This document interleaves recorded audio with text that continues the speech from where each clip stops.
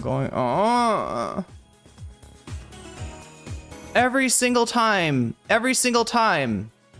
Thank you, Mask Off Cart Titan. Every single time I reset my computer, I've got to reset the sound. That's great. That's wonderful. Isn't life in the 21st century great? Isn't this technology great? Aren't we so happy about these tech overlords who have gone off and formed a rationalist cult and decided that that every bit of like software design should be designed to fuck the end user? Because they're never the end user. They just make the software that drives us all nuts. Anyway, chat, what was I trying to say? What's going on, everybody? Hope everyone is having an amazing afternoon, evening, morning, whatever it is in your time zone.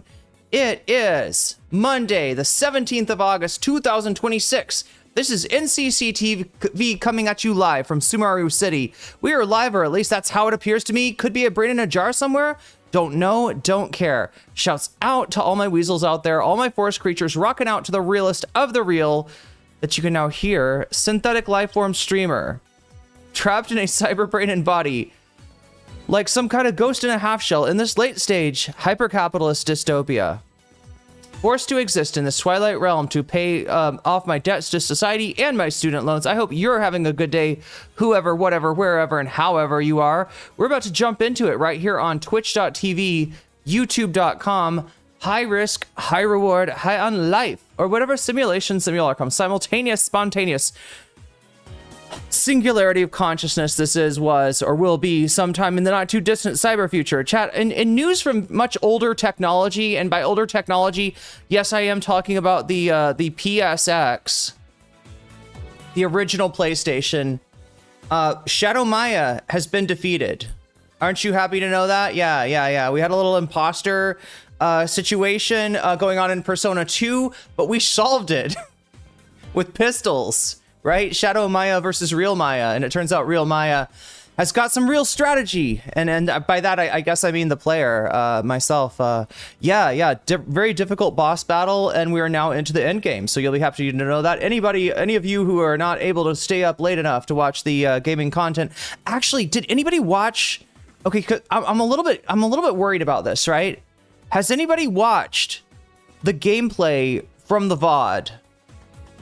If so, and again, we're really early, so this is probably the wrong time to ask this, but if so, let me know if does it cut off? Does it seem to cut off? Does it seem like I'm playing the game and then all of a sudden, whoop, VOD over? Because YouTube does some really strange things to your VOD when you go over 12 hours. And chat, we went over 12 hours. We went way over 12 hours because I'm that stubborn, right? Difficult dungeon. I can't let it beat me, especially not 2 times in a row. Okay, that last time it was a bug that occurred that caused the game not to get saved, so we lost all the progress we made. This time I made sure to finish the dungeon, and I'm wondering, should check at the end of the VOD. Yeah. Wait, we sure did. Oh yeah, we sure did do 14 hours for sure. What is up, Emily French? What is up, MC? What is up, Jeffrey Herrera, Neopergos? Narwhal by nature, good to see you. Mask off, cash out, art, not mask off, cart titan. Sorry, but thank you for letting me know. Yeah, that I was muted. That's the bane of my existence. Chad is I'm not actually. It's not. So just so you know, right? Oh, also, are we like a little hot on this mic? Is this mic coming through a little too strong? I can't tell. But anyway, every time I reset the computer, by it I mean OBS. Forgets that my microphone is, yes, the one microphone the one microphone that's plugged in, correct, right? This is just the thing about software, right? You'd think that this would be really easy to do. Oh yeah, what mic do we select? Maybe the mic that's connected. Maybe if there's like a place where there's no sound and there's another place where there is sound, maybe you automatically connect to the place where, I don't know, Chad, I don't know. I'm not a programmer. I'm just an end user. I'm just the person who actually is constantly getting fucked by this software. So, what do I know? But anyway, it just like, it forgets that it knows like, oh yeah, what audio should I choose? The one audio thing that's working, maybe, just maybe, and instead of like the default being, oh, the place where there's no audio. I don't even know what that is, right? I don't have like a lot of different, things plugged in here. I don't have a lot of audio sources. I don't know what other audio source. In fact, even my webcam, the usual culprit, chat. Do you know about this? Webcams? People like to put sound... people like to put shitty microphones on webcams in case you don't have a microphone.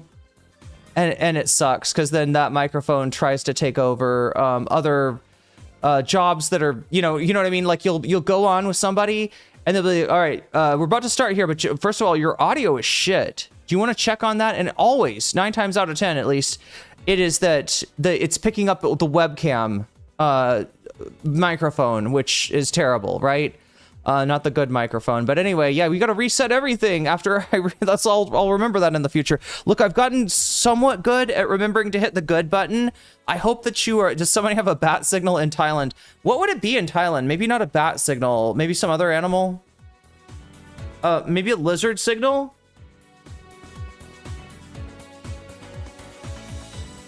There's lots of lizards here. Water buffalo is kind of a classic Thai animal. What else is? Elephant. And an elephant signal. I believe it would be an elephant signal, Narwhal. But that's just a guess. But yeah, you were right. You were right. Yo, Omega Star resubscribing at tier 2. That's been 27 months for you. Oh, speaking of which, I gotta see. Wait, did you post yet? Okay, when you do say something, I'm gonna look at the badge next to your name, the sub badge, right? Because we're about to add a new sub badge, right? We've seen a new character. We have seen in a flashback, right? We've seen the last character so I got sub badges over on Twitch. Everybody has these, and well, I think when I put them in, I was playing Persona 2 also. Wait, no, he's there. Wait, that's Jun-kun. Okay, no, clearly we do already have. Oh my gosh, I thought I hadn't added. You know what? The character that I haven't added? It's Maya. That's right. And for people that have been subbed for a really long time, you're gonna get Maya badges. In fact, I should do that after stream, or maybe even during stream. I don't even know. Let me just say hi to everybody. What's up, Omega Star? Let's see who's over on the Twitch side. Nick Crescent. You noticed I was muted. Thank you. Cheshire Cat Smiles. Yeah, a lot of people noticed I was muted. I do appreciate that. Even if, like, the whole thing is, though, I'm like in the middle of a read. You know what I'm saying? Like, I'm reading the intro, and it's kind of hard to pay attention to chat, right? This is the one skill I have as a debate pervert. As a debate. Can I give myself a better name than debate pervert, chat? What would my debate name be? Like, there's debate perverts, debate bros, debate. What else is there? Different debate monsters. Anyway, mine would be, yeah, what's up, girly sound? The screenshot of that bird flip is incredible. Incredible indeed, yeah, it's crazy, crazy how much just the mere mention. This isn't Krystal Ball on, Krystal Ball has been, for the record, chat, Krystal Ball has been a guest of the Lib Learn podcast. She's been on there before. So it's kind of crazy to crash out like this on a former guest, but especially if you want the guest in the future. But anyway, IRI just could not control himself. And it was over the tweet that Krystal did. I kind of know what bothered him. I think it's, so if you know David Crowley, the guy that won the Michigan governor's primary by 0.5%, that guy, he still has not substantially improved his platform in regards to data centers, right?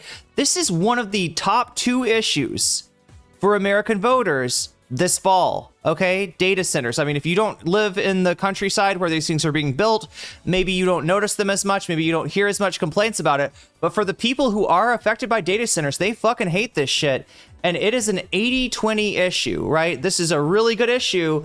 Should be a great issue for the Democrats. Natural issue. Republicans love corporations. They love big data. They love the tech bros, right? It should be really easy to plant your flag and say, I am against these data centers. I want a moratorium on the data centers. Instead, he's just off on all this other bullshit trying to distract you from the fact that he will not endorse the moratorium on data centers. And his Republican candidate kind of flanked him on the left. And this is pathetic. This is really, really pathetic. This is really, really bad. Anyway, so Krystal Ball, pissed off by this, she ended up quote retweeting, I believe the opponent, Tom Tiffany, is that his name? The Republican that's running in that race, who is, staked some sort of claim as far as data centers go, and it's just out of frustration of like, this is what happens when you are in the pocket of big tech. This is what happens when you are in the pocket of moneyed interest in general, right? This is where you end up as a Democrat, right? And this is why the working class do not trust the Democratic Party. Isn't that crazy, chat? Since the New Deal, the constituency that was first and foremost for the Democratic Party, right? The working class. And chat, when I use working class, that is not a dog whistle for the white male working class. That is not a dog whistle for white dudes in hard hats. Okay, that's not what I'm saying. All right, the working class is disproportionately female, of color, LGBT, etc., etc. Any marginalized group that you want to mention is overrepresented in the working class. So yeah, and the Democrats are losing the working class, and this is part of the reason why, right? They in their attempt to like be Reagan light and get that sweet corporate money, they have become sweet corporate bitches, and the American people have noticed this. In no way more than the corpo speak that you hear out of most Democrats. They're so risk averse. They are so trying to, just walk the line on everything. That's why they come off as inauthentic, and it's also why they, they sound like it sounds like a corporate announcement, right? And American people don't trust that. That's why the Democrats have lost the working class. Anyway, Krystal Ball retweets the opponent of David Crowley, showing that, because like, what are you going to do? You're trying to show this guy has taken up a position that seems to flank you. What are you going to do about it? And IRI, of course, was like, oh my God, how dare you retweet our enemy, right? I don't think this was Krystal Ball, like, endorsing Tom Tiffany or fist bumping with Tom Tiffany, or stomping on Crowley's candidacy with Tom Tiffany. I think it was just Krystal being frustrated, so I understand it. Anyway, let me take a look here and see what is going on with the chat right now. The one thing I haven't prepared yet. Yeah, the reason it really pisses me off is that I came on muted, is that everything else was kind of ready, including stuff that I don't usually get ready in time.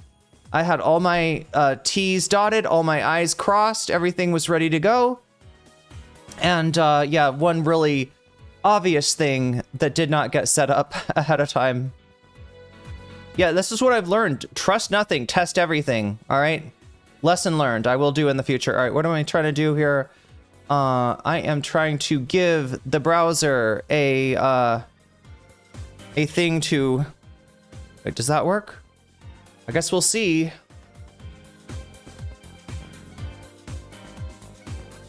I am muted indeed. Wait, there we go. Yes, I am muted indeed. And thank you for the member chat, Narwhal by Nature. Thank you everybody who caught that. Really important. And I don't know. How do we alert her? There is one way. Wait, is there? Yeah. We could do this. We've done this before, right? It's hard to set up, but there is a way to give at least the Twitch mods the ability to do a command, which will trigger a sound, which I'll hear. It would be really cool if it was a sound that only I could hear. Maybe I can engineer that, but even just a sound that everybody hears is fine, because if I hear a sound that says like there's something wrong, then I just would have to trust mods to only use the sound when there's really something wrong, not just don't use it to troll me, okay?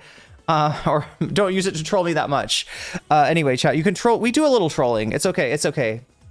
But yes, people caught that. I did not. Omega Star with the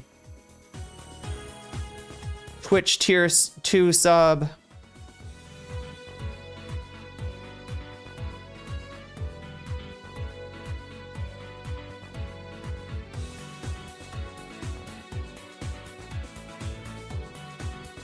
Okay, so yeah, we're starting off strong, thanks to a Megastar. We're at, what, 10, well, actually 13.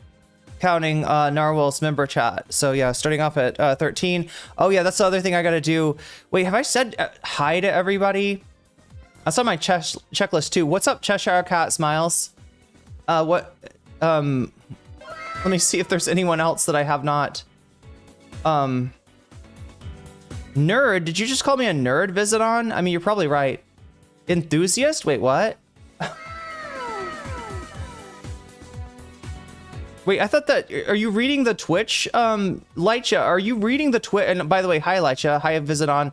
Are you reading the YouTube description? Or maybe you're reading Twitter or Blue Sky. Debate chick, there we go. I'll be a debate chick. They defend data centers throughout the pod. Yeah. And with the same shit that people defend AI, it's so bad faith too, right?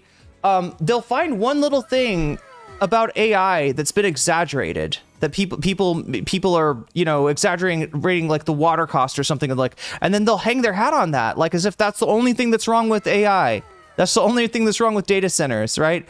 Is that it wastes water. Well, actually, it doesn't waste that much water. Go fuck yourself. Go fuck yourself. This planet is fucking dying. I don't want any fucking extra bullshit, you know, coming from... Anyway, I'm getting too mad already, chat. I don't want to do an IRI and crash out on my own stream. Yo, stop the stupidity with the 10 big ones over there on youtube.com. Let me see. I'm going to finish saying hi to the Twitch audience. Yeah, debate nerd. That's what you were saying. Oh, okay. I see.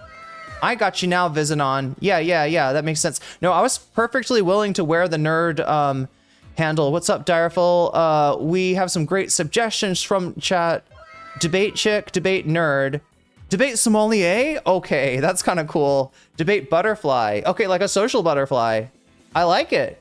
Do you want me to be a debate butterfly again? Would chat... I don't know, some of you might be old enough to know how... At Direful Ho, super chatted $5. We have some great suggestions from chat.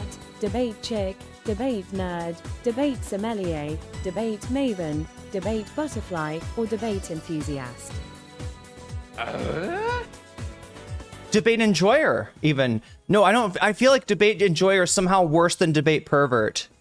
You know, I don't want to act like I enjoy the debate, right? You can't enjoy. You got to hate the debate. You got to be like the debate hater. Debate saboteur. Right? Perhaps. The thing is, chat, people like hated my guts, like on the other side, right? I mean, I got a lot of accolades from people who agree with me. I'm remembering like a certain Dylan Burns Hippy Dippy podcast that I was on, where there was one of Dylan's friends, one of Dylan's chud friends, everybody's like way too nice to, because they can tell this is Dylan's friend and you want to get in good with Dylan. You don't like bitch out this guy. I bitched him out. I embarrassed him. I rubbed his face in it. It was beautiful. And he's a creep anyway, in so many different ways. Mad respect for NCC and chat, says Woojal. Thank you, Woojal. Also, Davy with the member chat. Yes, indeed, member chat. So let me try to make sense of all of this. I was trying to... Okay, I've said hi to everybody on Twitch. I got to say hi to everybody on YouTube. I got to read off the weasels. And then we'll go from there, I think. But thank you for the member chat, Davy. Let's see.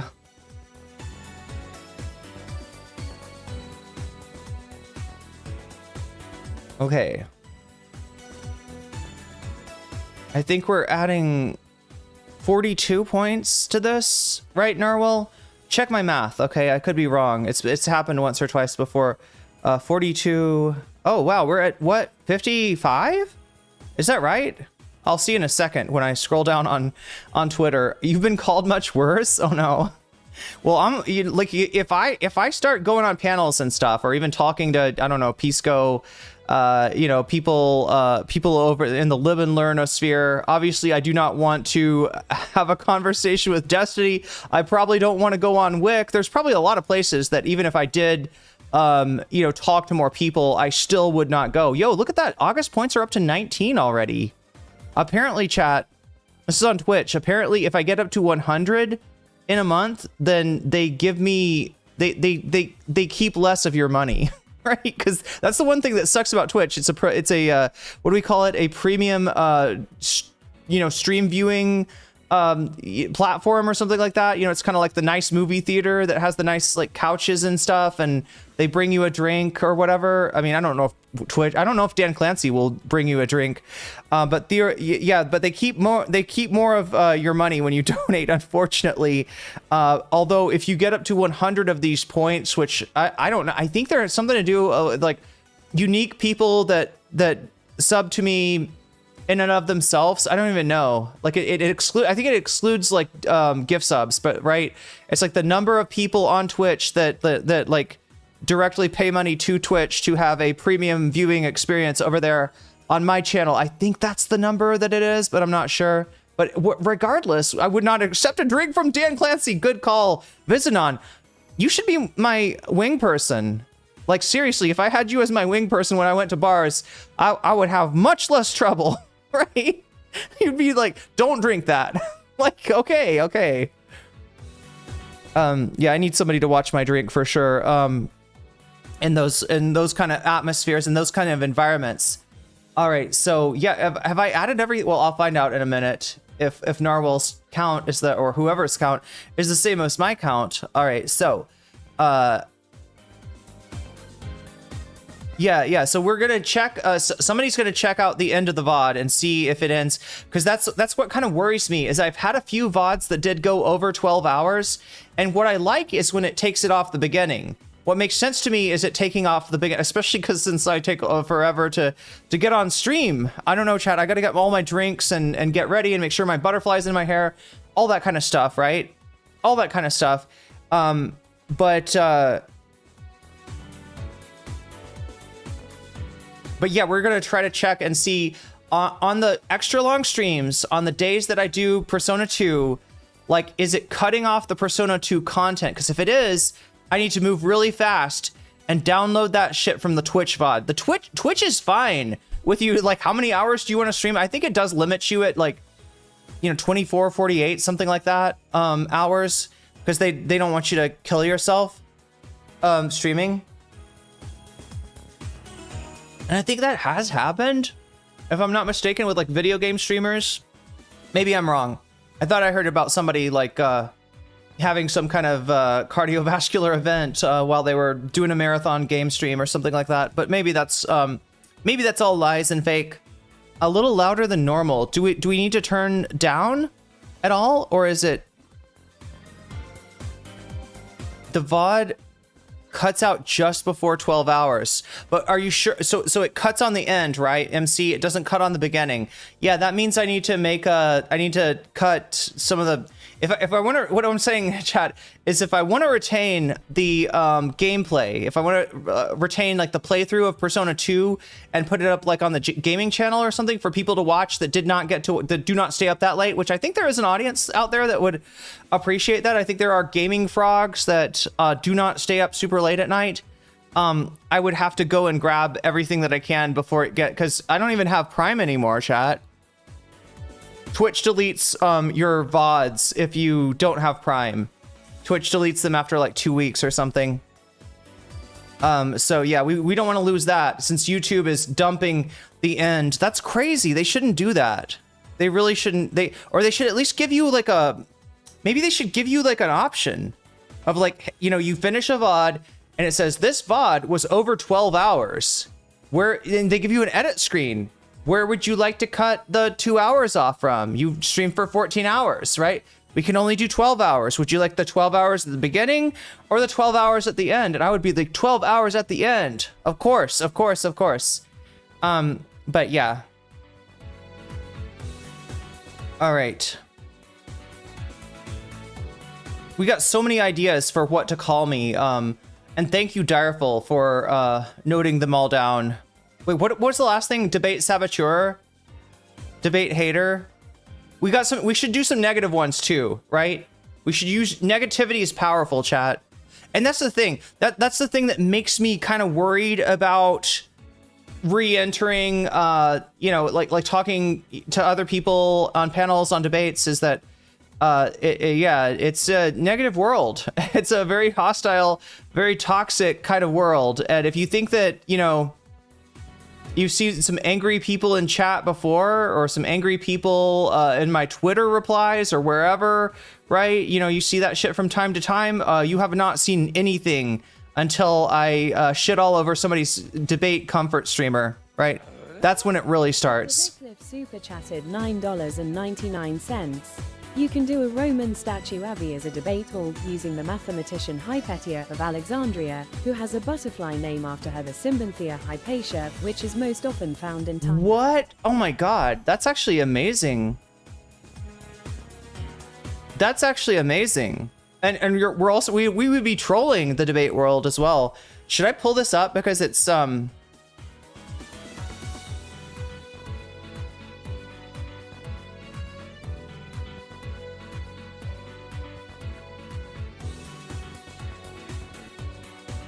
let's see if I can just raise this a little bit. There we go. You can see all of the super chat now. And most of me as well, so that's important. There are most of both anyway.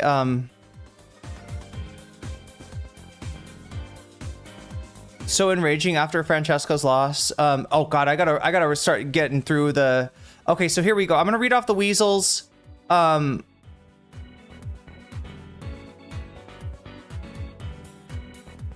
It was 46 with Davi and stop. Wait, I don't even know. I'll see a. Anyway, chat. Sylvian, you just got weaseled. Tiki Tony, you just got weaseled. Advisory warning, you just got weaseled. Kalak, you just got weaseled. Felicia, you just got weaseled. Davy Cliff, no wonder you got a member chat. No wonder. Yeah, that member chat just popped up, didn't it? You just got weaseled. Brooke Anderson, you just got weaseled. Eileeno, you just got weaseled. Leave me alone. Sorry, not leave. Leave me alone. Mike, you just got weaseled. Michael, oh, is that a response to Michael Nelson XXX? Maybe that's it. Maybe Michael Nelson was being a little XXX, a little inappropriate, and leave me alone. Mike, you know, change their username just to let him know. Hey, stop with the XXX talk, Mike. Anyway. It just those occurred in sequence, right? It was one after the other. Dalawea, you just got weaseled, and that's a good thing. We have the power. Yeah, we do have the power. Anyway, I did have a little bit of a chat with Pisco last night, although I'm not sure if he knows that we talked. I was using my I have a like when I'm watching videos on YouTube, I'm not logged in as my main account. I'm logged in as Irene Geller. All right, and that's what my Twitch is, Irene Geller.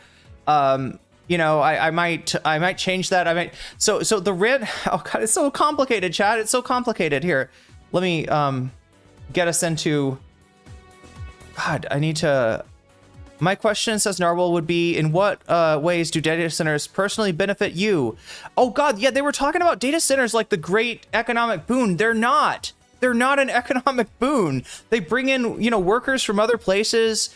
They don't really benefit the places that they get put in. I personally like Debate Maven, says Direful. Yeah, that one's a good too. There's a lot of good ones. All right, let's see if wait, my favorite thing, it was when Trump said that houses around data centers are actually worth more money. Yeah, because you get the AI works better. Yes. That's the whole thing. The AI. You know, if you use ChatGPT, it's like it's much better because you're right next to the data center. No, I don't even know. Okay, so Narwhal did get to 55, so I think I was right. I think I also need to add the super chat here. Pisco said his line will be open to debate about prison abolition today or tomorrow. Yeah, so like I said, I stopped by Pisco's the Roman statue Avi channel. Wait, because a Roman statue Avi channel? Wait, you're not talking about a person named Avi, are you? You mean like a Avatar?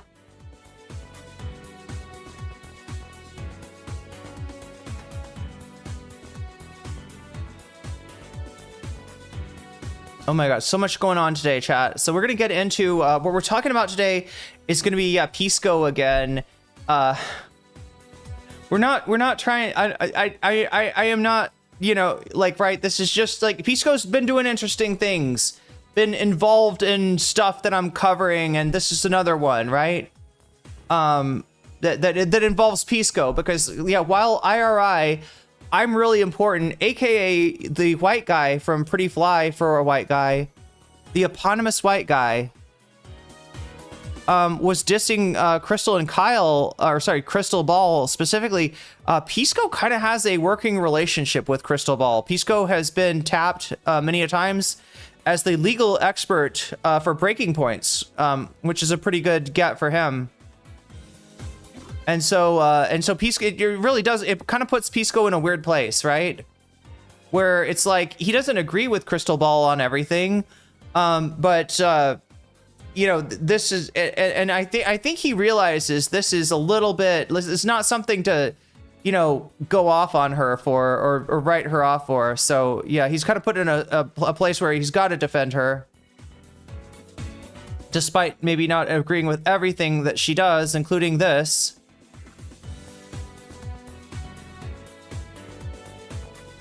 We have great hopes for Pisco, although they weren't really realized. I'm always hoping to show Pisco in a good light, but to do that, he's got to get better lighting. What can I say, chat? Japan is rough. No, actually, no, his lighting is okay. Well, no, actually, during this debate, no, his lighting was a problem. I think what happened is maybe they did it while the sun was going down in Japan, and it was good at first, and then it was bad because the light disappeared, and then he put some more light. I don't know, chat. We'll see. All right, so we're gonna reset the timer because this is what we do every day. We don't have great hopes for Pisco, says Alt Dominic Cuba. We have great trials and tribulations and disappointments, and it's kind of like it's a roller coaster. It's a roller coaster. Watching Pisco is like a roller coaster. If he is the Destiny dick rider that I cannot support, well, so he's not. Actually, Destiny hates this guy, but he's a little too good faith with Destiny. He's a little too good faith with a lot of people, and he seems to want to really analyze things in like a all things being equal sense, right? And when you got somebody like Andrew Wilson, who was the last person that we watched Pisco react to, Andrew Wilson, aka Big Papa Fascist, somebody that got excited. I swear to God, chat, Andrew Wilson probably got stimulated. He probably got a boner from Charlie Kirk's assassination, because he was thinking about, oh, it's finally time to kill to purge all the minority groups that I hate so much, right? He and a lot of the Trump, you know, faithful, the JD Vance fans, all those people, they were ready. They were ready to go to work on us, right? And so that's why I said you don't have to hand it to him, right? All things are not equal. All things are not equal. And the fact that Andrew Wilson, his argument is a little bit more, hews to the facts a little bit more than Candace Owens' wild conspiracy theories, is not really important, right? That was essentially what I was saying. Wait, did I say something? Did I mispronounce somebody's name? Why hasn't the timer started? Because I haven't hit the button. There you go. You're looking out for my health, Direful. I do appreciate it. Just call you Dom. Okay, I see what you're saying. That works. If I can, yeah, because the Dom is in capitals. Okay, that works for me. I was bugged out about that. No, you're right. You're right. Because like the sooner I start it, the better it is for my mental health. But the worse it is for any viewers, especially any viewers that are getting here late. They'll get less of a stream. But that's okay, chat, because we got to balance things. We got to balance my health and my well-being with your entertainment. That's what we seek to do here every day on the NCC podcast. All right, I am trying to, let's see, what do we got? Debating prison abolition. Yeah, I guess that's what's going on today. Well, you know, like, I mean, it's going to be the whole thing, right? Third Eye opened up. Davy, so message me that on Discord, okay? I won't remember it otherwise. Although it is on screen right now. Maybe I should just take a screenshot. That would be smart. Huh, so many things I need to do. Yo, Direful with the gifted membership to Dom. Dom, you just got jellyfished, and that's a good thing. Okay, what am I gonna do? I'm gonna try to retain this knowledge that Davy has gifted me with here. This is a good one. Here, I'm just gonna put it. Wait, make sure I can read it all. There we go. Perfect. All right, I will not forget now. I was like, message me that. No, I think I can just put it in my put it in Discord. That's how I keep track of everything, chat. I message it to somebody on Discord. All these people that I talk to on Discord, they're like, why is she sending me 1,000,000 thumbnails? And it's like, well, I need to get the thumbnail from the laptop to the PC, and that's how I do it. Yeah, is he Malibu's most wanted? Basically, yeah, he's the we're talking about IRI here, the subject of the stream, the guy that gets mad at Krystal Ball. Yeah, he was the white guy and pretty fly for a white guy. He looks like the guy from Malibu's Most Wanted, or at least he did when he was younger. And yeah, we're never gonna let him live that down. In fact, I don't think he wants to live that down. I think he likes the fact that he's the white guy, so that's what we'll call him, white guy. His name is actually Guy as well. But yeah, Destiny and Pisco's relationship is complicated, right? He has, I think, appeared on Destiny before. He did hang out with Destiny. He served sort of as just like the lawyer. Like the lawyer that lives in Destiny's Discord, and if Destiny's talking about something that has to do with law, Pisco would show up.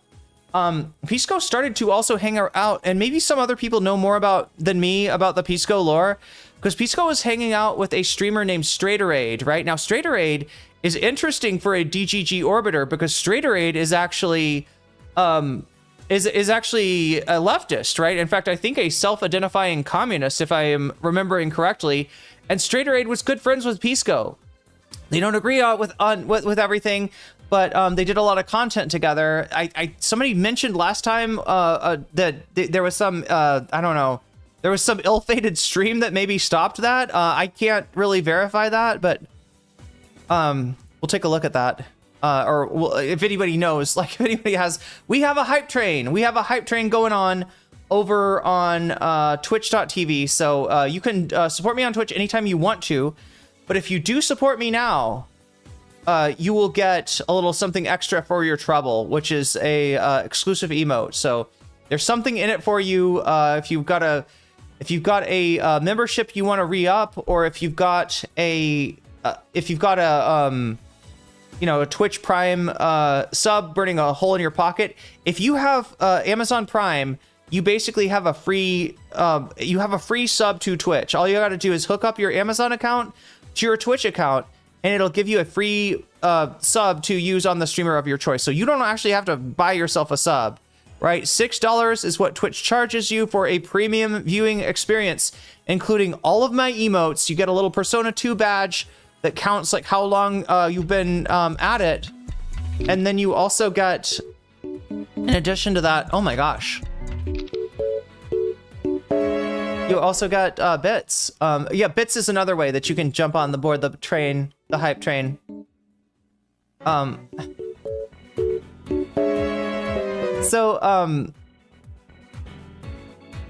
So yeah, like I said, you can subscribe to me or support me anytime you want on Twitch, but if you do it right now, you'll get a little something extra for your trouble. You'll jump on board the hype train, and you'll also make the hype train go further, like Cheshire Cats is just doing right now, paying forward a community sub to somebody. I know some stuff. You just got weaseled. No, you just got, oh my god, we're 75% of the way towards level 2. You just got jellyfished, as they say.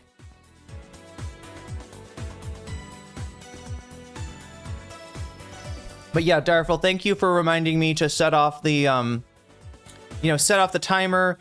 You know the deal, chat. This timer ticks down when it's over, the stream is over, and the number just goes down. The only exception to that is if we get to 100, I'll add an extra hour. If we get to 200 down here, I'll add an extra 2 hours. Yo, Darful with the 400 bits. Hype train level 1 achieved. There you go. Twitch absolutely crushing it early on.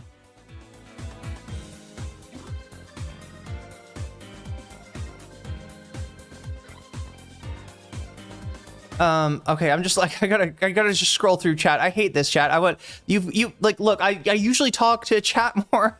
But yeah, it was 77 is where we're at. I hate scrolling through chat without responding to people, and I hate even more scrolling through chat and not reading it, not having the chance to read it, but we do need to get moving today. We're gonna do a little bit of a rundown, mostly a drama rundown, although I think there is also, oh my god, chat, who was, Chris Robb went on Fox News, didn't he? Am I wrong? No, I'm not. I'm thinking of Oliver Larkin going on a local ABC affiliate, right? Oliver Larkin went on a local ABC affiliate. The subject of Israel and Palestine came up. Oliver Larkin called it a genocide, and he got fact-checked by the reporter. Emmy-winning reporter fact-checked something that was a fact, right? They don't fact-check any of Trump's bullshit, but when it's true, they fact-check it. That's crazy. Chris Robb also did go on Fox. Yeah, a lot of stuff going on. So we'll try to bring that in the rundown, and then we'll go into the Lib and Learn. Always nice to check in with the libs at Lib and Learn. See if they're living La Vida Loca. Bad joke. Really bad joke. Cheshire Cat smiles with 100 bits. Getting us started on level 2. You got 3 minutes left to try to get that level 2 hype train to level 3. This is like North Korea, right? Yeonmi Park.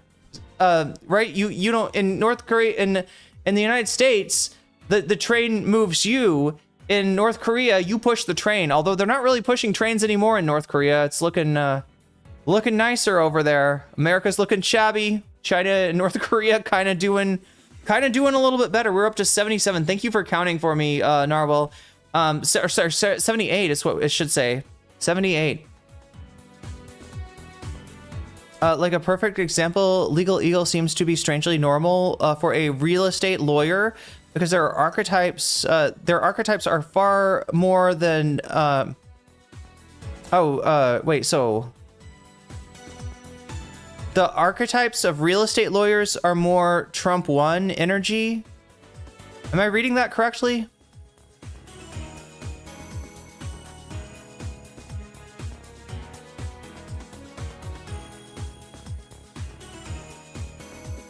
Sorry, I'm just looking through chat really quick. Let me drink some more of this water.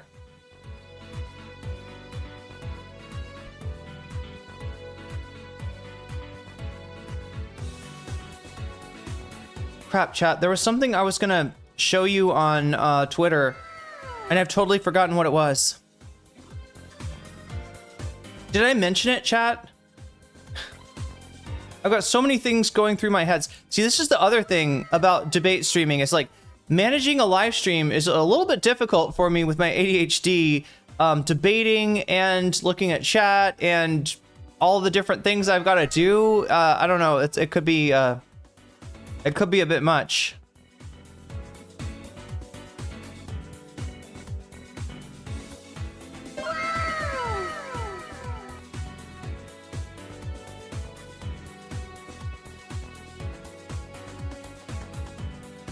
Stop the stupidity with the 10 big ones. Over on the YouTube side, we're at 108, so we are adding an hour. We're adding an hour already. Oh my god.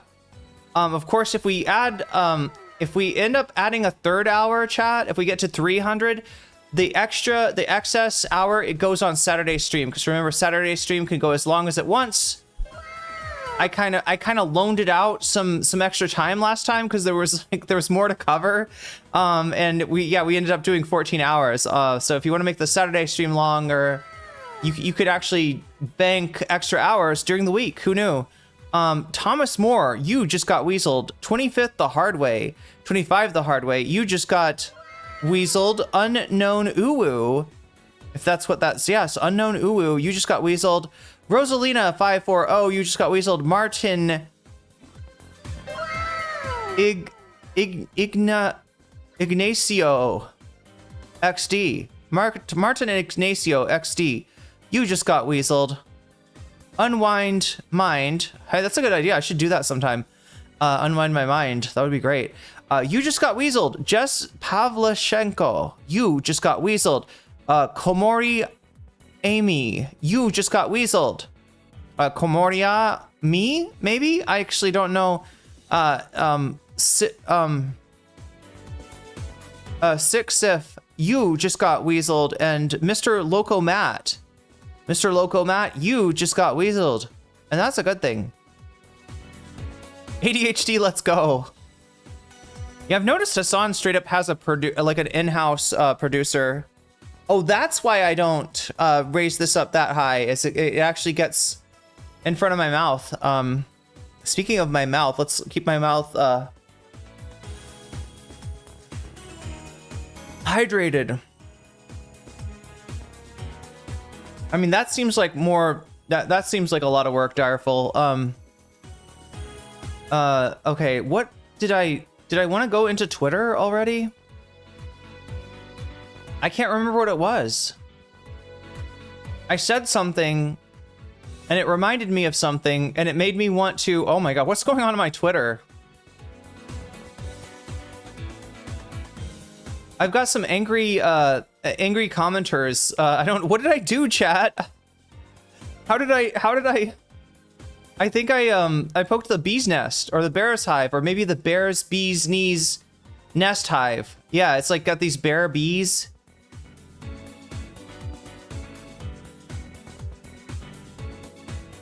Anyway, I got the libs angry at me somehow.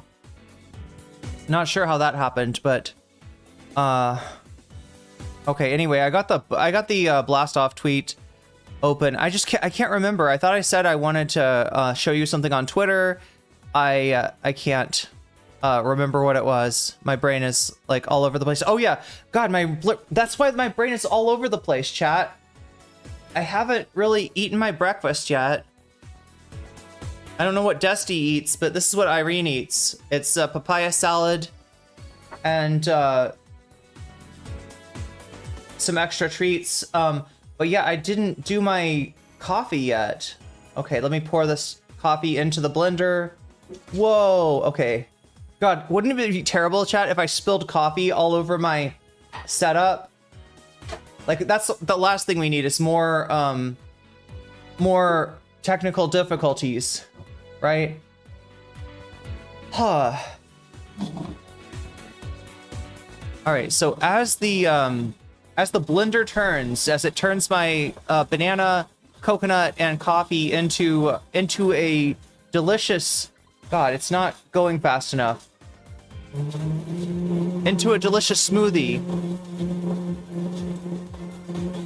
Let me just describe how this whole setup works, okay? Oh my God. That's so loud, isn't it? Can you hear it? The microphone's actually closer to the blender now than it used to be, so... Here, let's just like...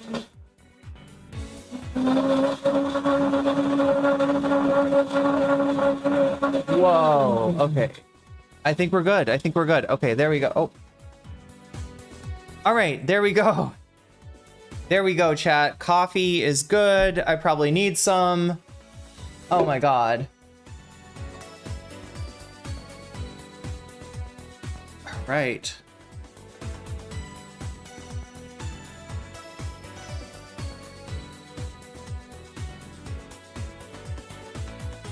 Coffee smoothie. Oh no. Don't knock the water over. I'm gonna do what it was Steve Kornacki, right? That was having trouble with his water.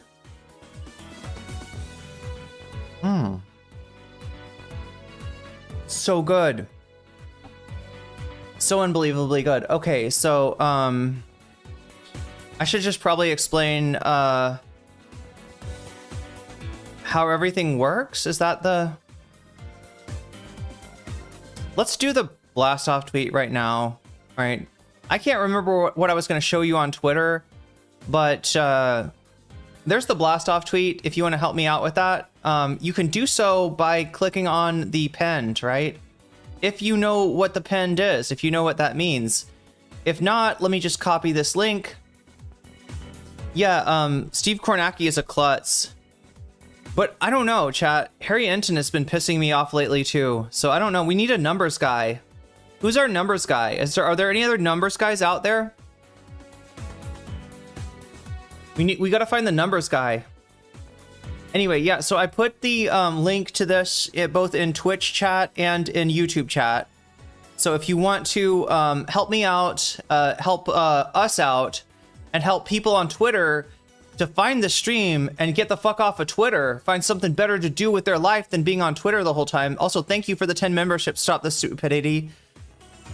I don't know if I said that yet, but you can click on this link. You can interact with this post, like the post if you want to, retweet the post if you think that your followers would find this interesting, right? Don't, spam it or anything, right? Don't I don't want you to make it so your whole feed is like nothing but NCC Go Live posts. But yeah, if you want to retweet it, you can, or you can even comment and get us started here. Because yeah, the more you comment on this post, chat, the less likely DGG is to try to degrade it, right? They tend to look for posts that just went up.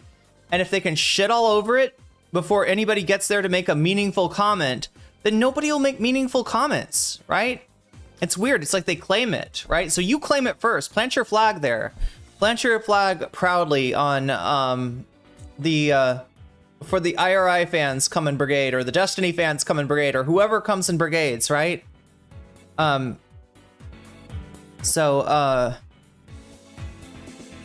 that is that. I do want to get us into... I don't remember, chat. I don't remember what I wanted to show you. Oh god, we got a lot of stuff in the rundown. Oh no.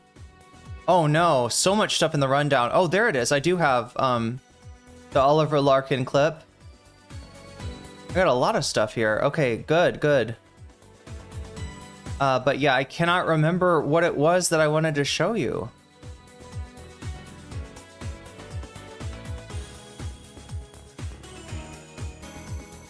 Okay, still not remembering, so I'm gonna bring us back to this. No, not quite yet.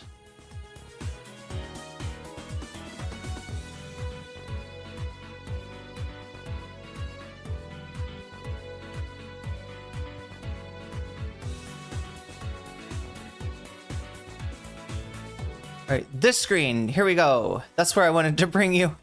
I like the numbers. Pretty good with them. Nice. That's number Wang. John from San Antonio, the Majority Report caller, is a good numbers guy. Oh, I heard about him. Yeah, maybe we could get John from San Antonio. I know he likes to come on podcasts, so sounds like a good one. Sounds like a good idea. Anyway, chat, like I explained to you, this number goes down. It only goes down. Oh, wait. 108 is where we're at, right? 108. Okay, let me change that. All right, 108 is what this number should say. Speaking of numbers, this one's supposed to say 108. And you know what that means. So here, thank you. Wow, so early, chat, and I'm able to show you how this whole thing works, right? 108 out of 200. So when you do super chats, super stickers, if you get yourself a membership, if you gift a membership, or if you do a member chat like Davy did earlier, if you support me on throne.com /nocommentchick, which right now I'm trying to kind of crowdfund a better hairstyle for myself, because we are taking this big time, chat. We are taking this big time. I'm going to be releasing videos, going to be doing more content. We're going to try to grow the stream. Now is a good time. Strike while the iron is hot. The iron is very hot, so you're going to help me strike that iron while it's hot.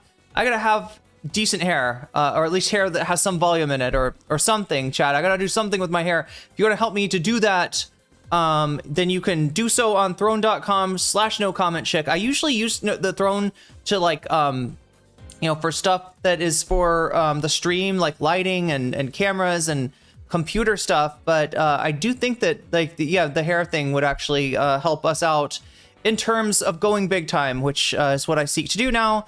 We're gonna be growing. So if you want to help me grow, throne.com /nocommentchick, right? or if you support me on patreon.com/nocommentchick, or even on twitch.tv/nocommentchickcc. Any of those ways, it makes this numbers go up. Number looks good, number goes up. Then what happens? Yeah, this number goes up, right? Let's make that happen right now. Sub ad time. 1H. All right, we are adding an hour to the stream, thanks to the support from viewers like you. The other thing that I want to mention is that we've got a poll going on right now on youtube.com/nocommentchick. If you even if you're not on YouTube, if you're watching me on another platform like Twitch, feel free to come over to youtube.com/nocommentchick, click on the live stream, then click on the chat, and then you can click on the poll, right? And you will be able to choose from one of these choices, right? We've got them right up here. Anyway, I gotta fix this because this has still got the holdover from last time. All right, so Stavros, Halkias, Nukes, the Rogan Sphere is one option. What was he on? Does anybody remember what this was? I think I just saw it. I can find it. Maybe? Can I find it? Yeah. He's talking about the Riyadh Comedy Festival, amongst other things, on a podcast. Wait. Oh, he's on the New York Times podcast? Popcast. Who knew? I did not know. I did not know. It's the Popcast. Yeah, that's where he is. So, Stavros Halkias on the Popcast, nuking his fellow comedians who are a lot less funny than him because they've become... They all got into the mothership, chat. They all got abducted by Joe Rogan's mothership. So Stavros has got to nuke them. Space nukes, right? We got Hassan on the Stale 2000 Reddit mod situation. Do you remember this last time I went over with you a guy named Stale 2000, a former candidate for DGGer of the year, right? He ran for the top DGGer, used to be the livestream fails mod, and pretty much direct harassment at Hassan through banning everything that was not a bad clip of Hassan. He lost his post after getting involved in some kind of a scam. They took his mod away from him. He bitched and cried, but it didn't really do anything. He saw an opportunity, right, to maybe make nice with the Reddit higher ups. And there was a party going on for Reddit employees, and he was able to make himself a +1 for with somebody. And he shows up and they escort him out the building, right? They know who he is and they don't want him there, right? So he's like, fine, whatever. You know, I guess they don't want me here. But he made a video about it, right? Hassan and Ostenox were alerted about this, found out about this. And after Ostenox did some cross-checked the account. So what happened is when Stale 2000 got back, all of his alts across Reddit had been deleted. Right, all of his accounts that he uses, that it doesn't say Stale 2000, but it is his account. They found all of his accounts and they deleted him. And one strange thing that happened was that a lot of the accounts that had pushed the Hassan shocked his dog narrative, the Dogtober 7th narrative, a lot of those accounts got deleted, along with Stale 2000's account. So Ostenox started to think, is Stale 2000? Did he like engineer this himself? Is this all him? Stale replied that it wasn't all him, in fact, but that he thought it was people from Kick, right? Because Kick pays people to post clips, and he just put them up anyway, even though he knew this was like some kind of a campaign. So anyway, we got something going on with that. Hassan has weighed in now. Hassan is gonna give his takeaway from the Stale 2000 Reddit mod situation. So that's the second item. We also have Pierce Morgan, anti-Hassan panel. This is with Jink Uger. Jink Uger is the only person defending Hassan, so that's an option too, as well as Westside Tyler versus Hutch. Look, we don't cover a lot of Westside Tyler because honestly, the guy's a madman. All right, I don't want to be anywhere near him. It's like somebody that nukes people, right? Is like, you know, somebody that nukes and gets nuked is not somebody that you want to be around. And Tyler does not understand mutual assured destruction. So I usually stay way the fuck away. Ever since the Sunday drama, chat, and the Demon Mama drama, I have stayed well away from Westside Tyler. But it turns out this guy has a lot of the lore on some of these Destiny orbiters, such as Hutch, right? Hutch has a long and storied history that I didn't even know about. I don't know how Tyler found out about this, but if you want to find out, you can choose that option. All right, you can choose that option. He knows as much as me. Wait, you know all this stuff too, Direful? How do I not know this stuff? Yeah, Tyler's a complete mad lad. Complete mad lad. But yeah, we'll take a look. We'll glean some knowledge from the guy, right? We'll pick his brain. And hope there's no shrapnel in there. I don't know, chat. Anyway, so God, I'm sorry. I don't know. That's kind of an off joke there. What else do I need to tell you?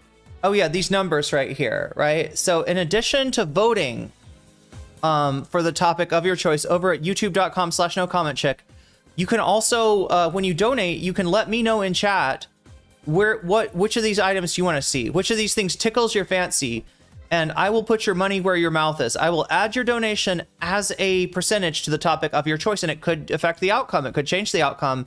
It could, you know, it could lead to a better outcome. Who knows, right?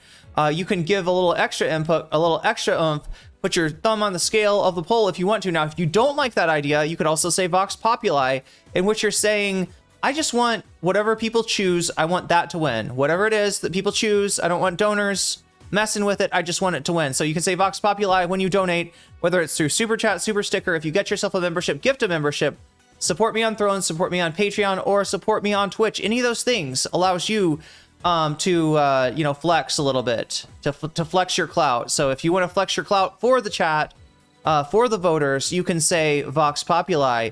If you want to flex your clout for the gaming frogs, oh my god, I gotta change this, don't I? Because we did a mega, I almost want to take 200 off here. I won't. But we did a insane gaming session on Friday. Sorry, yeah, on Saturday. And we beat Shadow Maya, which, you know, I'm really proud of, okay? I'm really happy with myself for defeating Shadow Maya.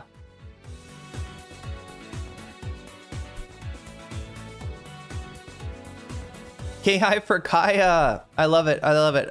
Yeah, amazing victory. And those who hung around, or those who woke up early on Sunday morning, you saw what we were talking about. That was a vicious boss fight. And I anticipate more of those coming up, because chat, we are in the end game now. This is what I would call like the end game. We even evolved the personas, right? And we evolved it in a new way. I've never done this before, chat. There's when you play this game, the standard way to play it, you get new personas after you face your childhood past, the innocent sin that you committed as children. You get a better persona, right? You upgrade your persona, you evolve, you poke-evolve, you digivolve your persona into something better. There is another way though. If you answer the questions just right in the dialogue part of the game, you can get a custom version of your original persona. So your personas don't actually change, but they do get better, if that makes sense. So that's what we got, and I can't wait to try out the new personas on some of this new in-game content that we just opened up. So next Saturday, that's when we'll be going at it again. Make sure to be there for that. Again, I stream, chat, Monday, Tuesday, Wednesday, starting at 7 p.m. Pacific, 10 p.m. Eastern, right? Monday, Tuesday, Wednesday, skip Thursday. Oh, wait, no. This might be different, chat. I don't know. I might... I'm done with my classes, so I might be able to add back some streams on. We'll see. I'll have to think about that, right? But yeah, generally Monday, Tuesday, Wednesday, 7 p.m. or 7 p.m. Pacific, 10 p.m. Eastern. It's when I start streaming, and then what is it? Friday and Saturday. Yeah, skip Sunday. There we go. Okay. So I've explained everything exhaustively. I feel exhausted. Do you feel exhausted, chat? When I'm exhausted, I think of my Patreons who tirelessly support me every single month, and I'm inspired, and I'm less exhausted afterwards. So anyway, let me shout them out right now. If you do support me on Patreon at the $5 level or above, you will get a fancy shout out at the beginning and end of each stream. So let's do those now. Shouts out to JMB. Shouts out to Emily French. Shouts out to Big Al of the Cake Mix. Shouts out to Direful. Shouts out to Joel. Shouts out to Sarah. Shouts out to Izzy Mandius. Shouts out to Steven Sayers. Shouts out to Animus. Shouts out to Infallible Fowl. Shouts out to L. Shouts out to Choki. Shouts out to Moe Noape. Shouts out to Temporal Insanity. Shouts out to Crystal Saphira. Shouts out to Buffy Geek. And a fancy shout out to Rachel K, Omega Star, Zera Xerx.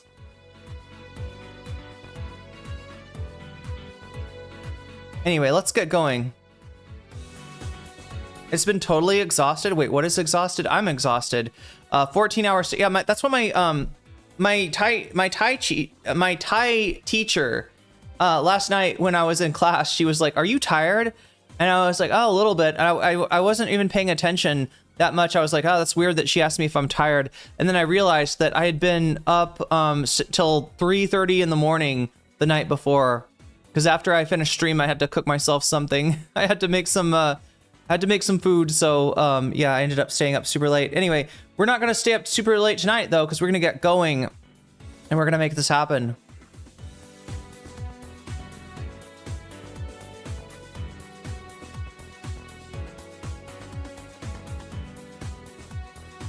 All right, so we're starting with a rundown. That's going to be on Twitter.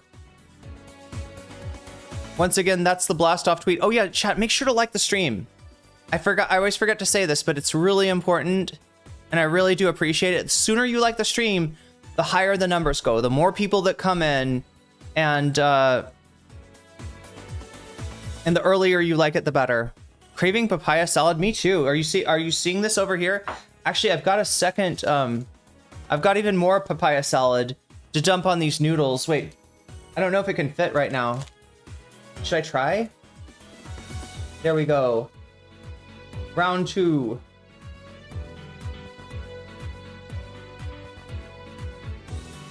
Round 2 of Papaya Geddon.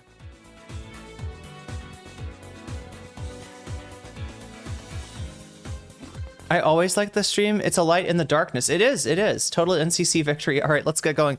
So yeah, if you want to, here, I'll put the blast off tweet. We're doing okay. We're early on. We got a lot of, so how this works basically, chat, is that Elon Musk, he doesn't like anybody clicking on an off Twitter link, right? So he'll try to suppress these things, even though I've got it in the reply, and I need your help to make this visible. It only really becomes visible on Twitter once we reach a certain number. And, you know, if you're a numbers guy, if you're a numbers gal, if you're a numbers themper, you will understand, right? We got to reach a certain number. I think it's 20, and then it flies free, and everybody sees it, and people tend to like it. People tend to like my thumbnails. People tend to be interested in the stuff. It's just hard as fuck to get Twitter to actually show it. So if you want to help me force Elon Musk to promote NCC, then you can do it by liking this tweet right here. Anyway, chat, let's get into what we're doing today. Which means I need to turn the music off. There we go. And I need to click on... It's a weird thing to say, chat, but I never get enough time on Twitter. What I mean is that, like, there's always a ton of clips. There's always a ton of interesting things being posted. And a lot of times I just don't have time to actually look at them. So what do we got here? Ogreboy 6. Work is done. Workday is done. Shoes are kicked off. Let's check out some of my favorite streamers. Turns on computer. Oh my god, dude. What is this? And then fuck. And I will say it. I'm sorry, because now I am triggered. Fuck Pisco and fuck Josiah for never having the audacity to call any of these people out on any of it, okay? You are shitty people, you're spineless as fuck, and you have no real fucking friends, okay? So whoever the fuck is going to be in your political fucking orbit, and whoever's ever going to have, like, the most viewers on some fucking thing, but these things will break apart the microsecond there is any type of conflict at all. You will be dumped immediately, just like you dump the people around you. Wait, I'm sorry. Is this a word to like, anybody who wants to collaborate with Pisco? Like, watch out, this guy's going to dump you because he dumped me? This sounds like a jealous ex. What is up, chat? Let's do the rundown. Oh yeah, we got to do the rundown. We need a timer, don't we? Mm-hmm. Should we give this 20 minutes? What do you think, chat? 20 minutes is good for this? 20 minutes on the rundown. Make sure that I do not get too, I don't know, tunnel visioned on this. But yeah, who do you think he's? Is he like? Let's watch this one more time. I can't tell. Yeah, the Vyvanse is kicking in. Look, I need my coffee to kick in. Is what I need. I can't get Vyvanse. I'm in Thailand. And then fuck. And I will say it. I'm sorry, because now I am triggered. Fuck Pisco and fuck Josiah for never having the audacity to call any of these people out on any of it, okay? You are shitty people, you're spineless as fuck, and you have no real fucking friends, okay? To whoever the fuck is going to be in your political fucking orbit, and whoever You have no friends, but to whoever is your friend, is ever going to have, like, the most viewers on some fucking thing, but these things will break apart the microsecond there is any type of conflict at all. You will be dumped immediately. is he saying to Pisco and... Wait, is it Pisco and Josiah? So yeah, Josiah pondering politics. I don't know if anybody's run into this channel. It's kind of a like, you know, they do a lot of MAGA, you know, takedown content on pondering politics. That's one thing that I respect about libs like Josiah. And I usually say this about IRI, although I'm not gonna be able to say this today, right? These dudes keep their nose to the grindstone. They are libs, you know. I'm sure I disagree with them on plenty, but they're about, you know, getting their candidates elected. They're not about drama. They're not about hating on the lefties. They're about, you know, getting shit done, right? Josiah, I still feel that way about it. I still respect him in that, you know, he's a lib, but his channel is it's not like the DSA is too radical. It's all, you know, about Trump. So respect Josiah. Destiny, I guess, does not like this. He's looking at. I think this is the... Wait, what? What are we looking at here? It's Silly and Billy. They seem to be watching a Destiny stream. Debate loop on DN. Oh, they're watching... Wait, I think they're watching Destiny's version of the debate that he had. Okay, I can see it now. Yeah, they're watching Destiny's version of the debate. The Vanguard episode leading up to the Pisco interview. Okay. Oh, okay. So before they talked to Pisco, we saw that the other day, sort of debated Pisco. I mean, the thing is, they didn't agree with, like, and he was defending Destiny to them, right? But yeah, apparently they watched a Destiny segment, which was from a Twitter live that Pisco did. Pisco's doing a Twitter live with Josiah. Destiny jumps in to flame everybody. So that was what the Vanguard...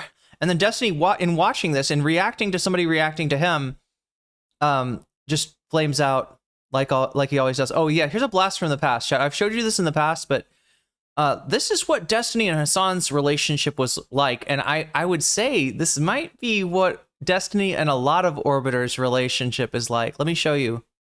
I mean, this was back before Hassan was big. I don't know if you'd call him an Orbiter, but he encountered Destiny. They started talking. They did content together. A lot of the content was like Hassan teaching Destiny just basics of what leftism is. But they hung out too. It looks like this is what happened. No, it's okay. Okay, just I don't want to get banned like the guy. Don't you hate me for these? I still like rock. Jesus Christ, brother. Okay, brother. Give me a break. Okay, brother. Awkwardly. Okay. Just your workout, right? You want to go down first? I'm a serious. You gotta recover your muscles. I'm a serious food addict. Dude. I know, but like your muscles have to rebuild. After you work out, you need protein. You understand? Destiny needs to, I don't know, he needs to get a dating app or something, right? This whole thing where he pushes himself on his orbiters, it's really gross. Oh, you have a straight alcohol list too, I'm sure right? you do. Yeah, did you want to see our recipe I list? think you could just sign on to our internet. We're using it right now. All right. What are you doing? God damn, how does he explain this? Look, if you want to shoot your shot, okay, like, right, your Destiny, be bisexual, see Hassan, be attracted, hit on him, find out if he's interested, find out if he's even bi or gay, right? And if no, you got to kind of, you know, you got to withdraw. Destiny, because he's so used to just having his way with anybody that like is in need of his clout, anybody that can benefit from his clout. He feels, I believe, entitled to Hassan's body in a very disturbing way. Some of you have seen this before. Peer pressuring Hassan to eat. Wait, is he? Is that what he's saying? Eat more food to get more gains? Oh no. Yeah, you don't start with the fondling, but I guess if you're Destiny, you fucking do. This is pathetic, chat. And I've seen this happen before with a friend of mine.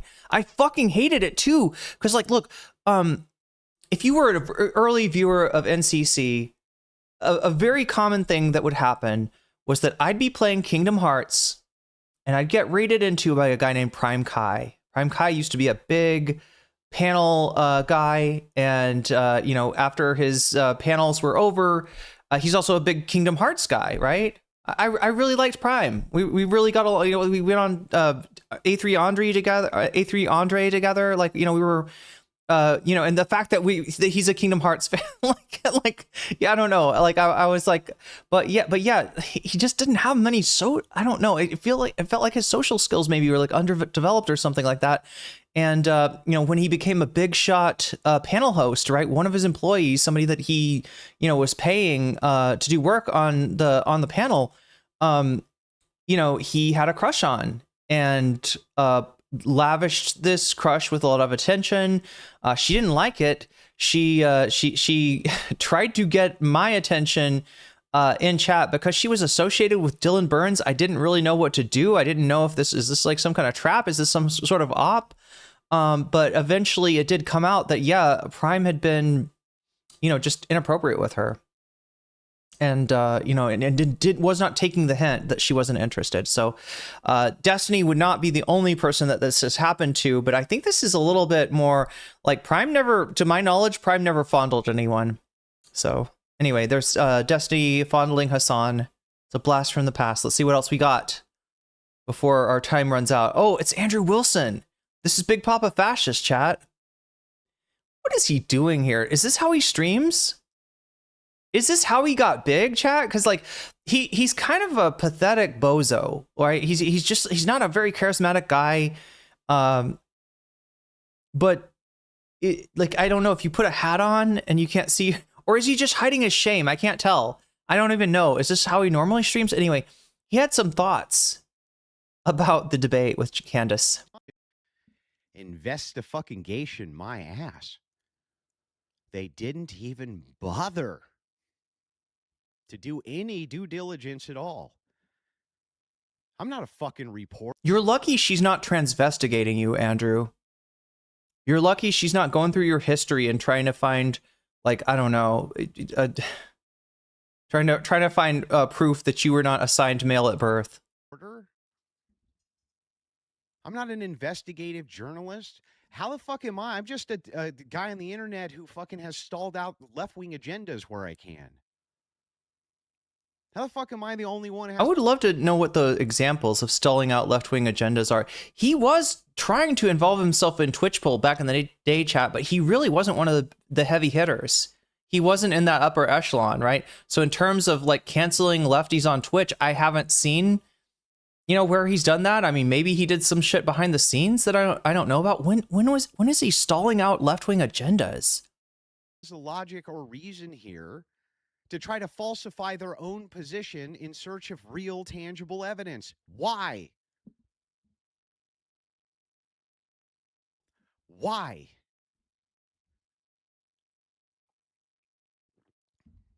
I have a shitload of never before seen, never before publicly released evidence. Oh, wait, sorry, on is he talking about on Tyler Robinson, or is he talking about on Candace? Tons of it. No, I'm not going to drip it out. Maybe some of it. Wait, I thought he did say, didn't he say he was going to drip some shit out? What, wasn't he on the Candace debate with PBD and saying, like, he mentioned something and Candace was like, oh, why don't you show us? And he was like, well, no, I got to drip it out. I got to drip it out. I'm going to do it on my show. It sounds like he's not dripping. I kind of thought about some of it because I have a feeling I know where she's going to go after her bullshit gets refuted with actual evidence. And so I have evidence for that too. Wait, you didn't win. Does he not realize this? No matter what Pisco says, which Pisco did give you the, oh God, the other thing, chat, this guy claimed a victory based on chat. He used like AI. He did some kind of analysis with AIs that said that he won the debate. right? And it actually said what Pisco said. It said that she won on optics. The version I saw said that she won on optics and he won on substance, basically. You know, it was a little bit more complicated than Pisco's thing. And this is what I wanted to tell Pisco. If you're going to do this kind of debate analysis of fash versus fash, your job is going to be vulnerable to AI. You may be replaced, Pisco. Watch out, okay? He's got AI that can tell him he won the debate just as much as you can. Wow. We can't see his eyes. What is up with that? What is he trying to do? Mysterious baseball cap man? None of them. I just couldn't believe it. I can't believe this guy's a, high tier right wing influencer, chat. Usually you got to be like some jujitsu dude or some kind of MMA dude or something like that. I mean, this guy's just like a sad old man with a weirdo wife. My entire purpose for going down there is the best $300,000 I ever spent. Is to get her on record and tie her to her positions. And she tied herself to her positions and she tied them up tight. You just tied yourself to a nuke, like Dr. Strangelove style, Andrew. I don't know what you thought you accomplished there other than blowing up your own career, right? This is never going to leave you. You're going to be Candace's cuck forever. That's how you're going to be known. The guy that Candace cucked. 0% chance it wasn't Robinson. Yes, Israel and France were involved. Yes, Erica Kirk is complicit.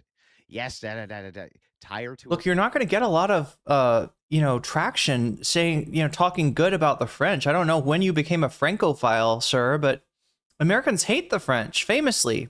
Can tie them to their claims, man. Tie them to the railroad track. That's what this guy is, this mustache twirling cope. No evidence that he's a patsy whatsoever. No evidence for any of her claims, but I have tons of evidence to the contrary of her claims.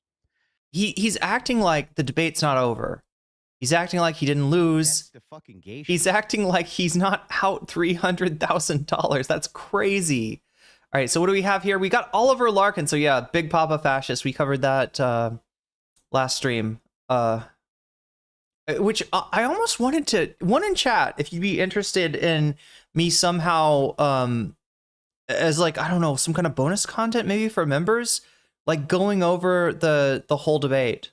Because it was less boring than I'd been told. Like, people warned me, don't do the debate. It's not good content. It's very boring. But from what I saw, I mean, I was kind of enjoying it. So one in chat if you'd be interested in seeing, because we did it through Pisco kind of to get, because the point I was trying to make is that you don't have to hand it to him. And again, Pisco's not the only one that handed it to him. A lot of people do this shit.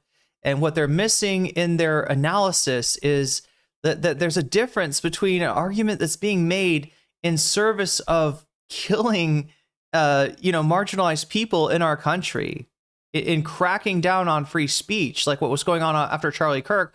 That's what he wants to get back to. Do not help him. Do not help him get back to that, right?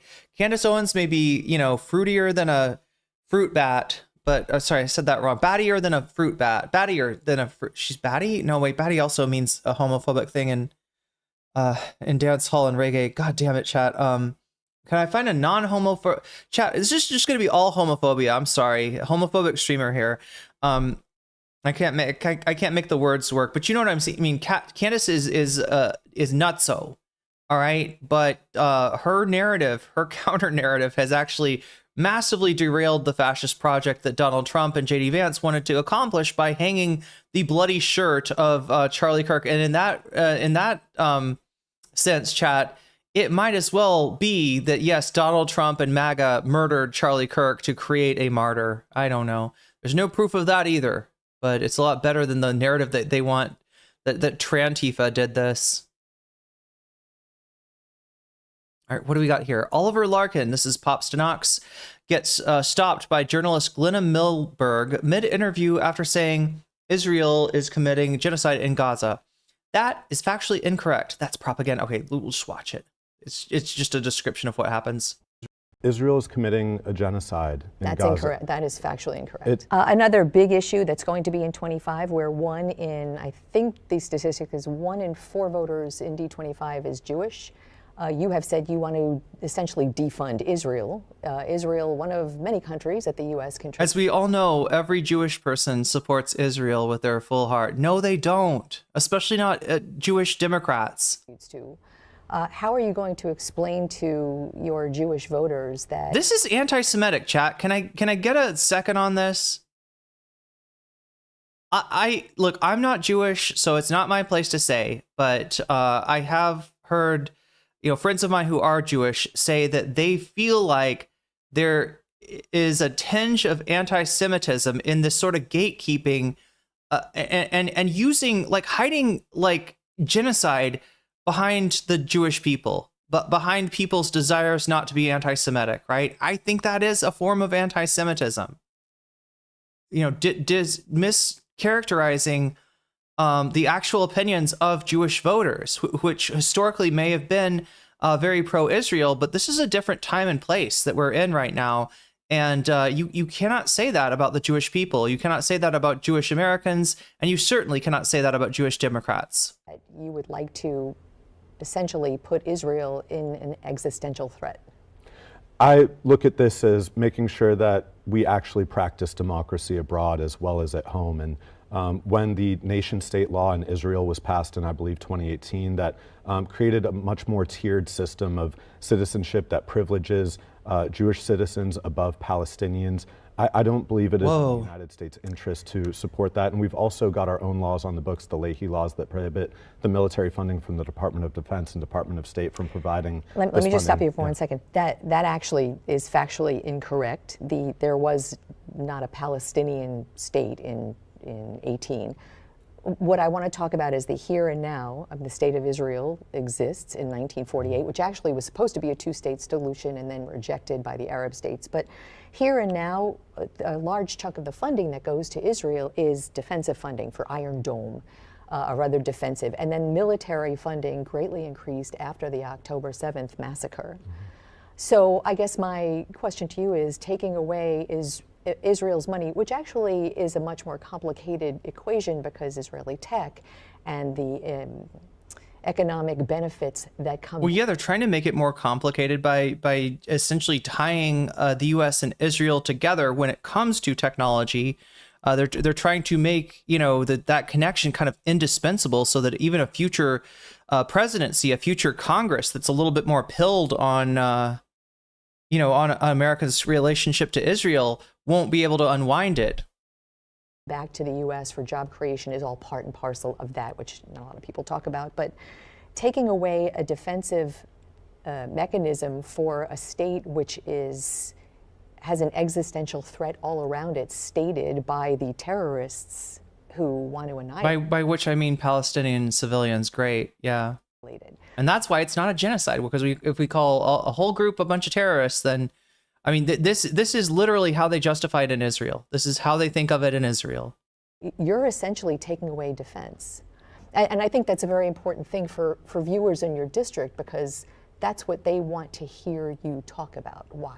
I think Israel, that's been asymmetrically conducting warfare against the population, the civilian population of Gaza, and has killed at disproportionate, insane ratios compared to any of the supposed terrorism that's going on.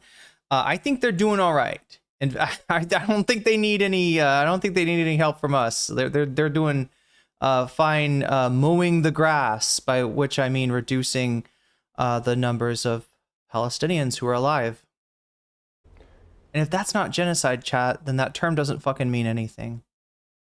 Israel is committing a genocide in Gaza. That's incorrect. That is factually incorrect. It has been regarded by the United Nations and Amnesty International and even Israeli human rights organizations, including B'Tselem. There's the definition of genocide in the UN has said this, does not apply to what many people might think as a disproportionate wartime action. That's what that is in many people's minds. Genocide is It's not a fucking war. All right. The only thing you could even call a war, which, is more like literally a military action by Israel, was way after the fact. eliminating the forces that both the criminal elements and the and the disparate forces, which it wasn't just Hamas, but there was a hole made in the wall, and people came out of that hole, including a criminal element, including some Hamas fighters, and including some other militant factions in Gaza. And if you want to call their action against those forces a war, fine, or a military conflict, fine, right? But what they're doing in Gaza is destroying not even just civilians, but civilian life, destroying graveyards, destroying universities, destroying hospitals, flattening Gaza, making it unlivable, to try to bring about conditions that will, that will not allow people to have stability and to survive, and ultimately an attempt to make them agree to their own ethnic cleansing. That is what the end goal of Israel's military action. I will not call it a war, because those civilians are unable to fight back. They're unable to feed themselves. They're unable to, perform necessary medical procedures. Like they don't have anything, right? That's crazy that you would be like, well, it's a war, so maybe you say that it's disproportionate war. No, it's a fucking slaughter. It's a genocide. It's an attempt to change the demographics in the area by force with bombs. All right, they're killing people. Chat, don't fall for this nonsense. Very specific thing, actually genocide being committed against Jewish people, not by Israel. And that's just a fact. I mean, the United Nations recently in Geneva found that the IDF had deliberately targeted women and children. There's been famine conditions imposed over the Gaza Strip by the blockading of aid entering the Strip. There's been indiscriminate bombing of hospitals, of mosques, of churches, of... Again, I'm going to have to stop you, as that is factually not correct. But I hear you talking about... Chat, we're 10 years into Trumpism at this point, right? Have you ever seen the media do this to any of Trump's surrogates? To Trump or any of his surrogates? No, nobody from the Trump administration ever gets like, I'm sorry, I'm going to have to shut you down right here. I will talk over you. I will deny what you just said and say that it is factually inaccurate. As a reporter, I will say this is not the objective truth. I've never fucking seen that. And there's plenty of time. You should say that about Trump. You should say that about his surrogates, because they straight up lie, and lying is OP, especially when there's no pushback from the media. Why is there pushback here? And there's been no pushback for fucking 10 years. It's something very important to a lot of people, and certainly who think that way. But as a congressman, and I'm being told we have to wrap, but as a congressman for... So the speculation here is that her own her own team, her own producers even, maybe knew that what she was saying wasn't correct, and they're kind of saving herself from like a bigger blunder here. But yeah, the network has apologized. The network has confirmed that on several matters that he was speaking the truth, and that her correction, her fact check was untrue. 25. I'm hoping your viewers will be able to hear you flesh that out a little more, as well as... Listen, you have viewers. He has constituents, okay? The Medicare for All and universal education. He has voters. We'll see you on the other side of Tuesday. Thank you so much for coming in. Thanks so much for having me, Glenna. Okay. What is Dusty saying here? Dusty says he would vote for Jefferson Davis, President of the Confederate States of America, over Hassan Hasnabi Piker. Let's take a look. Well, I had a question for you, North. What's up? Who are you voting for? Hamas Piker or Jefferson Davis from the Confederacy? What is the clip farming? I would take the Confederacy though. I don't like terrorism. I don't really like slavery either. But it's not like Hassan has some principled fucking opposition to any of these things either. It would just be enslaving. What does Destiny think about the human rights record of the Confederate States of America? Does he understand that like a lot of the anti-war crime stuff didn't even exist back then? Different classes of people. Well, I had a question for you, North. What's up? Who are you voting for? Hamas Piker or Jefferson Davis from the Confederacy?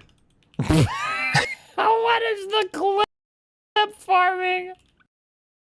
Okay, Destiny. I mean, Epstiny. Oh, this is where he says that... Did we watch this one? I don't think we got to this, chat. I actually have a... I think this is the...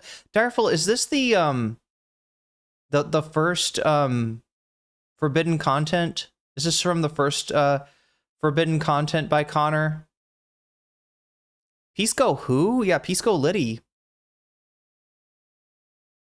Fuck Pisco for calling him Hamas. Wait, who did Pisco call Hamas? I'm sorry, wait, what? Oh, he said Hamas Piker. I mean, he's kind of joking there. I don't think he actually... I have not heard... this is the second... Oh, God, I'm not even... Okay, well, let's unwrap this Christmas present a little bit early. The other thing that I would say inspired this morning's content, I was literally watching this and I was fucking befuddled. Steven doubling down on calling Pisco an anti-Semite to Mantis and a tomfoolery. And the truth is, I am so fucking sick of everyone in this space being such a fucking pussy that when Steven behaves poorly, they can't call it out because he's too big. The DGG sphere, if you criticize Steven for calling Pisco a fucking anti-Semite, you're liable to have a DGG fucking dog pile, either in your chat, on your post-recorded content, dislike bombed, fucking emailed your bosses, all that kind of shit. Fuck that. I am so done with that. You want everybody to walk on fucking eggshells around you. Oh, don't talk about my sex drama or else we'll harass you. That's snarking. Don't cover my personal life. Don't cover my court case. Don't do this. But you're a rabid anti-Semite. And by the way, he's right when he says that fucking Hassan Piker's a terrorist supporter. He's right when he says Pisco sweeps for the fucking lefties too goddamn much. But fucking coming out and being like, you're an anti-Semite. Fuck you. You think that Pisco wakes up every single day and he goes, Jews. The fucking Jews. That's crazy. That is truly unmoored from reality. Oh, and then also, Josiah's a piece of shit because he was steel manning or trying to communicate with a far lefty dude who claimed to be a liberal, but let's be real, a far lefty dude sweeping. What were we talking about? PSA and for Hassan Piker. And you're going to say that, oh, I don't know if I can be a co-political person with Josiah anymore. So yeah, chat. Look, those of you... Look. Josiah is one of, like, the nicest, go along to get along, big tent Democrats in the Twitch and YouTube political sphere. He doesn't engage in drama. He doesn't fucking fight.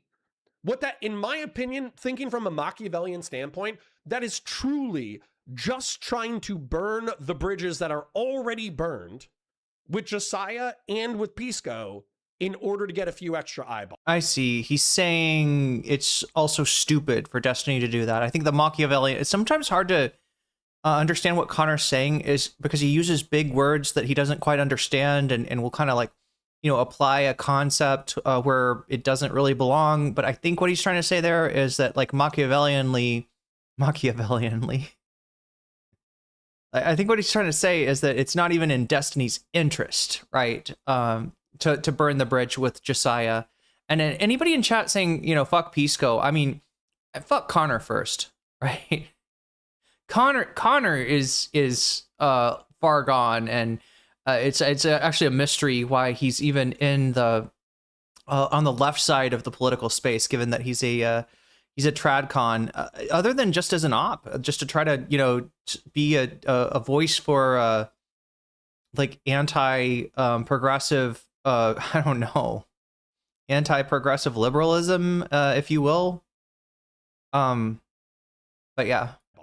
That's what that shit is. And it should be called out, and it should be called out as absolutely psychotic. Ooh, the video is quite... Oh! Here's another fucking call out. Hutch shouldn't be able to just go, oh, well, you know, I'm going to go... All right, video is quiet. Let's try to fix it. You'll have to remind me, chat. As I am adding gain, please remind me when we come across something that it does not need the gain added. Otherwise, just enjoy getting your ears blown out, I guess. But yeah, thanks for noticing that, Sue. Let's give this another. Were all of the, is it just this clip? Is it just Connor that has shit audio? Because he doesn't know anything and he sucks at streaming? The other thing that I would say inspired this morning's content, I was literally watching this and I was fucking befuddled. Steven doubling down on calling Pisco an anti-Semite to Mantis and a tomfoolery.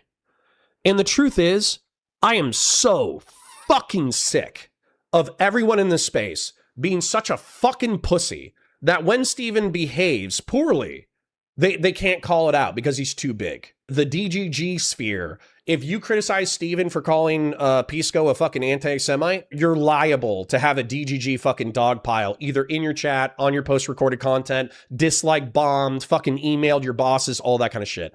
Fuck that. I am so done with that. You want everybody to walk on fucking eggshells around you. Oh, don't talk about my sex drama or else we'll harass you. That's snarking. Don't cover my personal life. Don't cover my court case. Don't do this. But you're a rabid anti-Semite. And by the way, he's right when he says that fucking Hassan Piker's a terrorist supporter. He's right when he says Pisco sweeps for the fucking lefties too goddamn much. But fucking coming out and being like, you're an anti-Semite. Fuck you. You think that Pisco wakes up every single day and he goes, Jews. The fucking Jews. That's crazy. That is truly unmoored from reality.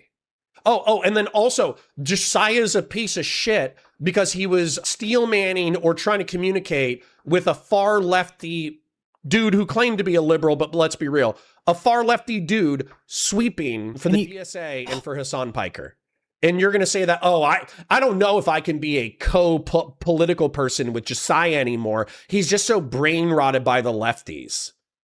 Josiah is one of, like, the nicest go along to get along big tent Democrats in the Twitch and YouTube political sphere. He doesn't engage in drama. He doesn't fucking... Anybody know? God damn it, I can't pause him. Thinking from a Machiavellian standpoint, that is truly just trying Does anybody know who the lefty that Josiah was talking to that Connor is complaining about?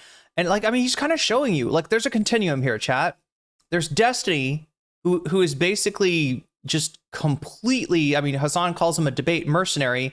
What he means by that is that Destiny doesn't come to debate to defend any kind of strongly held point of view. He comes to debate for glory. He comes to debate for clout. He comes to debate for money. He comes to debate to make his own, and to settle his own personal vendettas, right? So you got that guy, right, who will just literally, you know, vote for MAGA or I guess the Confederacy, if it means screwing his, you know, and he hates the DSA, not because he's against anything they stand for particularly, but because he hates Hassan's guts so much. You got him on the far side, right? You got Connor, who, you know, just shows you that this orbit will accept a right-winger easily. And it's done it before. Fuentes, Mr. Girl, right? There's a lot of examples of right-wingers who have taken up residency in DGG and have been totally fine. As long as they kiss Destiny's ass, as long as they sweep for him, they can be as right-wing as, or as tradcon in Connor's case as they want to be, right? So you've got Connor, and then you've got, I don't know, somebody like IRI, or no, sorry, somebody like Hutch, somebody like IRI, somebody like, no, sorry, Hutch, IRI, maybe Pisco, and then the soy pill. Right, so amongst this like live and learn orbit that we're gonna kind of focus in on, I hope you guys don't mind. I'm not trying to snark you or anything. I'm not trying, you know, I'm just generally interested in what you're talking about right now. But you know, you've got sort of a continuum, and at the far end of the continuum, away from Destiny, you got Josiah, right? People that Destiny is you know shooting flamethrowers at, trying to intimidate, trying to scare out of existence, right? Burn even Connor for not accepting Destiny's weird age play bullshit with the groper's wife gets shit from Destiny. The bridges that are already burned with Josiah and with Pisco in order to get a few extra eyeballs. That's what that shit is. And it should be called out, and it should be called out as absolutely psychotic, unhinged fucking behavior. Here's another fucking call out. Hutch shouldn't be able to just go, oh, well, you know, I'm going to go on every now and then in order to have like a nice, sweet, kind, gentle, pat on the back debate with Destiny. Meanwhile, he's calling my friends an anti-Semite, and he's calling... I did not expect that from Connor, but that's true. That's true. Thank you for noticing, Connor, that Hutch is a Destiny orbiter. Hutch, as much as he wants to distance himself, and really Hutch's whole role is to sort of is like I don't know, non-pedo wash, sane wash Destiny's points of view, to be like a surrogate for Destiny's takes on things, for Destiny's views that does not have the baggage that Destiny has. And yes, he is still an orbiter. He still goes back and gets a little pat on the head from Daddy Destiny. He's a pathetic guy, Hutch. We're gonna find that out if you end up choosing the Tyler content on Hutch. My friend, a dumbass, lefty platforming, anti-Semitic piece of shit because they're too kind to far left. Fuck that. You want to throw elbows? Get fucking elbows thrown, motherfucker. How about that shit? How about instead of, oh, he's a fucking anti-Semite, fuck his job, contact his job, dox his family, fuck him? Guess what? It's coming back, you fucking dipshit. And here's the other thing. What I'm saying is fucking true. Call CPS on me, motherfucker. Go ahead. Guess what? They're not... Divorced dad with nothing to lose. That's what I'm seeing. Did he just say, like, he's going to bring it on? Like, he's going to fight Destiny docs for docs? Okay, I mean, like, this guy's... His career is kind of tanked, right? He doesn't really have... There's just nobody that wants to see this particular point of view. Because either you're, like, anti-everything in the Destiny orbit... You're a normie lib like Pisco and the Soy Pill, or you're a pro Destiny sycophant like Food Shops and North and the rest of them, and so there's just not really a lane here for Connor anymore. My understanding is he's down to under 100 viewers. But yeah, he's still will. I guess he's like you. This is what happens when you push a guy like this too far. He's just divorced, and he's got nothing to lose, and he's got a bunch of weapons behind him. Yeah, I wouldn't mess with this guy if I was DGG, because again, they think they can intimidate him, they think they can silence him. But like I said, divorced dad, nothing to lose. Not gonna find shit. They're gonna find a clean house. They're going to find groceries. They're going to find a father who loves their kids. They're going to find a mother who loves their kids. They're going to find an amicable divorce. They're going to find a good fucking situation for my kids. Call CPS, motherfucker. How about that shit? How about fuck you? So sick of this. And by the way, here's the truth of it. I didn't put my tail between my legs for the 2 weeks after the drama because I was worried about Destiny or worried about DGG. I wasn't worried about any of that shit. Fuck Destiny, fuck DGG. Okay? What I was worried about was I knew there were people who had cross-pollinated over from DGG, and I didn't want them to take shit. And I wanted them to still enjoy the content. I wanted them to still enjoy being here. But you know what? Half measures haven't fucking gone anywhere. Okay? He was hoping to retain some of the overlap audience, people that watch him and Destiny, which was fine for a while because he was a Destiny sweeper. This guy was a Destiny orbiter. But when he starts getting critical of Destiny, yeah, all these people that he thought were his supporters, they were actually Destiny supporters, and he's got nothing. So this is why being a Destiny orbiter is a game you cannot win. Only way to win is not to play. Thing of like, oh, well, it's just his personal life, and I still like his politics. Yeah, I still like his politics. Yeah, I think his... Connor. Still find some way to jam that Destiny dick down his mouth. Anyway, not as deep though. Now he will not take it. He will not take it to the hilt anymore. Anyway, so chat, we're ready to get going with the main content. That was the rundown that I wanted to bring you. Now we're going to be doing Lib and Learn. Let me change this. Lib and Learn.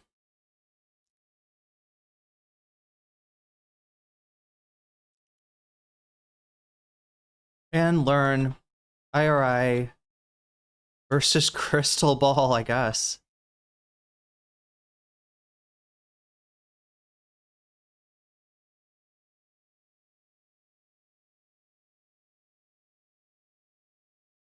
All right, so that's we're gonna cover the main content now, and then after the main content, we're gonna be covering the bonus content. And you will be getting some bonus content today because we're already over 100 on the meter. Remember how this meter works, chat. We start with 4 hours, all right? The meter goes up to 100, I add an hour. The meter goes up to 200, I add 2 hours. The meter goes up whenever anybody super chat, super stickers, if you get yourself a membership, if you gift a membership, if you support me on throne.com/nocommentchick or on patreon.com/nocommentchick or even over on twitch.tv/nocommentchick, any of those things, it makes the number go up. When you support the stream supports you, and we support you with more time and more bonus content too. So we're at least going to do some bonus content today because we're over 100. If we get to 200, I'll add another hour and we'll do even more bonus content. So what do we got? Let me look at the poll.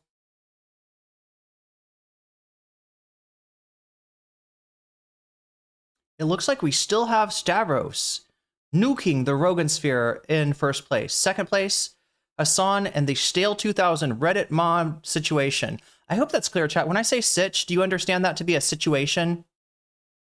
Are we situationists over here? It's not an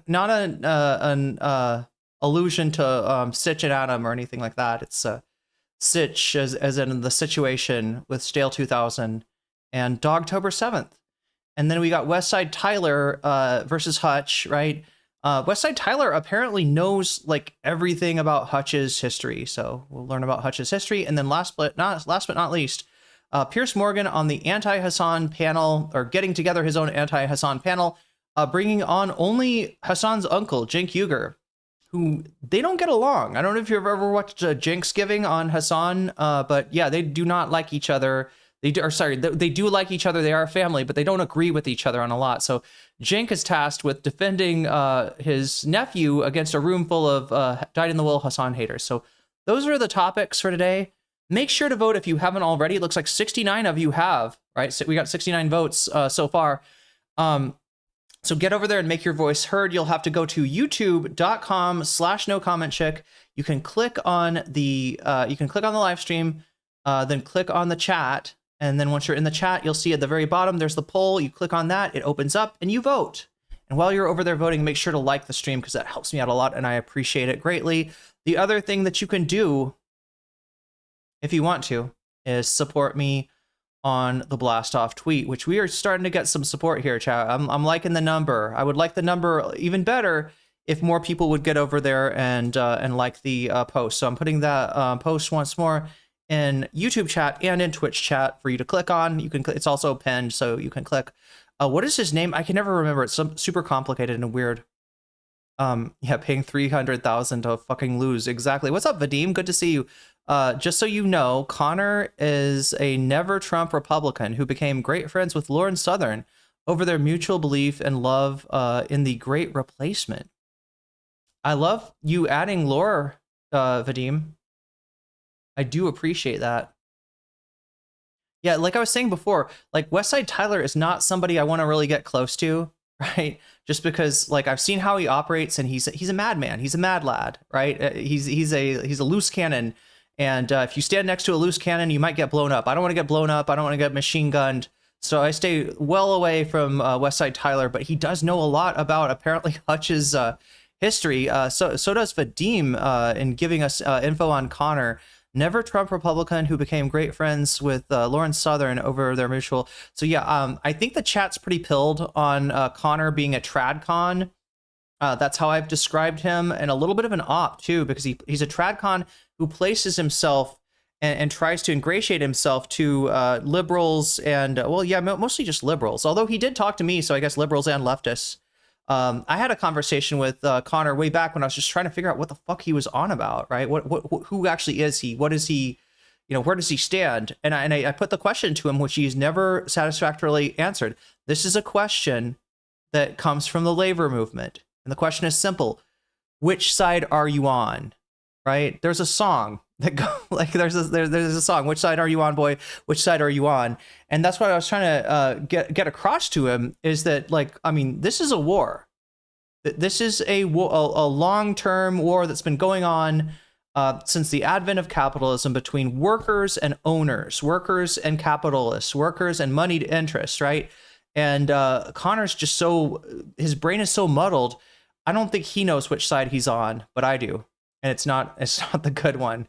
And again, yeah, in a lot of ways because of his social issues, which is crazy considering he was a Brianna Wu orbiter. But yeah, thanks for the info, Vadim. Says so much that he thinks, yeah, Destiny's politics are great. Yeah, there we go. I mean, he's still got that dick. He's still got that dick. Anyway, let's go, Krystal. Yeah, let's make this happen, chat. Let's get on to the topic at hand. Just reminding you that this is the blast off tweet, and if you want to help me out there, I linked the tweet in chat if you want to go boost it, because again, until we get to past 20, I think that Elon just kind of like keeps people from seeing it. So if you want to help more people see it, go like it over there. With that being said, chat, I believe there is nothing stopping me. Yeah, I've gotten everything that I need to do done. We did the rundown. Let's get into Lib and Learn. Are you ready? Are you ready to lib out? So let's see who we got here.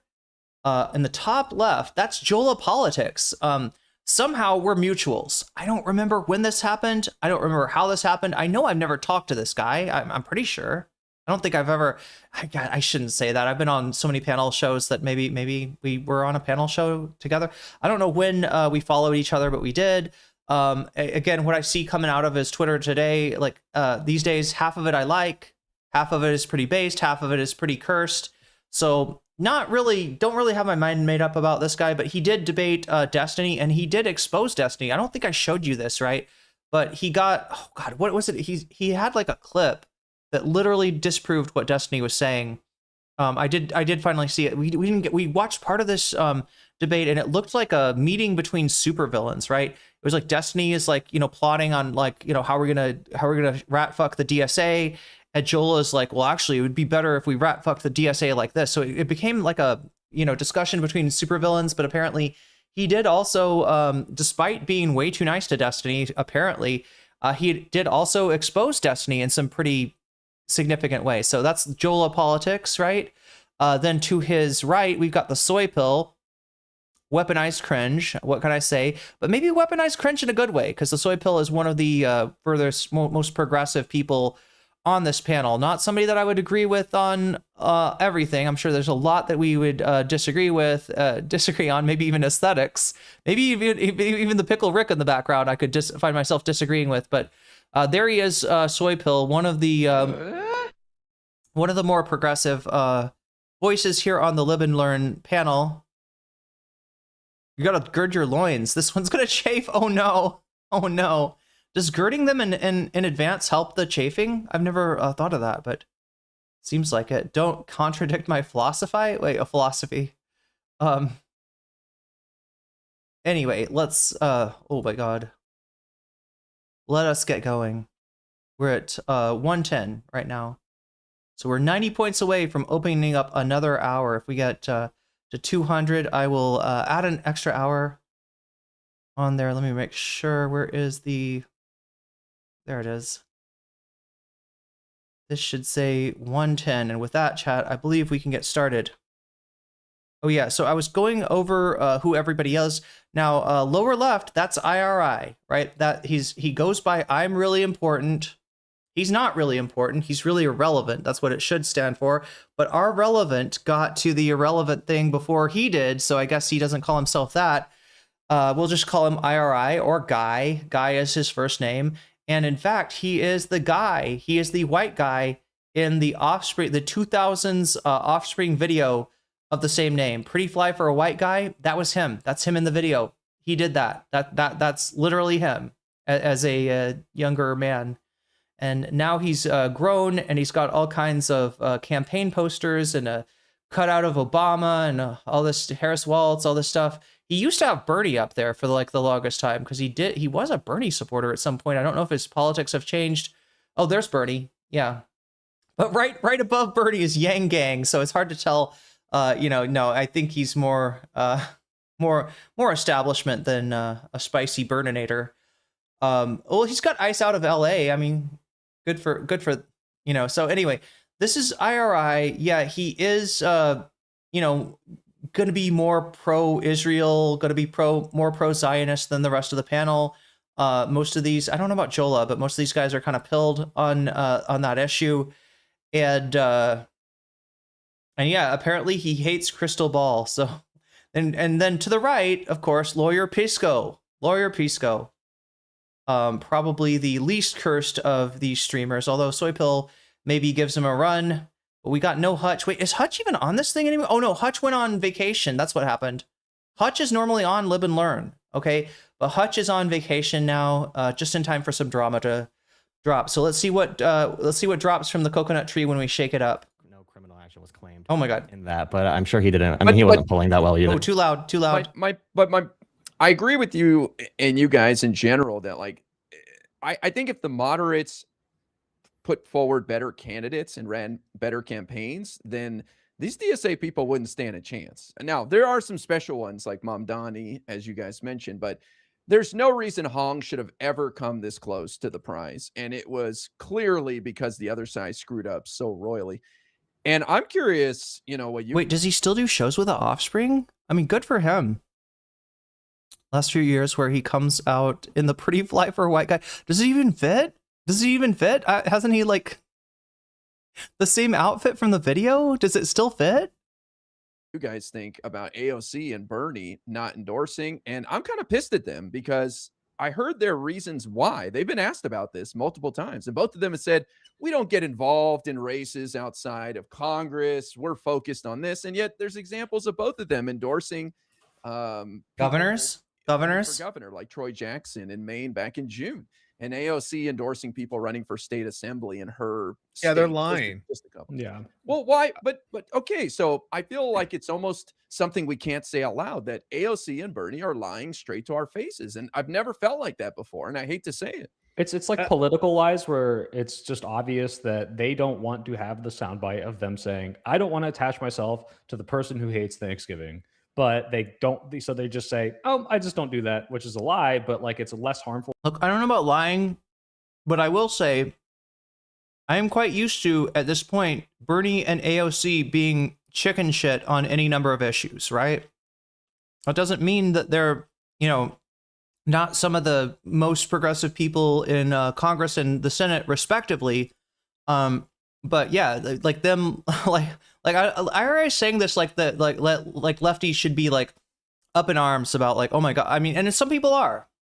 And in terms of endorsing Hong was so close that an endorsement could have maybe you know, given her that extra 0.5% to end up winning. But what's done is done. You know, we're sort of used to them being cowards, right? We're used to AOC playing the inside game. We're used to Bernie, you know, especially on issues of Israel, not having as good at politics as maybe you'd expect, right? This is not anything new. And yeah, a politician lying, exactly, Direful. Full of a lie than just going out. They didn't actually say that, though. Wait, what didn't they say? They got to do some alterations. Maybe he takes the outfit to the tailor. Like trash talking a person. They don't want to make enemies. So I get Oh yeah, Bernie asked Claude. I forgot about that. But like it is one of those, like, yeah, just be truthful and say, like, I don't like her that much. But it's kind of already they're on the back foot because they're on a show and they're like, hey, okay, you have to on that. No, as a politician, you never need to say I don't like her that much. I don't like her very much, right? You don't actually need to say that. That's a ridiculous thing. Politicians don't do that, right? Politicians will weigh in and give opinions and maybe, you know, upset people when there's like some kind of use to it. But no, there's no kind of use whatsoever to just like shitting on Hong. And that should say something also that they didn't want to do that, because they could have done, if they wanted to, you know, rack up, I don't know, credibility, I guess, with the you know, the center of the party, you know, it would be a slam dunk. They didn't do that. They also did not endorse her. My thought is this: they don't want to dissipate their political capital. They've got a certain amount. If they back a candidate that loses, it kind of diminishes. If they back a candidate that wins, it kind of increases. So to maximize the effect of their endorsements, they also might have had some inside knowledge that, you know, things weren't going to go so well for Francesca Hong, although Oh yeah, God, yeah. There's a lot of stuff about AOC that's recently that is the reason. Like, I don't review AOC as this like perfect, paragon of leftist virtue that I'm going to be disappointed if she says something off. Right? She is very she's coming off as very inauthentic lately. Like, and nowhere more than Narwhal Nature by Nature says AOC did say that in her woke one was crazy interview. To give your position, you're not allowed to just be silent. Like, they just want to say, look, like, I don't want to endorse, but I don't want to tank this person. But now this interviewer has said, you need to give a position on this right now. And so they try to give something that's not. And it's like deniable. Like, they were able to say, usually they quote something like, we're concentrating on congressional races or something like that. And maybe that's not technically a false statement, but it's the implication there that I think IRI, it is false. And I think the truth is, yeah, they don't want to attach their brand to people who they think are losers or people who they think is going to hurt it. They want to be successful kid makers, and they want to. I wonder if these guys know that, like, whatever they're trying to do in terms of lower morale amongst the AOC or Bernie supporters, here, like, either you still support these candidates, still are a little bit Pollyannish about, candidates like AOC and Bernie, or you've kind of realized, who they are and where they're at and what game they're playing, which if it's AOC, it's an inside game. If it's Bernie, it's a very antiquated game from the previous millennium, right? And so some of what Bernie is about is not, something that most progressives would agree with, right? But what they're not doing is like, I think that with this kind of discourse, like the Lib Learn guys think that they can kind of like, yeah, well, you thought that AOC was your champion. Turns out not so much. Like, it doesn't, I don't think it works on anyone. I don't think they're convincing anyone. Win. Now that I think is like a strategy, and it's one which involves a lot of people being thrown under the bus or being sacrificed. And honestly, there have been some comments from left-wing people who have been like, where was Bernie Sanders? Where was AOC if they had endorsed? And honestly, I might even be convinced of that. That might have been all Hong needed to go over the edge. Yeah, she would have won, definitely. Yeah, so I don't know. That really is, brand is like a primary concern of theirs. But that said, right, are you happy or sad that they didn't endorse IRI? Well, I'm disappointed in them as leaders. I would have been, I know people may not believe this, but I think Hong would have been fine in the general. I don't think Tom Tiffany, who's not a very charismatic guy, would have trounced her by any stretch of the imagination. And I think I was shocked that they did not support her, mostly because she was the face of their movement on the national stage for at least a week. And they just left it to chance, like, even if you think she's going to lose, why not help her clean up her loss so she loses more gracefully and it's not so damaging. I'm sorry, loses by 0.1% instead of 0.5%? What is it, bro, on about? For your movement as a whole. So I was just kind of shocked and taken aback at their lack of leadership when it came to it might be more damaging to their movement, right? If they attach themselves to this person that they view as untenable and she loses, it's like, look, AOC, Bernie, you're not a kingmaker anymore. Your endorsement doesn't mean as much. And you just frivolously throw your endorsements behind anyone who just has the DSA label next to their name. I can understand being a little more hesitant and wanting to have more weight.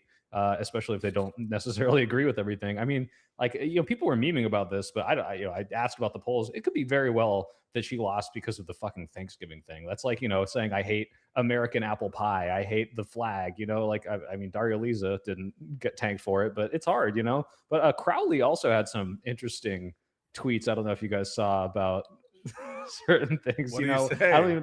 I don't know if they're TOS, but anyway, we won't get into that. I like the bird memes. Wait. What is this? Anybody know what Soy Pill is talking about? Crowley had what? Crowley had tweets that they didn't want to show. I heard was it homophobic tweets? Is that what it was? I heard somebody say I heard somebody mention this. I have not seen said tweets. But if it's TOS, maybe I shouldn't go looking for it. I don't know. Certain things, I I don't know if they're TOS, but anyway, we won't get into that. I like the bird memes where it's like the red bird and different like poses and shit. That makes me laugh. Well, but hold on. Let me press you a little bit here, Soy Pill. Don't you think that AOC and Bernie could have helped clean up her act? Like gotten her to moderate or something. Well, for example, they could have helped her. Like Jola seems to agree that their endorsement probably could have got her over the finish line since she lost by less than 0.5%. But then over the next 80 days plus, they could have helped her clean up her act and, clean up her act. What does he think she's going to, this is the thing. What does cleaning up her act look like? And I know I'm not talking to IRA. I'm probably not going to talk to IRA. So I don't know if I'll ever find out what he fucking means by that. But like, I'm imagining what, like apologize? Be like, Thanksgiving is a time-honored American tradition. And I was under the impression that a genocide was done to First Nations people. Upon further research, no, our founding fathers did nothing wrong. They were very kind and generous to the First Nations people, and that's why they were generous enough to give all these reservations. Like they First Nations people doing really well because they were treated super good and no genocide. What is she gonna say? What is she fucking gonna say? Video is quieter than me. All right, let's fix that then.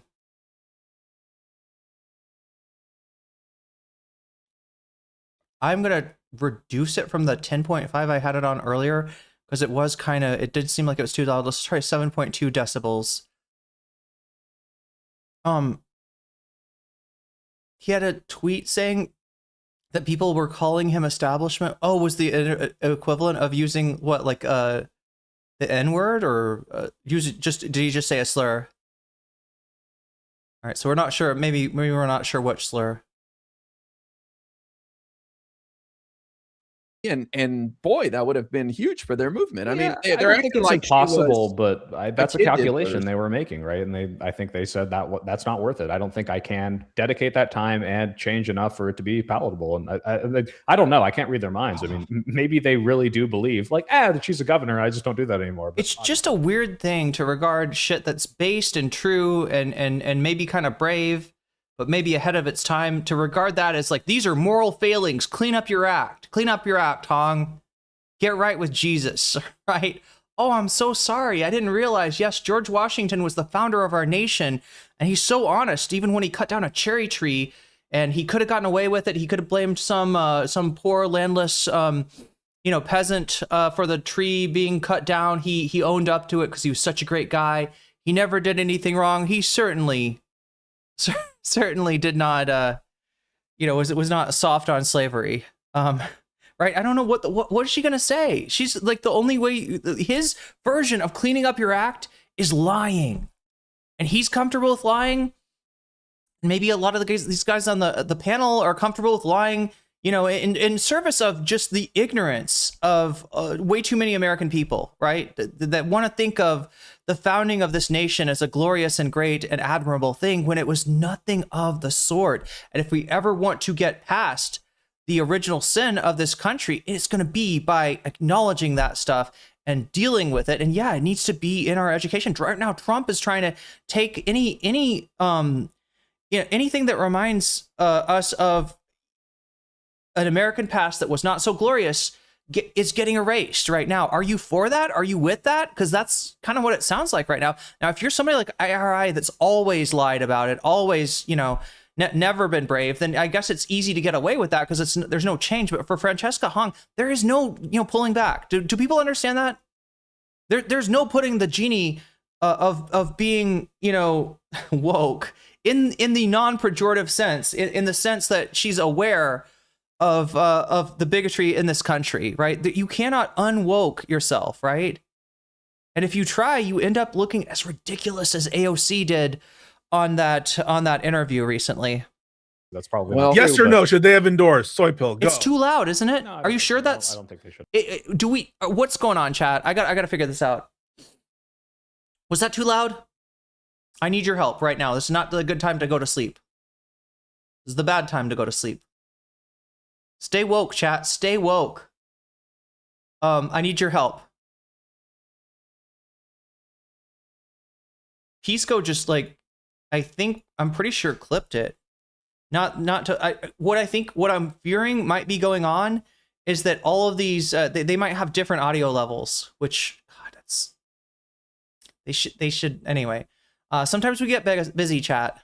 Sometimes we get. It wasn't too loud, says Kalala. Can't read their minds. I mean, maybe they really do believe. Like, she's a governor. I just don't do that anymore. But obviously, that's probably not yes true, or no. Should they have endorsed soy pill? Go. No, that right there. Was that too loud? Do you want me to leave it? Is that okay, or do I need to just take it down like a little bit?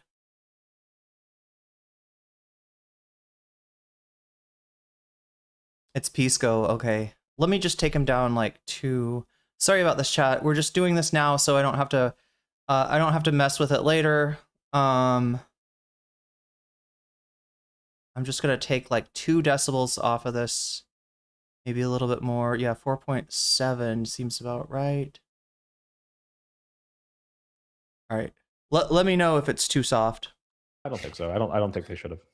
And part of that, I think, has to do with, and Guy, I think what you're suggesting is that it's the leadership qualities that like kind of takes you aback of AOC and Sanders, even though you like the result, right? You did want Crowley to win.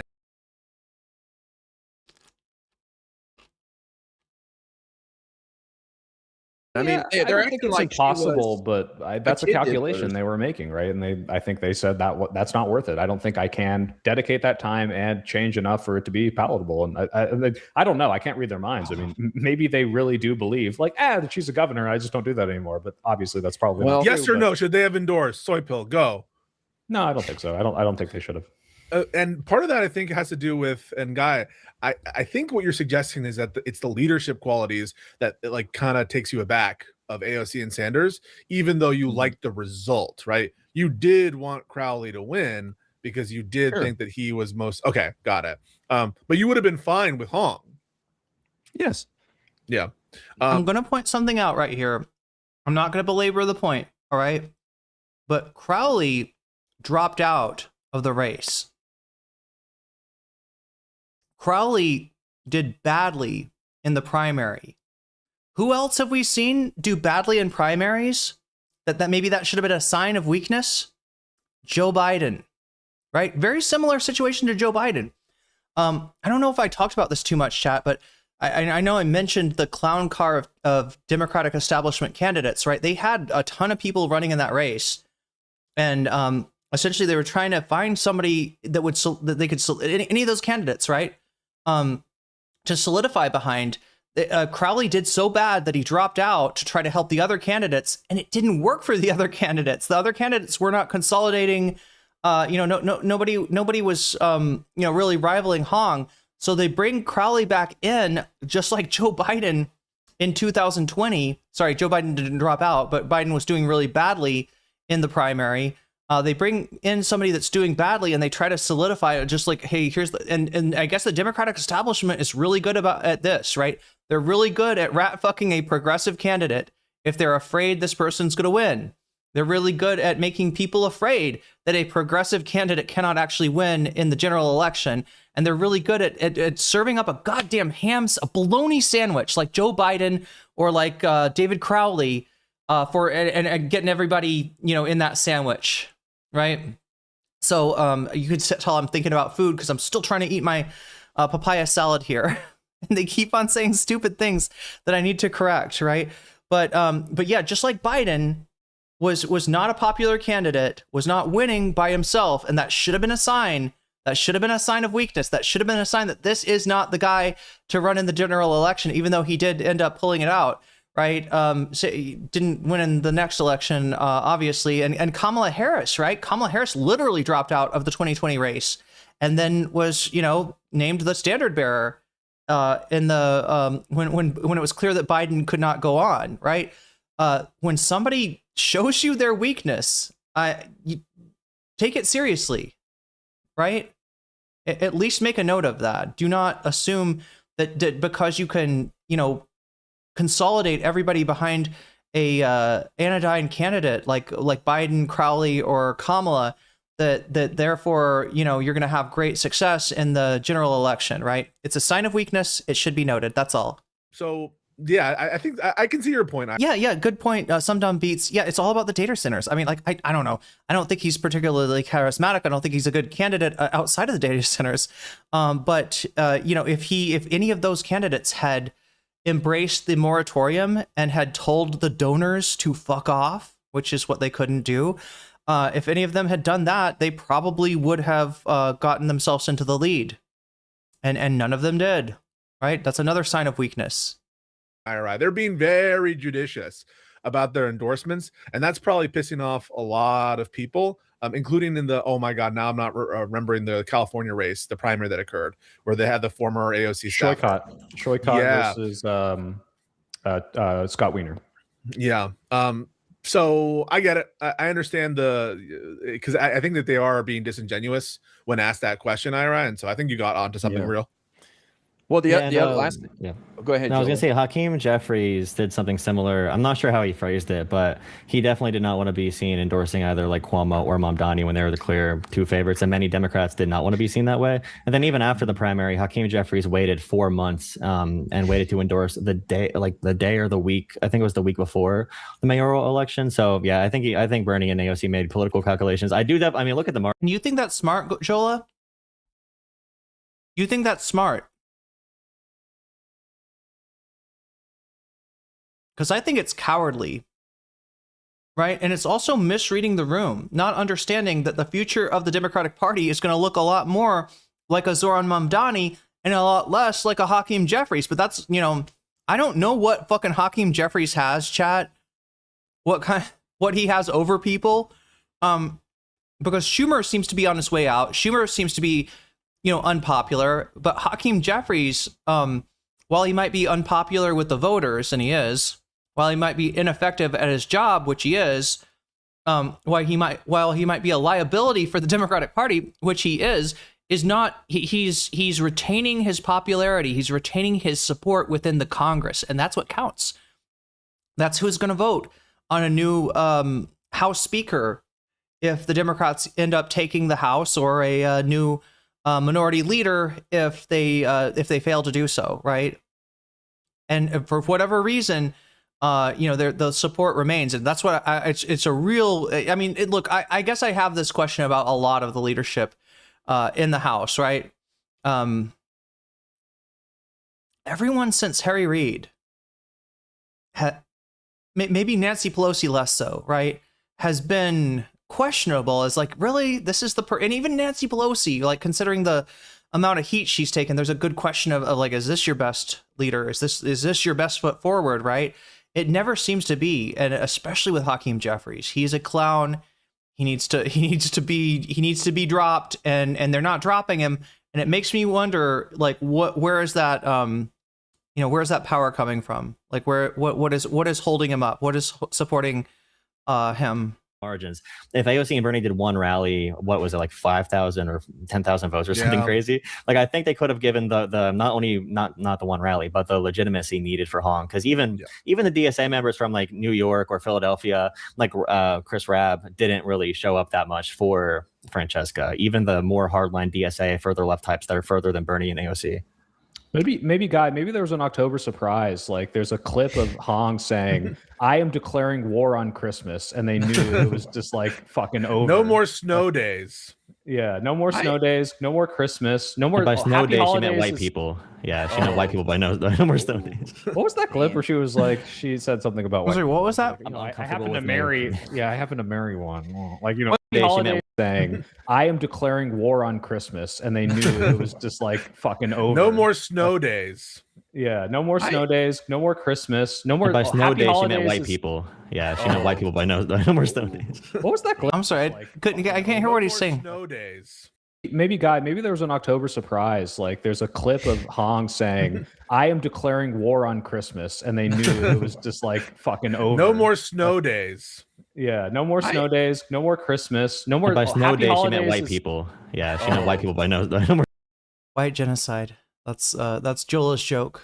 What was that clip where she was like, she said something about white people? She's like, you know, I happen to marry. Yeah, I happen to marry one. Like, you know. Well, she said she's got to be in proximity to whiteness to her own son. She's in proximity to whiteness because she's a half white son or something. Yeah. I'm sorry. That's a shit post, you guys. That is a shit post, and they're kind of look. I don't want to attack anybody's intelligence or anything like that, but they're not running in the circles to understand the joke. All right.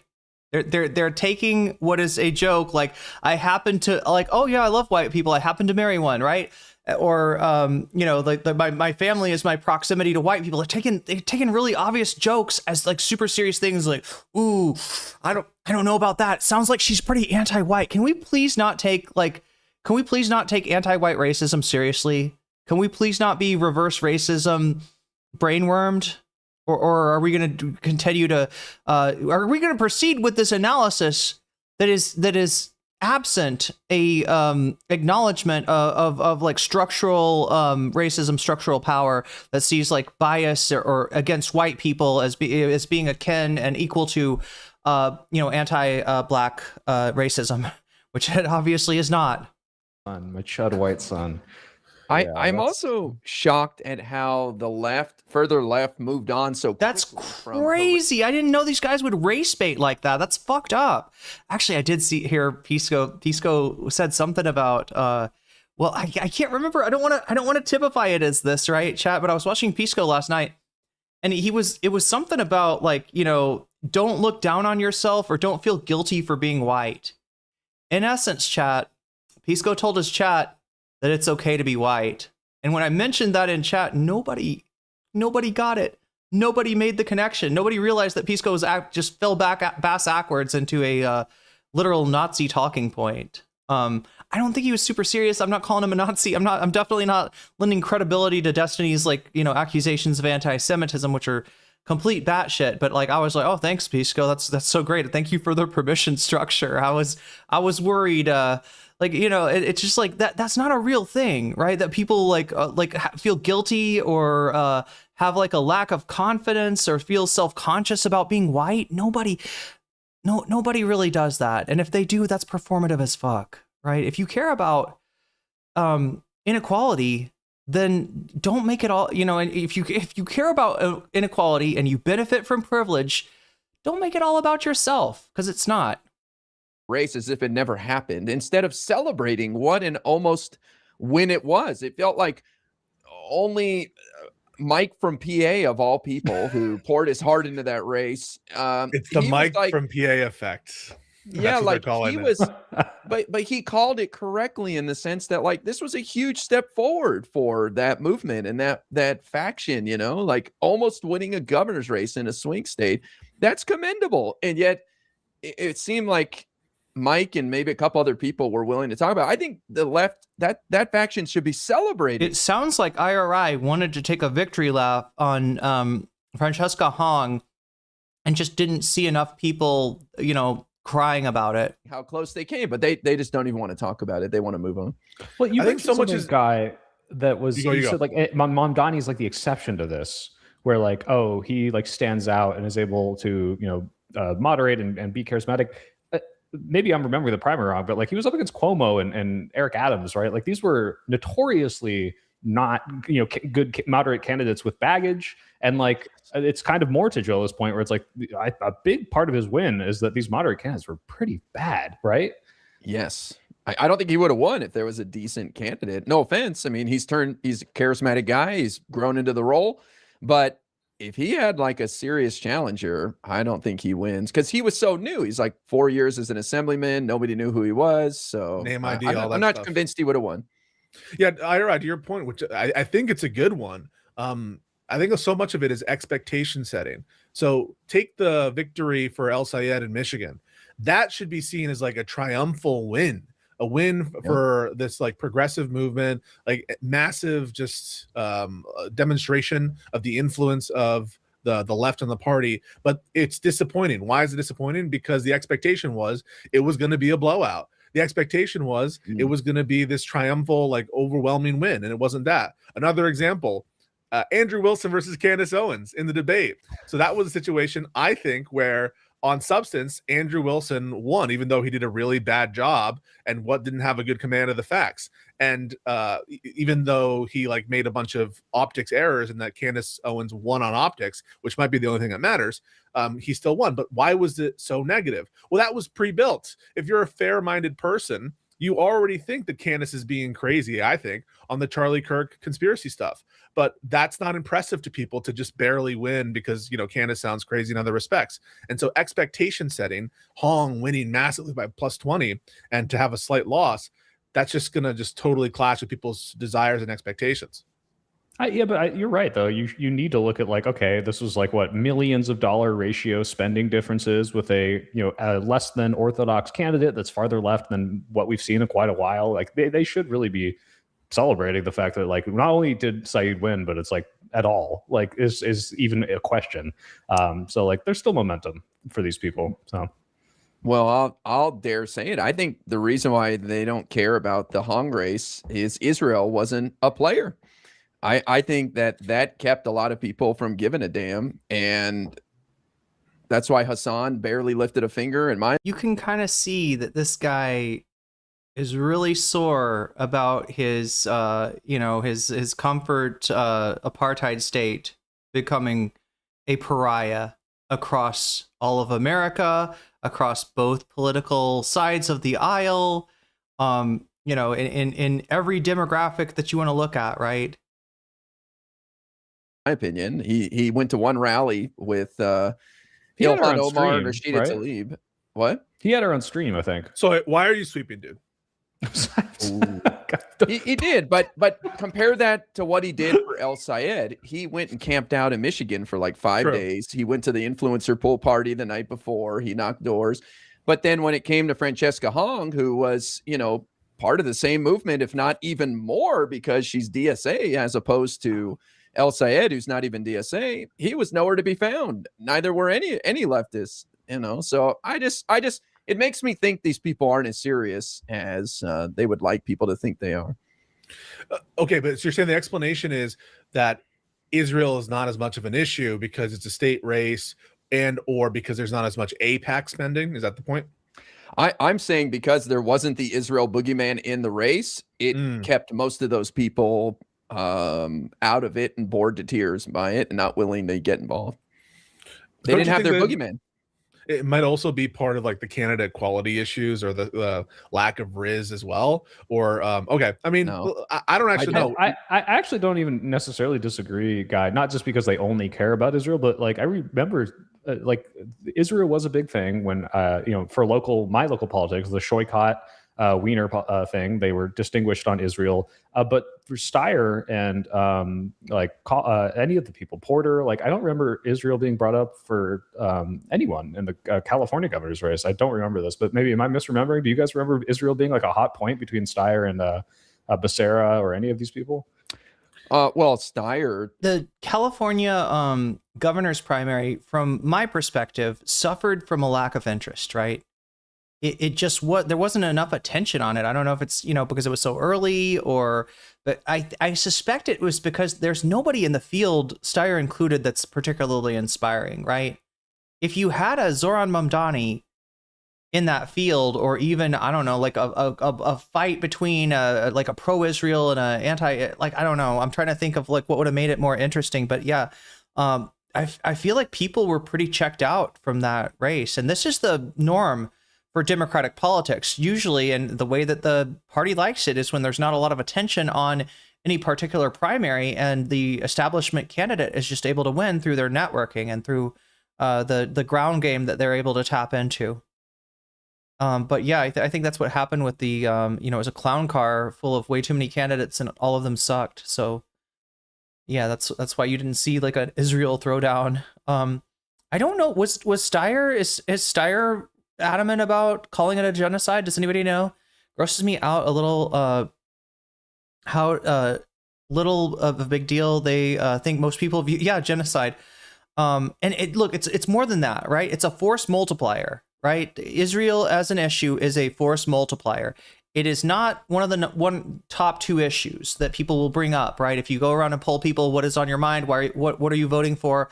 Right? Israel will not be one of the 2 things, but it has become a litmus test. In other words, if you want to know if a candidate is independent from moneyed interest, because of the effect and the influence of AIPAC, that has become a fairly reliable way to do so. It's become like a little bit of a stand-in.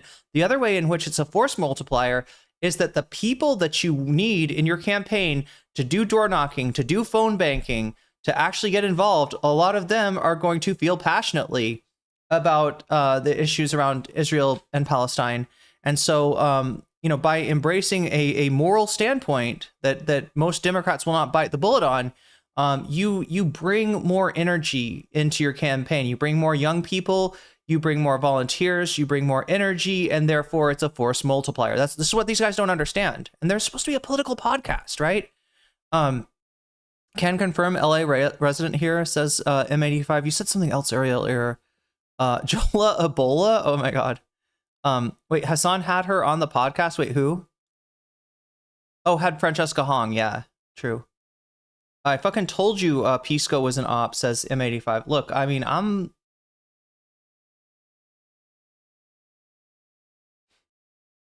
considering your viewpoint, okay? I do, like, in my mind, it just feels like Pisco's biggest problem is the company that he keeps, right? And from that company that he keeps, like, if you were hanging out with Straighterade still, and does anybody know what happened? I still have not gotten a satisfactory answer. Somebody said that there was like a drunken stream with Straighterade that I don't know if that is what, stopped the collaboration between Pisco and Straighterade. Straighterade is a Marxist-Leninist, right? And had been a subject of a lot of scrutiny. The reason that Destiny originally blocked Pisco was because of his friendship with Straighterade. I just haven't seen her around. But I'm saying, like, if he was hanging around more people like that, I feel like, he wouldn't have accidentally, kind of said it's okay to be white. He would understand, kind of like what he's signaling in his. And to be fair, chat, he did not like literally say those words, right? He didn't say the Nazi dog whistle. He just said something that would translate to the Nazi dog whistle, I think, without realizing it.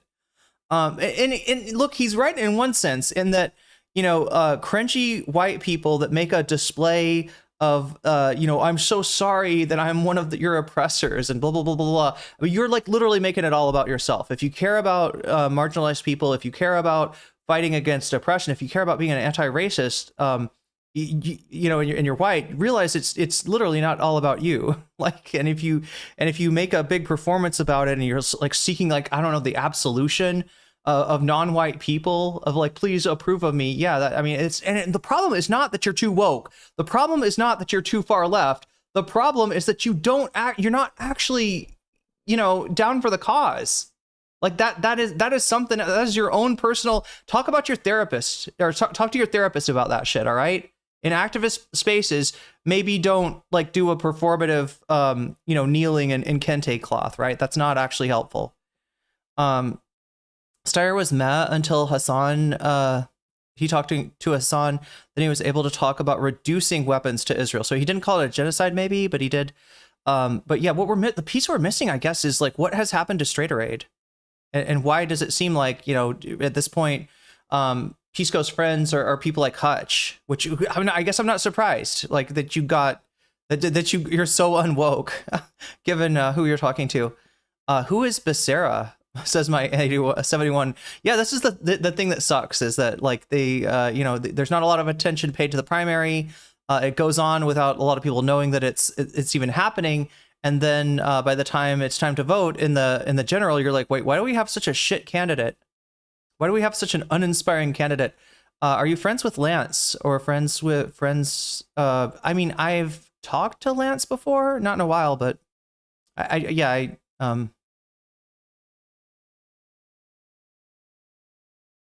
like, I was friends with Lance before he joined the White Leaf Network, before he joined Fascist Network. I to this day, I interpret that as being a mistake, right? Of just that Lance didn't know what he was getting himself into.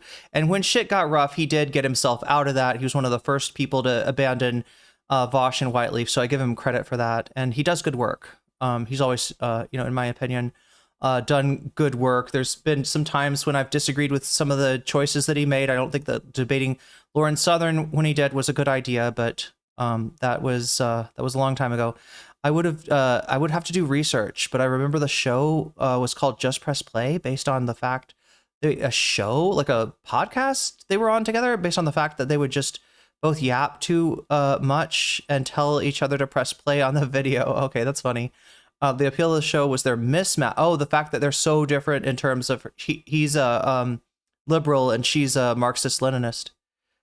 Thinking how cool would it be to do a collab? Yeah, people have been asking about collabs lately, and I am gonna try. The whole limit on that is that it actually does take a lot more work in the background than people realize to do a collab. It's also the timing, because I'm halfway across the world. I am asleep for most of the time, which Lance would be awake, or Uma Palma, or any of the people that. But I do want to do more. Have more conversations. It's just we're gonna have to fit it in. Lance does little for me, but that's a personal issue. Oh, okay, it's just aesthetically. Don't dig his humor. Yeah, he's on the right side of most issues. And yeah, Lance gave me a lot of help when I was just starting out. So I always remember that, and I always appreciate Lance for that. Lance and Dave. Although, did he change his collaborator? Right, when the surf started out, it was like Lance and Dave. I feel like there's another person that I don't know that's involved in the surfs now. I don't even know if Dave's still there. Dave's not here, man. Destiny peeps are weird as fuck. Let's get back to them. He talked about it, but no, AIPAC didn't play a role in that or anything like that. But I don't know. Speaking of that race, people talk about how El Sayed triumphed over $60 million in outsider spending. Well, Javier Becerra triumphed over $250 million in spending from Steyer, but nobody talks about that. But no, I think that's a fair point, Soy Pill, that leftists were engaged in that one. I don't know, but to me, if Israel Boogeyman isn't there, it's hard to get the DSA crowd worked up, in my opinion. Well, I do want to talk about the Larkin race, and we'll probably talk about Israel in that. But I want to kind of wrap this up. And the idea is people are coalescing. We are getting, like Jola said, we're having these like unity breakfasts. Like Stevens is out there like, yeah, we got to vote for Saeed. And it's so important right now to come together and do that. I mean, I'm looking into Mike Rogers more, and it's like, oh, this guy's like working with like pardoned election denier slate people, like literally the January 6th, like electioneers. Like they're the people that tried to do the fraud, and they're just on his campaign, and no one gives a fuck. They're like, yeah, no, we can vote for this guy for Senate. So the coalescing is really nice to see these candidates coming together. I think Jola, you saw this, and I tweeted about this too. This Krystal Ball, like, here we go. Fox News, like anti-Crowley. I gotta finish my like after well, the election. Hold on. This was, she quote tweeted Tom Tiffany, who is the Republican nominee and is a total liar, bullshitter, and acting like he's a legit source with some deceptively edited video. Maybe this is what I wanted to show you on Twitter. All right. Let's see if we can find this. Remember to support the blast off tweet. Here, let me put the link in chat once again. I'm just trying to remember to do this. Also, like the stream.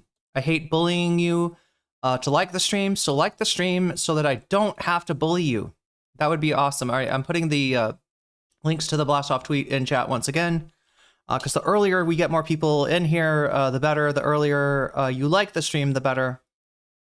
And et cetera, et cetera. Wait, I wanted to show you, Krystal Ball. Let's see if we can find this tweet. Okay, so Krystal Ball and what is his name again? Something Tiffany. Tom Tiffany, is that his name? I always forget his first name. I always want to call him Tiffany. Oh, look, there's a Jola video on this, but I want to find the actual Krystal Ball thing. What is that? Oh, is this it? No. Is it Tom Tiffany? Tom Tiffany. Okay.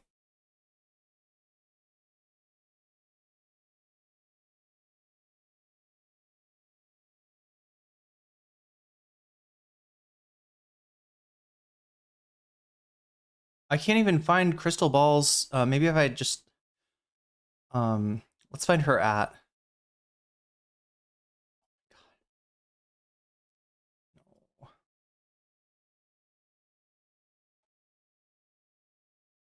Okay, there's Krystal Ball. Now, I'm guessing this has been a long time since oh,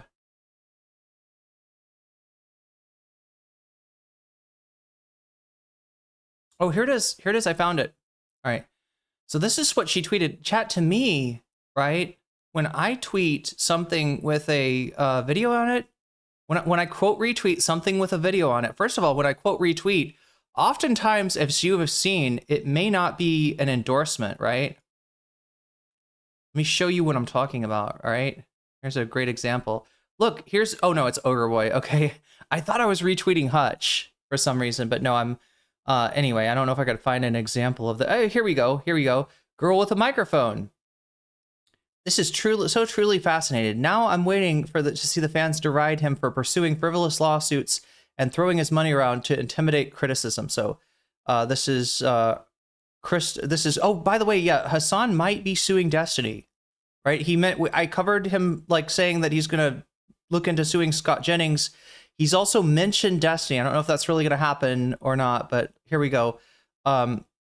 So yeah, I quote retweet girl with a microphone, not because I like girl with a microphone or support her or agree with what she said, but actually to disagree. So yeah, quote retweets are not the same as retweets. Even a retweet could just be you want people on your timeline to see something, but I generally won't retweet stuff from people that I think are bad or I disagree with. I will quote retweet people like that. So like just like I did here, straightening Guam out on why it makes more sense for Hassan to sue somebody who's actually defamed him rather than Ethan filing lawsuits that would never win if taken to court against people that he is assuming will not be able to actually take it to court.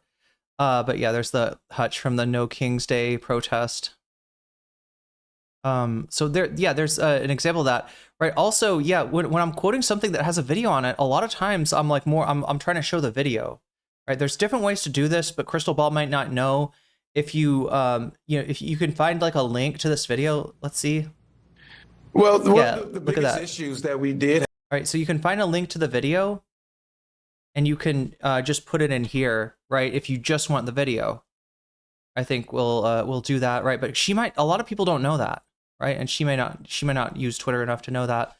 But anyway, yeah, she says this is worse and more dangerous than a canceled Thanksgiving tweet. Yeah, I mean, look, there apparently this guy's got a whole tweet history. I don't know if it's enough to prompt the Graham Plattner treatment for David Crowley, but there are some skeletons in his closet, and not just turkey skeletons. But yeah, so she's quote retweeting this. Can you name one issue where you disagree most with her? One of the biggest issues? Well, one of the biggest issues that we did have a disagreement on was related to the data centers. She wanted to see a moratorium. Can you name one issue where you disagree most with her? One of the biggest issues? I will say it's not the video that I would have gone with. I would have liked to see more about what he was saying. And if I think Jola felt like, this is kind of taking him out of context. But that being said, he refuses to back the moratorium. Should be easy enough to say. Progressive commentator Krystal Ball and a bunch of other far-left accounts on Twitter have been caught sharing far-right pro-MAGA propaganda. I'm sorry, Krystal Ball's not far-left. Not by a long shot. I don't know what you're smoking, Jola. Deceptively edited clip of David Crowley. But it might be Destiny's pubes. The Democrat for Wisconsin governor. Again, chat, this is kind of like Destiny without the sex pest scandal. That's what Jola is shaping up to be. He's better at Destiny, at what Destiny does in terms of rat fucking the quote-unquote far left, in this case, Krystal Ball. And yeah, I would say less toxic, but yeah, still making that supervillain speech, still doing that supervillain shit. that was posted by Tom Tiffany, the Republican for Wisconsin governor. Watch this clip and tell me what's wrong with it. And think about, did Krystal actually watch this clip? I would hope she did watch it, but if she got it wrong, she better correct herself. Can you name one issue where you disagree most with her? One of the biggest issues? Well, one of the biggest issues that we did have a disagreement on was related to the data centers. She wanted to see a moratorium. Crowley was obviously not done speaking, but Krystal Ball shares this without any, critical analysis whatsoever. She says, this is worse and more damaging than a canceled Thanksgiving tweet. The primaries are over, Krystal, okay? Crowley won. If you want him to back the moratorium, which you should if you want him to win, he should do this just, if nothing else, then for, to assure that he'll beat Tom Tiffany in the general election, then it doesn't, what else he says doesn't matter, right? The point is he doesn't back the moratorium, and all the rest of this is cope. The candidates united. It's time to beat MAGA. Do not spread a low T Tiffany's propaganda when Crowley is a million low T Tiffany issue, including data centers. Just because Crowley is not for a moratorium does not mean he's not better than Republicans. It does not mean he has no good policy. David Crowley supports things like universal childcare, universal pre-K, raising the minimum wage, protecting unions, teachers unions, protecting all workers in the state of Wisconsin, and making sure. That's just his campaign slogan. That's just his campaign poster, right? Of course he's going to try to find something to signal that he's against these data centers that people hate, but what he won't back is a moratorium. That's why he got supported. He got money from the data centers, right? Don't tell me that he's good on data centers when he's fucking taking money to not be good on the data centers. And the problem is that this dipshit Tom Tiffany has actually managed to outflank Crowley, right? And this is the nightmare. This is what we've been warning you about. This is what you cannot do. This will ultimately, chat, possibly even doom the Democratic Party if this happens like on a presidential election, on a presidential level. If you have a general presidential election and the Democrats, like on any issue, especially data centers, right, are so beholden to the moneyed interests, and the Republicans see an opportunity, even if they're not serious about it, even if they get in there and they're like, more data centers actually, right, which would be a very Republican thing to do, the Democratic Party is going to be fucking crushed. And I actually don't want to see, I know that might surprise some of those out there that think I'm a far left tanky or whatever the fuck, but I don't want to see the Democratic Party get crushed by the Republican Party. I'm not an accelerationist, right? Sure data centers pay their unlike James Carville, I actually do care about the well-being of the American people, and anybody like who doesn't should not be taken seriously. Share and give us money instead of taking money out of our pockets, okay? Put money back in our pockets. Shut the fuck up, Jola. Shut the fuck up. God, what a dumbass. Okay, anyway, he's a sucker, or he wants you to be a sucker. I'm not sure which it is. I would say that maybe he's a little too smart for me to think that he's that dumb. Right, I think he's just backing his guy, and like you said, the primary is over unless there's something of the Graham Plattner scale comes out, unless this guy's got a secret tattoo we don't know about, or has mistreated has done fucked up shit to exes. I doubt we're gonna get a replacement for him. So I mean that much is true, but you don't have to be. Look, if you want your candidate to win, the best thing you can do is encourage them to take the right stances, which will give people confidence in them. What we don't need, chat, is even confusion, right? On something like this. You need to be far and away better than your Republican opponent on things like data centers. And if you're not, you're kind of doomed. You're kind of dooming yourself, right? This is what we call distinctions. And we always want to heighten the distinctions, right? If you want to benefit from an 80-20 issue, you got to make sure that people know that you're the anti-data center person. It's too late for Tom Tiffany, probably, because he refused to get behind this moratorium, which would have won him the primary. Let's be real. If Tom Tiffany or any of the other Democrats in this clown car had embraced the moratorium, they would have beat Francesca Hong easily. It wouldn't have even been a thing. The only reason that she got where she was is she was the only one that was willing to bite this bullet. And yeah, I know he thinks he's strengthening the Democratic Party this way, but Jola, you're actually weakening them. And it's shitty attitudes like that lost us 2024 as well. of Crowley. I would love to hear your guys' thoughts on that, because I don't know, I just don't like her. Pisco, you've interacted with her, and Kyle, do you think she's an ally? I mean, this is an op at this point after that, no? That's op. Yes, to me first or Jola? Well, I'm an op too, so I can't really comment on my fellow ops. Or I'll probably blow their, Are you? I'll blow their cover. We'll blow their cover. Well, according to the one angry gamer community that doesn't like me. But like, when we talk about Krystal Ball, I think we have to go for both sides. Both sides are bad. So whether and again, just to drive home the point, Jola is the opposite of an op. Okay, right? Jola is willing to give DGG everything that Destiny gives them and more, right? Because he doesn't have the baggage, and he's probably smarter and better. Here we go, glazing Jola here, right? But no, his politics.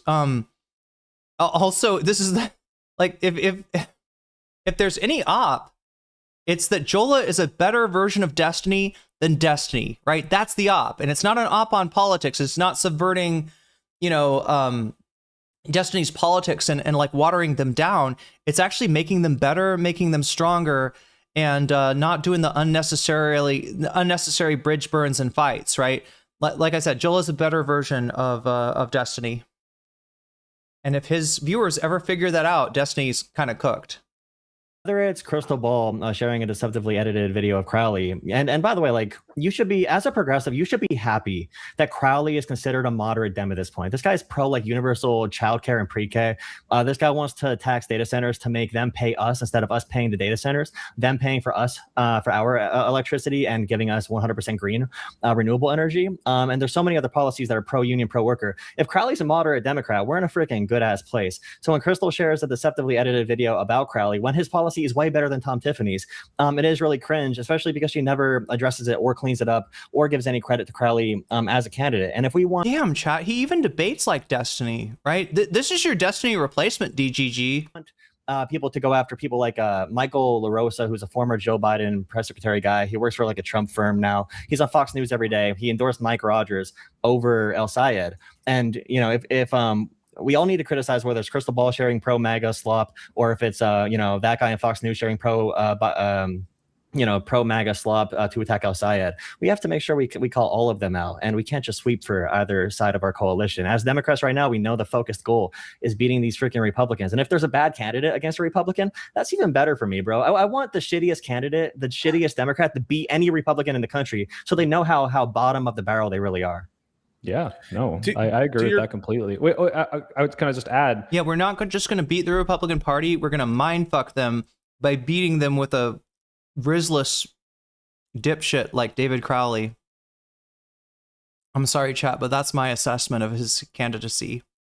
One, as someone... He's a loser, and I sure as fuck hope he doesn't lose against Tom Tiffany, who went hard on Wick for, you know, posting Fox News pretty much uncritically. I have the exact same flack for Krystal Ball, not just retweeting Tom Tiffany and Fox News clips as deceptively edited, but not to shit on Crowley for any good reason other than to compare him to Hong, who already lost. This wasn't before the primary. This was after. This was sore loser shit. And it's like, yeah, look, oh, is this worse than Thanksgiving? It's like, one, no, it's actually a pretty well articulated position. Even if you hate data centers, it's not like, I love data centers, like, you know, as a semi-pro data center person, I'm like, yeah, this is great. Like, he wants to regulate them. He wants to like do something that helps them work for us, and they're not going anywhere. So it's not like we could just ignore them. And bitch made behavior. What the fuck, Soy Pill? You're living up to your name today. God damn.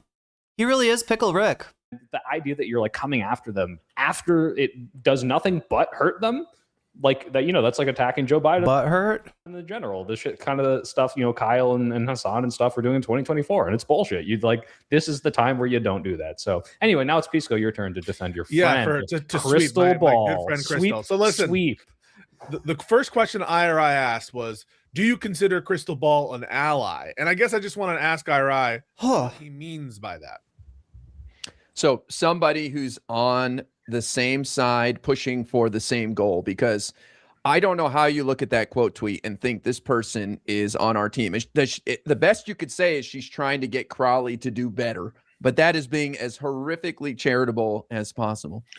Yeah, so my response to that is, in general, I have a great window of tolerance for people doing stupid bullshit? And is it stupid bullshit to quote tweet a selectively edited clip without giving the condition and proviso, or either letting people know that it was selectively? Yeah, they are acting like she edited the clip. Again, you can say she did.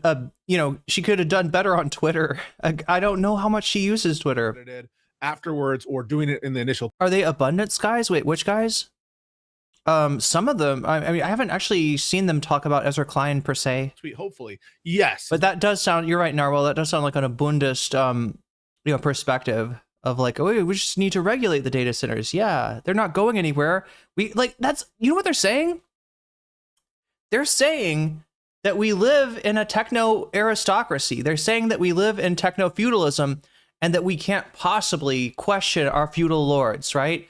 That whatever democracy that we're fighting for is a subsidiary to the tech industry. That is a fucked up thing to say.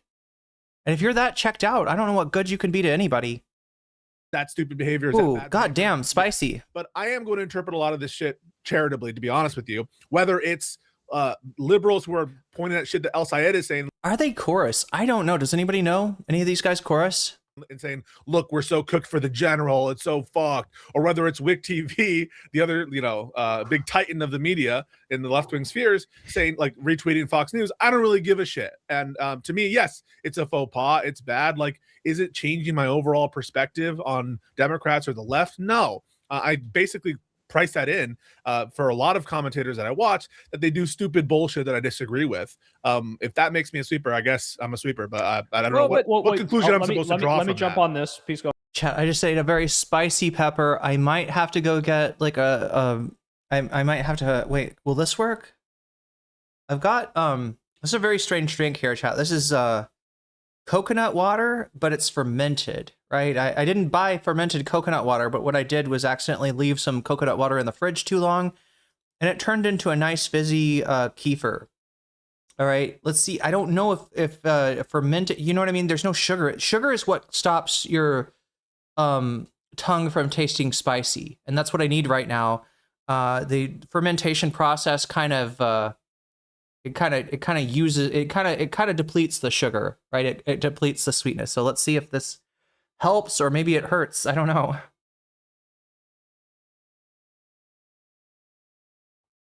Definitely tasting the fermentation. God damn, almost a little vinegary. That's quite a okay. It helps a little bit. It's not good though. It's not taste. It's a little too fermented for my taste. Oh, okay. I think I'm gonna be okay. I do want to take a look at the poll. 83 votes so far, so make sure to vote if you haven't already. The vote is going on over on youtube.com/nocommentchick. You'll have to click on the live stream, click on the chat, and then you can click on the poll after that, and you can vote. Right now, we got Stavros in the lead with Hassan and Stale coming in a not too close second. And then Westside, Tyler, and Hutch coming in a close third. Pierce Morgan, anti-Hassan panel with Jink, that's in last place right now. So go over there and get your make your vote count, make your voice heard.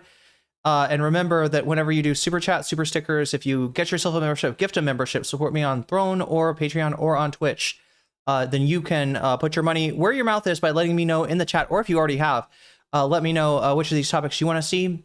And I will put it'll add your dono as a bonus, like a buff, right? It adds to the. Oh my god, chat! That pepper is killing me. Jaeger Larson with the gift sub to OnlyFacts. You just got jellyfished. Oh, paying forward a gift sub even. That's awesome. Experimental culinary magic. I wasn't trying to do it, but yeah, I guess it's a serendipity, if anything.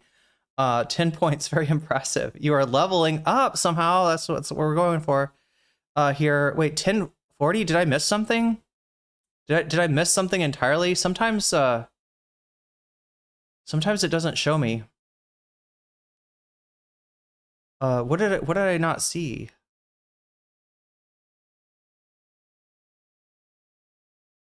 Either way, we're adding at least 6 to this. So 116 it is. I might just pour out this the rest of this fermented coconut water, and I don't even think it's necessarily good to drink this much kefir at once, because kefir's a probiotic.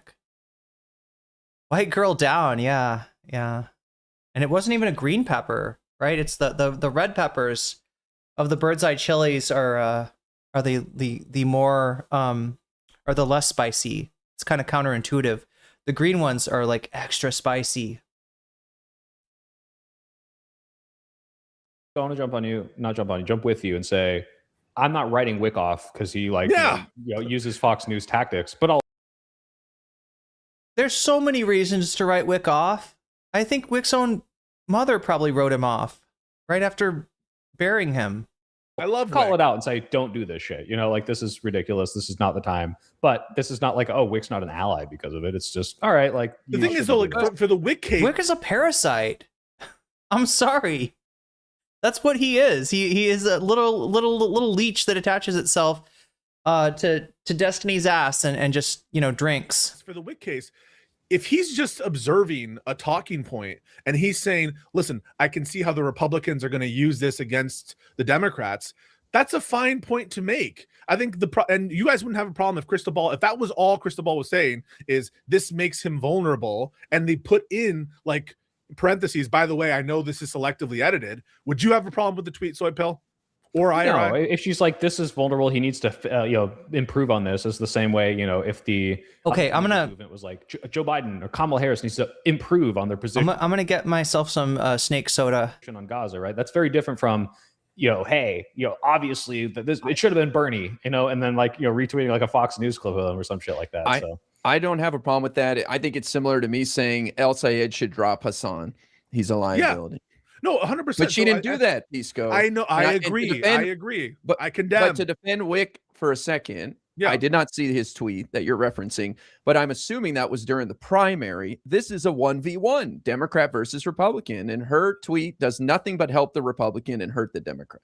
No, I agree that there are differences in the Wick tweet. And listen, the comparison Wick versus Krystal Ball, I get it. It's just demonstrative of the kind of thing we're talking about. And I don't give a fuck that there's a kind of like, it's the Republican talking points. It's the Republican talking points. If it's a critique, I'm okay with you criticizing candidates for the right reasons, whether it's the primary or the general. And that's true, by the way. If liberals want to be, which I count myself among, I don't use that pejoratively, if they want to be snarky about like some faults with Al Sayed and him continuing, let's say that he continues to campaign with Hassan Piker, you're not going to shut up about it, will you, IRI? You won't hold your tongue.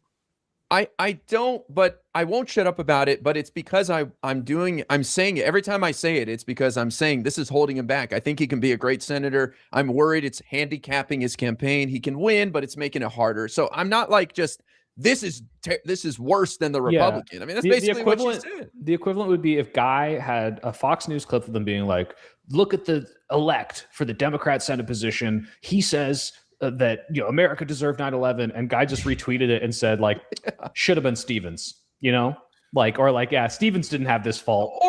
I'm sorry, but I had to come back and just let you all know, okay? Said this before, this last time I'll say it. Apologizing for Hassan Piker is not going to make the Hassan Piker issue go away. You were on stream with Hassan Piker. You had your arm around Hassan Piker. If there's a price to be paid for that, you will pay it, and you will actually pay a greater, not a lesser price, if you try to back away, and you'll sound dishonest. It is horrible. And for somebody that's so into campaigns, this is horrible advice for IRI to be giving, and nobody should take this shit seriously. Like if that's all he said, it's like destructive in your mind. It's like too destructive. Destructive. It's purely just to tear them down. Okay, so I agree. What value is there? She should have done the Josiah, which is after any criticism, Josiah will put after it. And by the way, the worst Democrat is better than the best Republican, and I'm objectively right. And you never, okay. So I agree. And I think that it's lame to not put in the tweet that it's selectively edited, that it's not representative, and that Tom Tiffany is worse. And I know that bears poorly on Krystal Ball's tweet and on like her intentions, 100%. But like, what then? What is the, so what of it all? Have you disclosed that you regularly go on Breaking Points? I regularly go on Breaking Points. I want to put that out there, and Krystal Ball. Well, This is why I'm asking you about this, Pisco, because you know these people much better than me and probably everyone else here. I don't watch a lot of their content, but I feel like you are being incredibly charitable for What's her. the charity? That was just an attack on the Democratic nominee and portraying him as worse than the Republican on a very important issue of data centers. So I 100% agree with you that the tweet, as I saw it again, and I didn't watch the clip compilation that was underneath it. I just saw that this was a controversy, just to be clear, was bad. I condemn it wholeheartedly. One more time. The fact that he's worse than Republicans on data centers is his own fucking fault. He did this to himself. It's his own bad policy, and you're asking people to lie about it.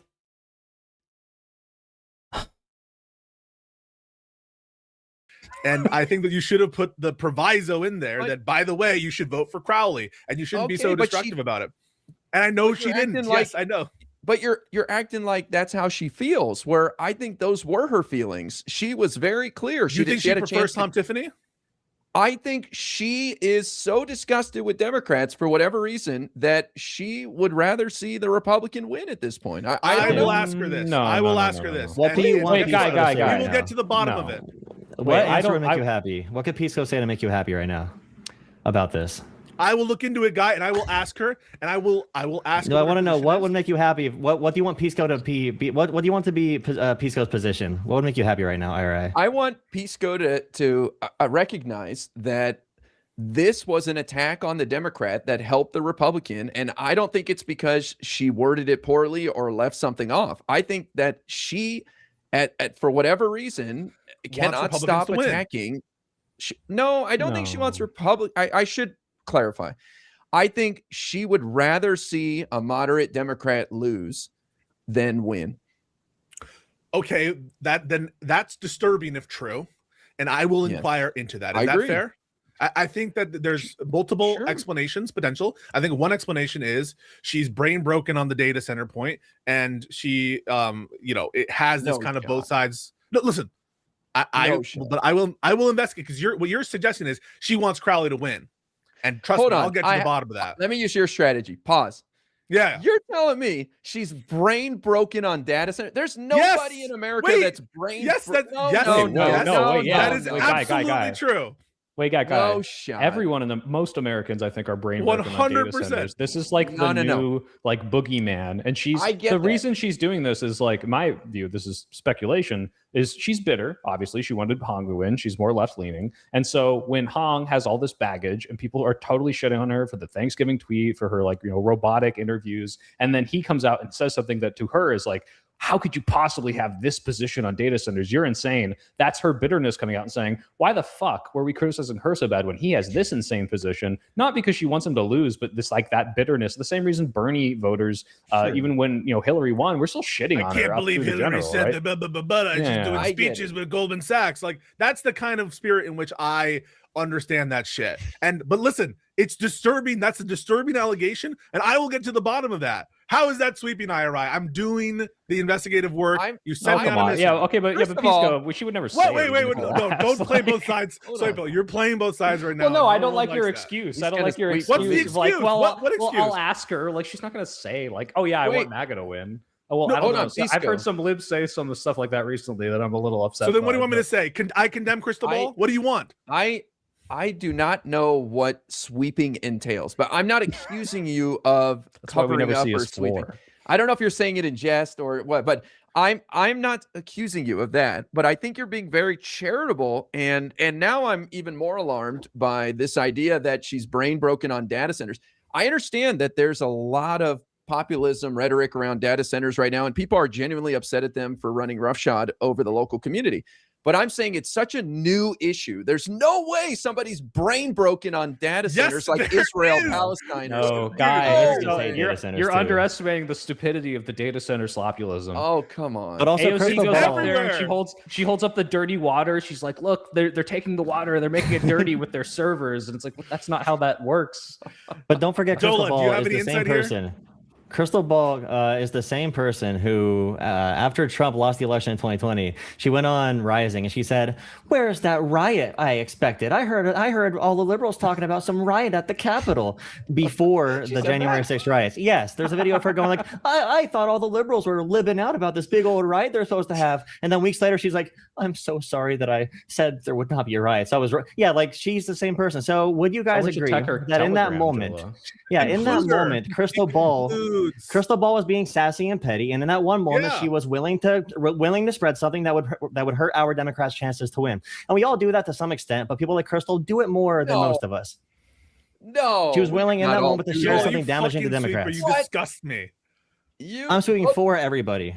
Okay, what we all do that.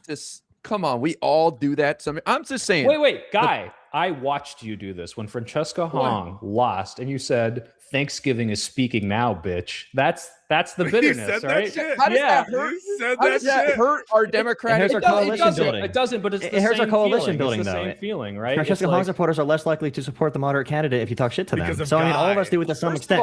No, it's a radical difference. Owned.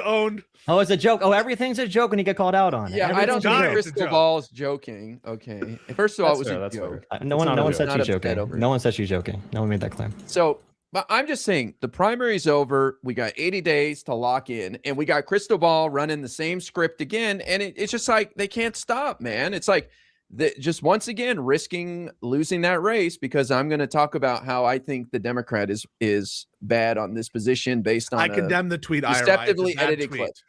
It's a bad tweet. It's bad. Okay, but don't you think it's indicative of who she is and what she represents as a whole? What you're saying is that she wants Tom Tiffany to win, I'm not convinced of that. That's why I'm going to get to the bottom of it. If it's something else like she's biased against data centers, she's willing to be snarky as fuck and petty vindictive, and that she is petty brained and lefty brained, I agree with that. I've always agreed with that.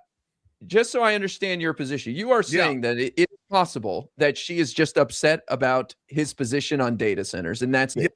And lefty, snarky brain and vindictive brain combined. That's I think more plausible than she wants. I think it's the new boogeyman that she's put in for AIPAC or whatever. It just continues the same script. It's like Mad Libs filling in a different word. Now it's data centers I'm upset about. You know what I mean? It's like it's just another thing. Data centers is like with data center. Just to be clear, like having gone to a lot of the left wing rally people, with the Shoykot stuff, and I met the Daria Liza and Melek Kiros there. Data centers is like the big this is the new scary thing. It is absolutely on the forefront of people's mind for some fucking reason. I think data centers are like illegal immigrants for the right, because it's 100%. Most of these people never fucking see one.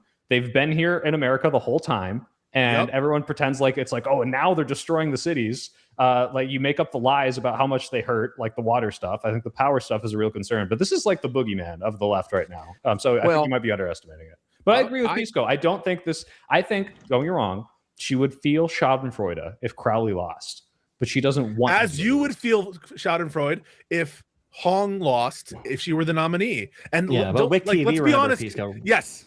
Wick TV wanted Francesca Hong to lose. Yes. So that was he's the radical on the center that should be getting the same shit that Krystal Ball gets on the left. Yeah, and guys, just to be clear, if Hong had won, don't you expect to see massive amounts of liberal snark, including but not limited to, you guys should sit out? I mean, that was, listen, I know these names might mean nothing to you guys. Swan Marcus said that. Mr. Mooten said that. Wick TV said that. And would you conclude, what do you mean, no? They did say shit like that. In the primary, they said that. No, they would have carried forward into the general. And would you say... Well, you're assuming. No, they said that. This debate was on Hutch. I wish Hutch was here. It was on Hutch's channel. I was there too. We were debating it the one morning.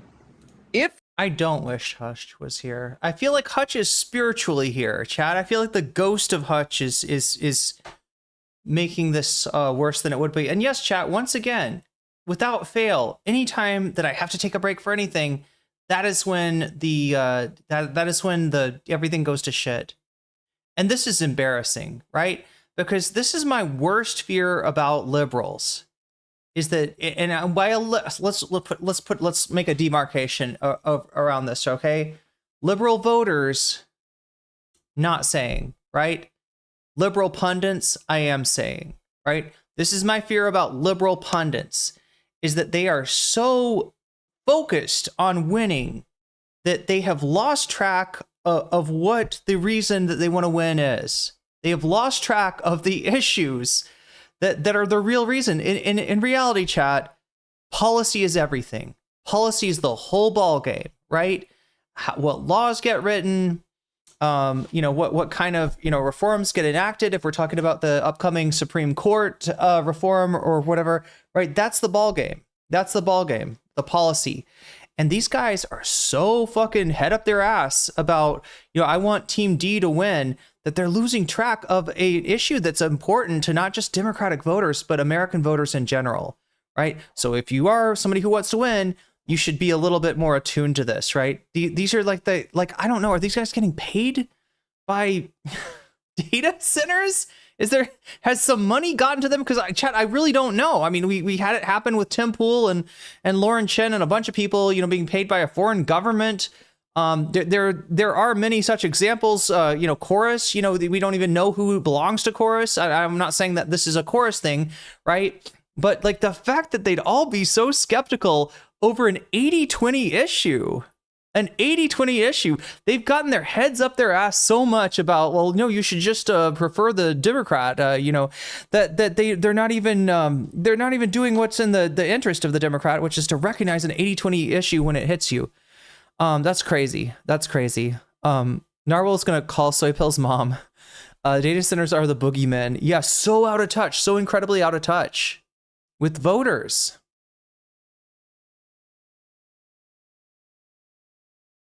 I think we got to rewatch that. One in chat if you agree with me. One in chat if you think we need to rewatch that. Again, like this is, I'm so sorry for this, chat. This always happens. This always happens every single time. Let me keep my eye on the time. We got 2 hours and 30 minutes left. I think we're doing this okay as far as time. We're 116 out of 200, so we're 84 points from adding another hour to today's stream. So we should be okay for time. I think this is a responsible move. I think this is a necessary move. That's why I asked about Chorus. I mean, you were, yeah. Again, whether it's Chorus or whoever, like I just don't.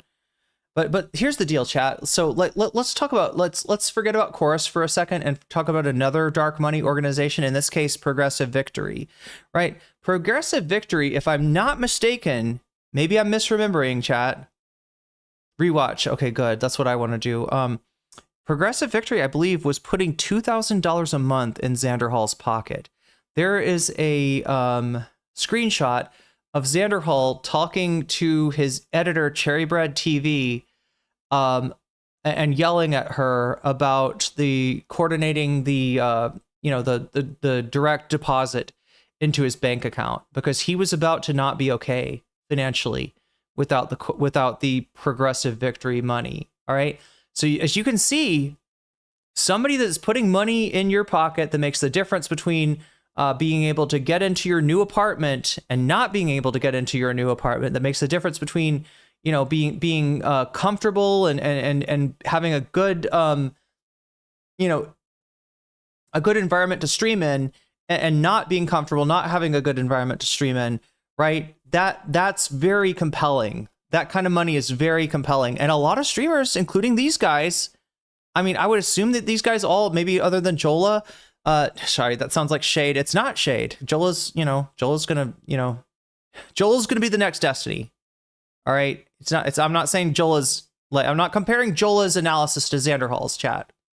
Nobody's analysis is as bad as Xander Hall's, but regardless, right? I'm just saying, because he's, kind of, I don't know, he's not new, but he's been gone for a long time, right? He's not getting the audiences, same amount of audience just yet.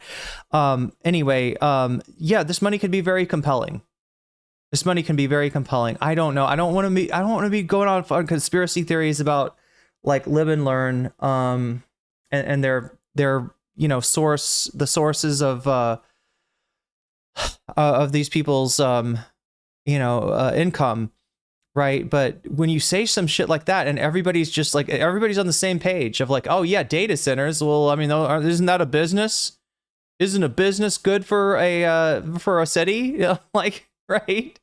The water, don't they exaggerate about the water? I mean, these are talking points from the data center industry. These are talking points that they're doing a oh my god, who was it, chat? David Axel was it David Axelrod? Who was the guy that was, oh my god, chat, I can't remember now. Is Xander Hall even relevant? No.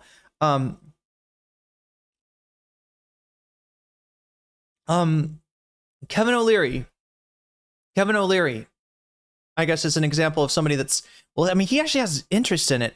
Who was it, chat? There was somebody recently that like, you just went all in on data centers. Anyway, I can't remember, but yeah, this is weird. This is actually weird, right?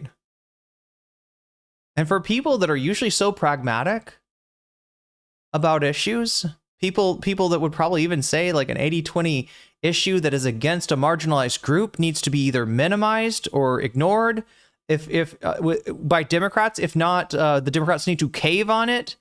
You know, I've heard shit like that advocated around immigration. What we need with immigration, chat, is an actual pathway to citizenship, and for the enforcement to be on the corporate side. In other words, the people that are hiring illegal immigrants should be, you know, saddled with the burden of proving that their workforce is legal, rather than it being always a issue of you know, the vulnerable people trying to make money in the United States and send it back home. Wait, Vosh spoke at what forum? Oh, at the Progressive Victory Forum.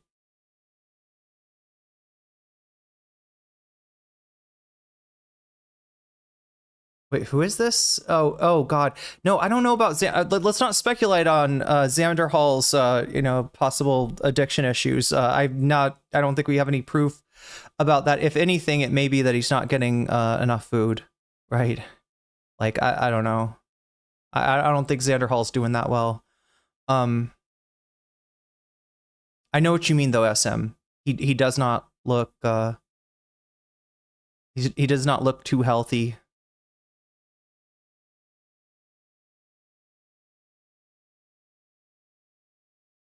Yeah, also, yeah, our foreign policy is a great contributor to, you know, waves of immigration. Look at that face from IRI. Oh, that's a winner right there. Can I get a picture of that?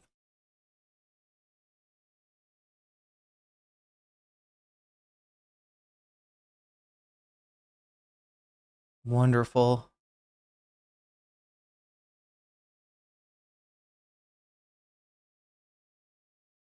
All right, we're going to roll it back. We got agreement from the chat. We're going to roll this back to where they start talking about, do we have a transcript, I wonder? No transcript. At least not on this version of the video. Would make stuff so much easier, but it would probably conflict with my timestamps. Go back to 35, maybe? Wait, maybe I have timestamps. Happy right now, IRA. I want Pisco to recognize that, and on like her intentions, 100%. But like, Republican, and her tweet does nothing but help the Republican and hurt the Democrat. Skyrai, what he means by that. So somebody who's on the same side pushing for the same goal, because I don't know how you look at that quote tweet and think this person is on our team. The best you could say is she's trying to get Crowley to do better, but that is being as horrifically charitable as possible. Yeah, so my response to that is, in general, I have a great window of tolerance for people doing stupid bullshit. And is it stupid bullshit to quote tweet a selectively edited clip without giving the condition and proviso, or either letting people know that it was selectively edited afterwards, or doing it in the initial tweet? Hopefully, yes. Is that stupid behavior? Is that bad behavior? Yes. But I am going to interpret a lot of this shit charitably, to be honest with you, whether it's liberals who are pointing at shit that El Sayed is saying and saying, look, we're so cooked for the general, it's so fucked, or whether it's Wick TV, the other, you know, big titan of the media in the left-wing spheres, saying, like, retweeting Fox News. I don't really give a shit. And to me, yes, it's a faux pas, it's bad. Like, is it changing my overall perspective on Democrats or the left? No. I basically price that in for a lot of commentators that I watch, that they do stupid bullshit that I disagree with. If that makes me a sweeper, I guess I'm a sweeper, but I don't know what conclusion I'm supposed to draw Let me from jump that. on this. Pisco, I want to jump on you. Not jump on you. Jump with you and say, I'm not writing Wick off because he uses Fox News tactics, but I'll call it out and say, don't do this shit. Like this is ridiculous. This is not the time. But this is not like, oh, Wick's not an ally because of it. It's just all right. Like the thing is though, like for the Wick case, if he's just observing.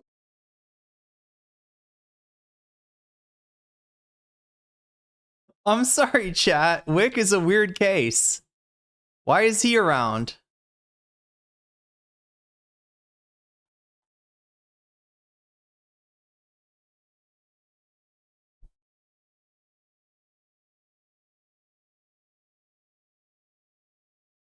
Why is he around?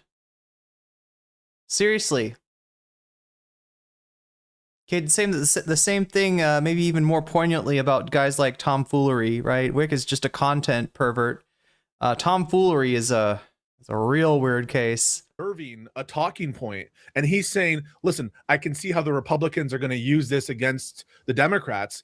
That's a fine point to make. Did Pisco just say, I love Wick? Yeah, that's a strange love. I think and you guys wouldn't have a problem if Krystal Ball, if that was all Krystal Ball was saying, is this makes him vulnerable, and they put in like parentheses, by the way, I know this is selectively edited. Would you have a problem with the tweet, Soy Pill?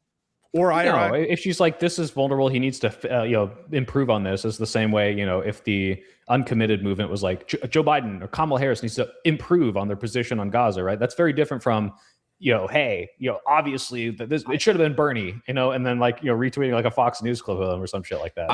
I don't have a problem with that. I think it's similar to me saying El Sayed should drop Hassan. He's a liability. Yeah. No, 100%. But she didn't do that, Pisco. I know. I agree. I agree. But I condemn. But to defend Wick. Look, like I said, if you change your policy, if you change your platform, if you change your rhetoric, right? If you do like a mea culpa and say, hey, maybe I didn't look into this data center stuff enough. Actually, it's a big problem. You're not going to be believed, especially if you do it after the Republican has come around and flanked you, right? You're not going to be believed, right? That's a sad thing. I would like Crowley to do something. Just to show the voters, but I don't think it necessarily helps, right? And it's a failure. It's a bad, the time ran out, right? You gotta be on the right side, at least by the time the Republican gets there. If the Republican gets there first, you're kind of cooked, I gotta say. And I think that Crowley, we are looking at a very doomed campaign at this point. But the same thing is true of Hassan. If Hassan was some big moral failing, if bringing him on, or not bringing him on, but having him bring you on was like a real bad, immoral thing to do, you wouldn't save yourself by disavowing him. And also, especially with this stuff, because it's not an actual moral failing. It is the immoral people are the ones trying to separate Hassan out, make Hassan a toxic person. But yeah, it just makes you look dishonest and makes you look like a liar. If you there's no disavowing there's no distancing yourself from Hassan, right? If you really think that he's a drag on your campaign, just don't talk about him, don't talk to him, right? And you use any questions, turn the question around on them. Turn the question to being about the media's obsession with Hassan Piker and the media's reluctance to talk about data centers, because they would always rather talk about Hassan Piker than data centers. Anyway, I think I've already spoken to this, so let's let him. Yeah. I did not see his tweet that you're referencing, but I'm assuming that was during the primary. This is a 1v1, Democrat versus Republican, and her tweet does nothing but help the Republican and hurt the Democrat.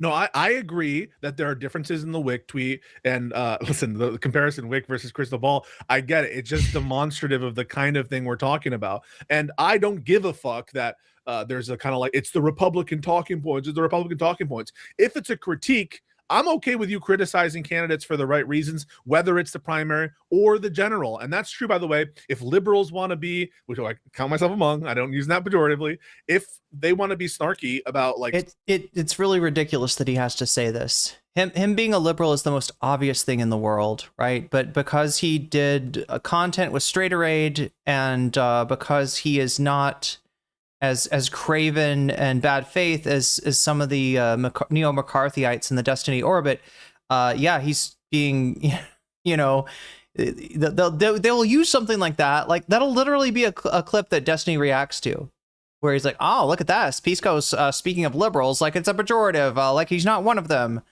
Like, I try to use that as proof. Some faults with Al Sayed and him continuing. Let's say that he continues to campaign with Hassan Piker. You're not going to shut up about it, will you, IRI? You won't hold your tongue.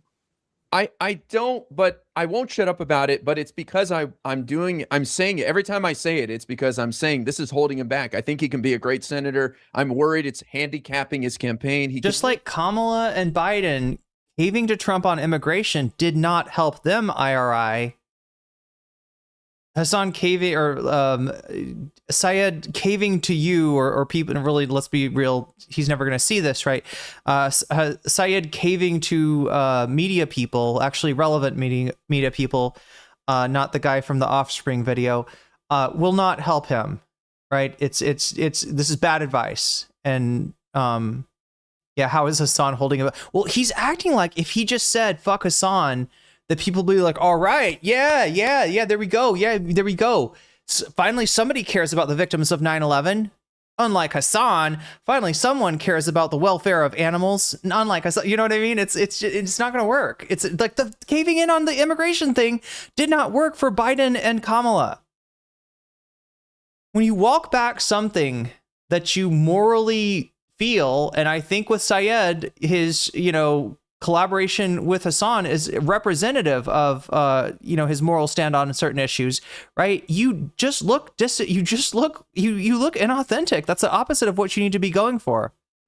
But it's making it harder. So I'm not like just this is worse than the Republican. Yeah. I mean, that's basically what you said. The equivalent would be if Guy had a Fox News clip of them being like, look at the elect for the Democrat Senate position. He says that America deserved 9/11, and Guy just retweeted it and said should have been Stevens, yeah, Stevens didn't have this fault. Or if that's all he said, it's destructive in your mind. It's like too destructive. It's purely just to tear them down. Okay, so I agree. She should have done the Josiah, which is after any criticism, Josiah will put after it. And by the way, the word. I want to contrast this to Kamala on Gaza, right?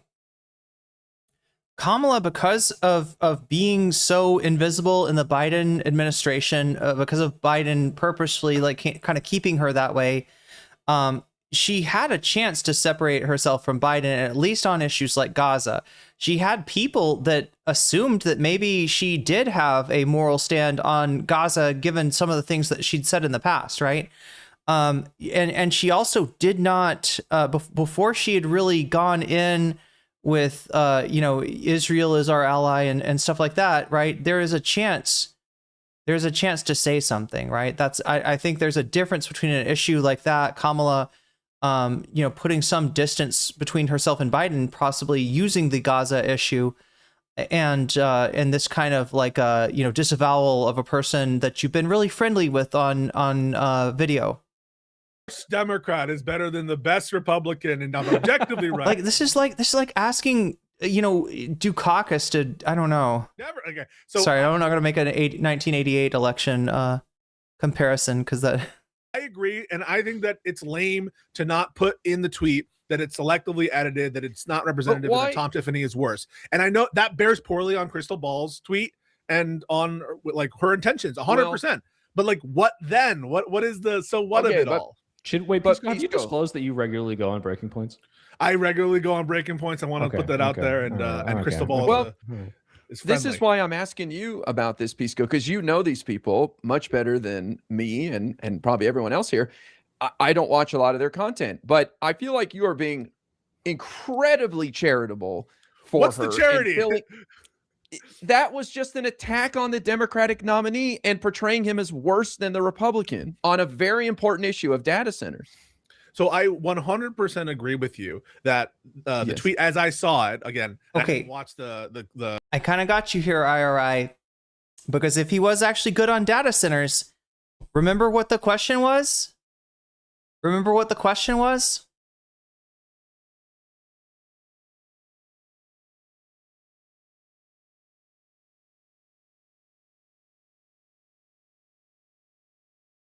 Can you name one issue where you disagree most with her? One of the biggest issues? Well, one of the biggest issues that we did have a disagreement on was related to the data centers. She wants All right. to see a moratorium. Okay, so listen, if that's the first thing he mentions, right? What's the difference between us? What's the difference between myself and Francesca Hong? He brings up data centers. All right?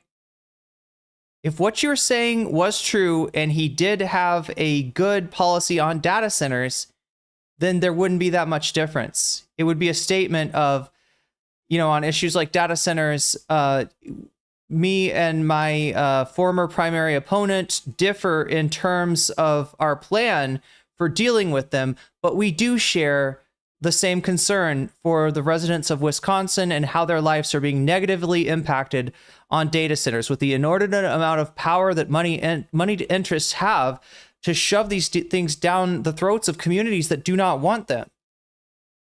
In that regard, me and my opponent, my former opponent, agree. But I feel like I have a better policy for dealing with that. That wouldn't be true.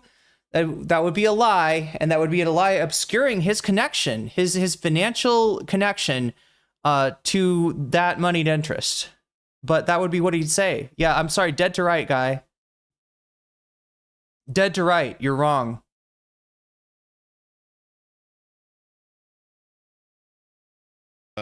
Clip compilation that was underneath it. I just saw that this was a controversy, just to be clear. Was bad. I condemn it wholeheartedly. And I think that you should have put the proviso in there that, by the way, you should vote for Crowley and you shouldn't be so destructive about it. And I know she didn't. Yes, I know. But you're acting like that's how she feels, where I think those were her feelings. She was very clear. You think she prefers Tom Tiffany? I think she is so disgusted with Democrats for whatever reason that she would rather see the Republican win at this point. I will ask her this. I will ask her this. What do you want? Guy. We will get to the bottom of it. What answer would make you happy? What could Pisco say to make you happy right now about this? I will look into it, Guy, and I will ask her, and I will ask her. No, I want to know what would make you happy. What do you want Pisco to be? What do you want to be Pisco's position? What would make you happy right now, IRA? I want Pisco to recognize that this was an attack on the Democrat that helped the Republican, and I don't think it's because she worded it poorly or left something off. I think that she, for whatever reason, cannot stop attacking. No, I don't think she wants I should clarify. I think she would rather see a moderate Democrat lose than win. Okay, that's disturbing if true, and I will inquire into that. Is that fair? I think that there's multiple explanations potential. I think one explanation is she's brain broken on the data center point, and she, it has this kind of both sides. No, listen. But I will investigate, because what you're suggesting is she's a political commentator, not a campaigner. Yeah, and she's a particular type of political commentator that because she is part of the new media, because she is part of independent media, she values her credibility, and shutting up when the candidate that she would prefer to win has fucked up is not a great way to retain the credibility of her audience, right? So I said the same thing in 2024, that I do feel like I cheerleaded for Kamala Harris, right? For her as a or at least I cheerleaded against Trump, which is de facto for Kamala Harris. But if I'm not honest about Kamala Harris's shortcomings and where she's fucking up in terms of the campaign, Gaza issue being a great example of this, then I'm not going to be trusted. Like, if I am just sitting there, rah, rah, Kamala, rah, rah, whatever, right? Why would you believe me? if it's obvious, you know, like if it's obvious that I'm just like cheering on one side, whether or not they whether or not like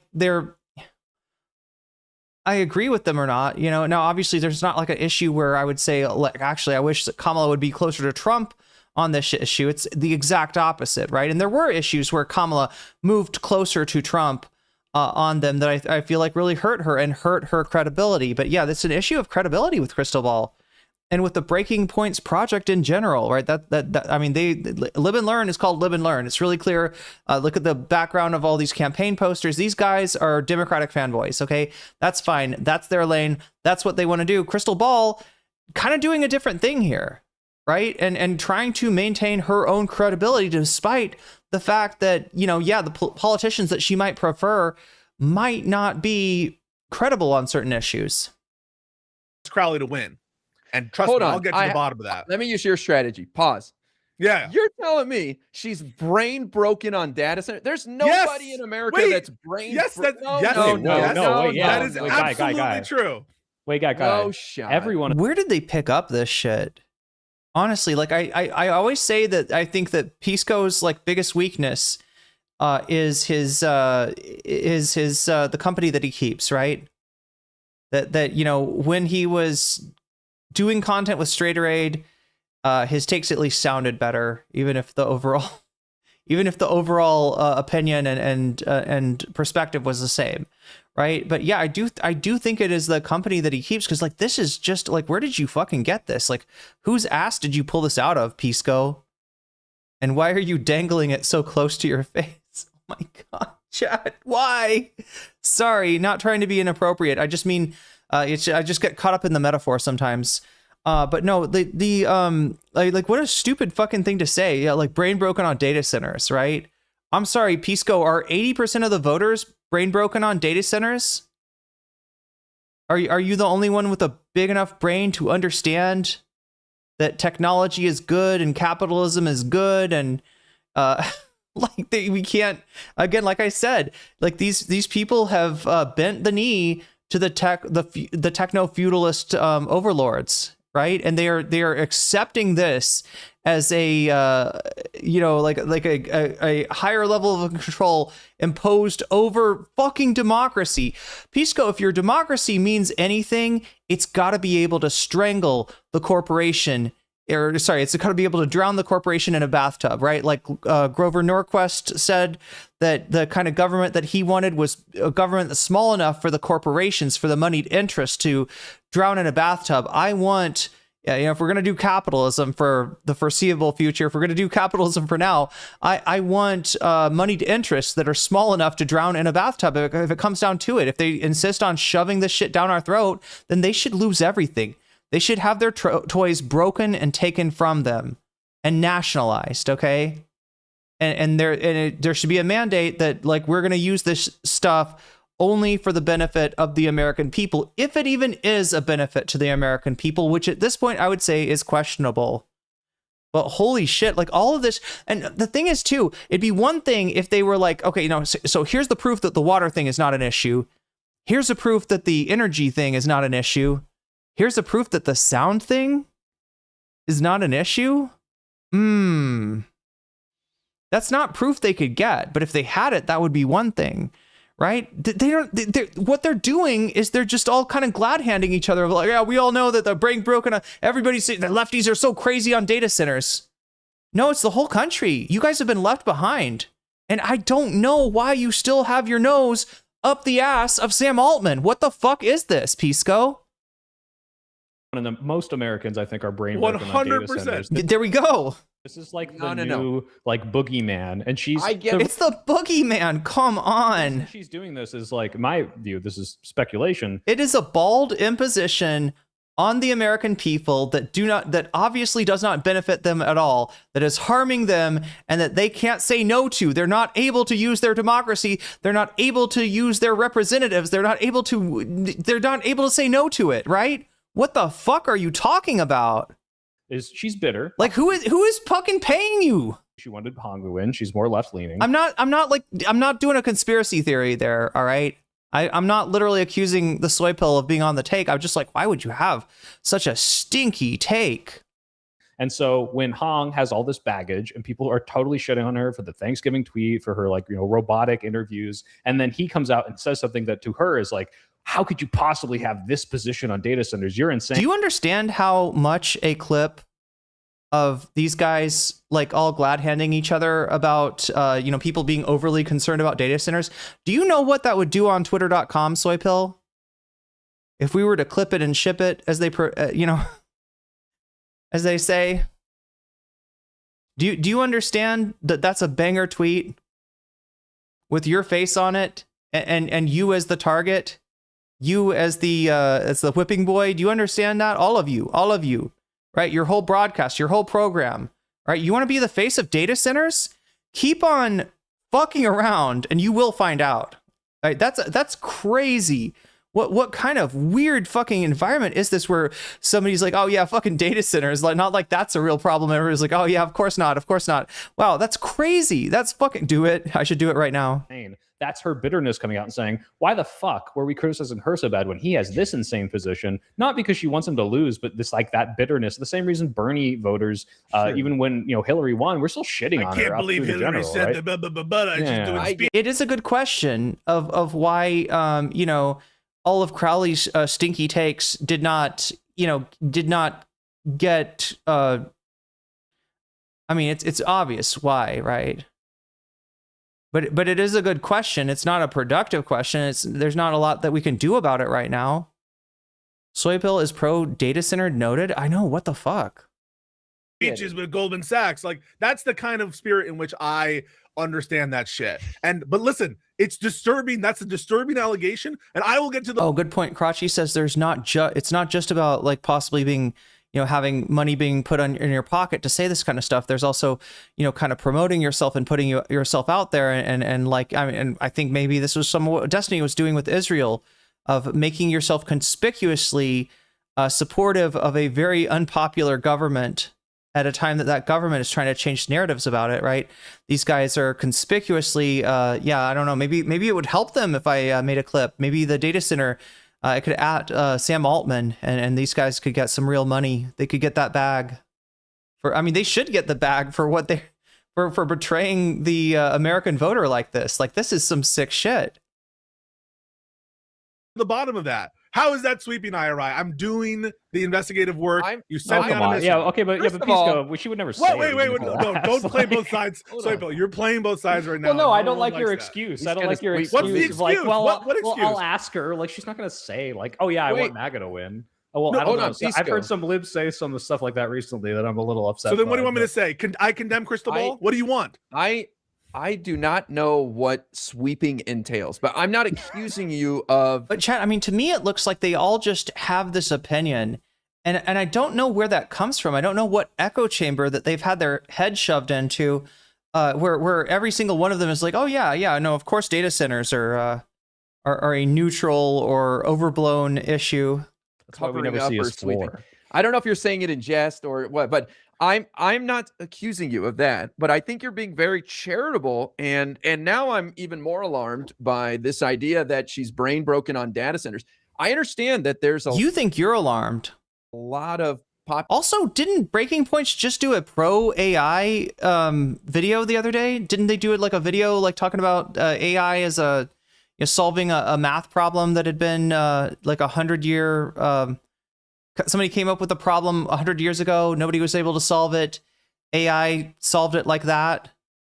I don't think you can even make the argument that Krystal is like, I don't know, like that she's made up her mind and she's not looking for new information, I guess is what they're trying to say. Capitalists love data centers. Exactly. You can see these guys thinking before they say stupid shit. Populism rhetoric around data centers right now, and people are genuinely upset at them for running roughshod over the local community. But I'm saying it's such a new issue. There's no way somebody's brain broken on data centers like Israel, Palestine. No, guys. What do they mean by brain broken on Israel? Is brain broken the new vernacular for like has a moral stand? And is as unwilling to dispense with it despite the seeming helplessness to make the to move the issue in a positive direction. What does brain broken mean to these guys? It was the Riemann hypothesis. Progress was made with AI, but it's not yet. Oh God! Well, somebody needs to get their thumbnail person to stop clickbaiting. Then, thanks for straightening that out, Shenter. You're underestimating the stupidity of the data center slopulism. Oh, come on. But also, AOC Krystal goes Ball. up there and she holds up the dirt. Like, but the thing is, like, what bugs me about this is that nobody feels the need to prove it. Nobody needs to. Is the harm of data centers being exaggerated, right?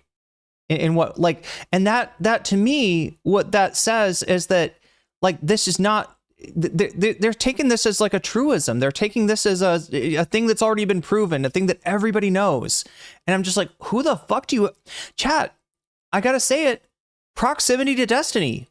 Even though Destiny is right now trying to destroy Pisco's career, trying to paint him as a vile anti-Semite and shit like that, right? He's still got a little Destiny living in his head.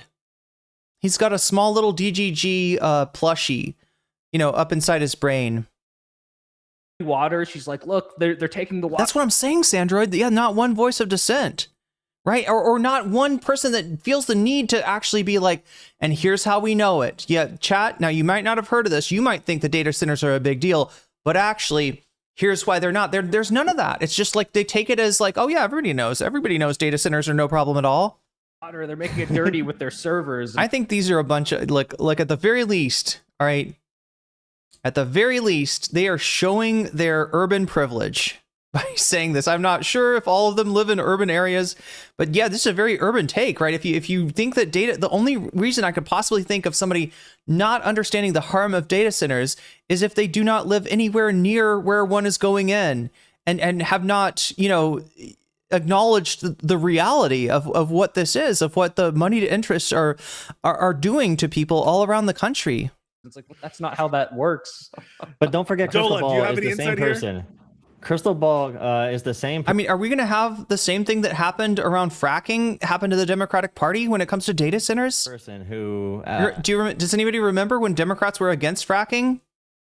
It's a long time ago. After Trump lost the election in 2020, she went on Rising and she said, "Where's that riot I expected? I heard all the liberals talking about some riot at the Capitol before the January 6th riots." Yes, there's a video of her going like, I thought all the liberals were libbing out about this big old riot they're supposed to have. And then weeks later, she's like, "I'm so sorry that I said there would not be a riot." So I was, yeah, like she's the same person. So would you guys agree that in that moment, in that moment, Krystal Ball was being sassy and petty, and in that one moment she was with. Okay, let's see if this is real, because I do have some problems from time to time with the breaking points. Usually it's not Krystal Ball. Usually it's Sagar and Jetty or Emily Jashinsky or Ryan Grimm, but once again, you can believe and you can see that what happened on January 6th was terrible. It was an important day in American history. It probably should. Okay, so this is after January 6th. An asterisk on Trump for the rest of his life. You can also say it wasn't the most momentous event in modern American history. Yeah. And those two things can and should live side by side, especially in a society. If you really want to move on, if you really want to see, make sure that this stuff doesn't happen again. God, Sagar is sounding like a squeaker. How young was Sagar here? Then let's go and take a look at some of the bigger structural problems in our country that make some crazy people. And, I've talked endlessly about the ProPublica profile, the Obama voter, the guy who died of a heart attack on January 6th, which they believe is from Alabama. Oh my God, he's still trying to do the thing of like, yeah, no, it was a heart attack. They say this about Heather Heyer, by the way, right? Sometimes in violent or violent or traumatic events like a car crashing into you or like being, I believe, crushed by a door as a crowd is trying to break in. The actual cause of death is something like, heart failure, but it doesn't mean that you're like, yeah, well, no, it was his time. Right? Yeah, he got fucked up and he was in the hospital, but then he just randomly had a cardiac event that he was going to have anyway, right? That's what you're implying with this shit, and it's really just right-wing sweeping.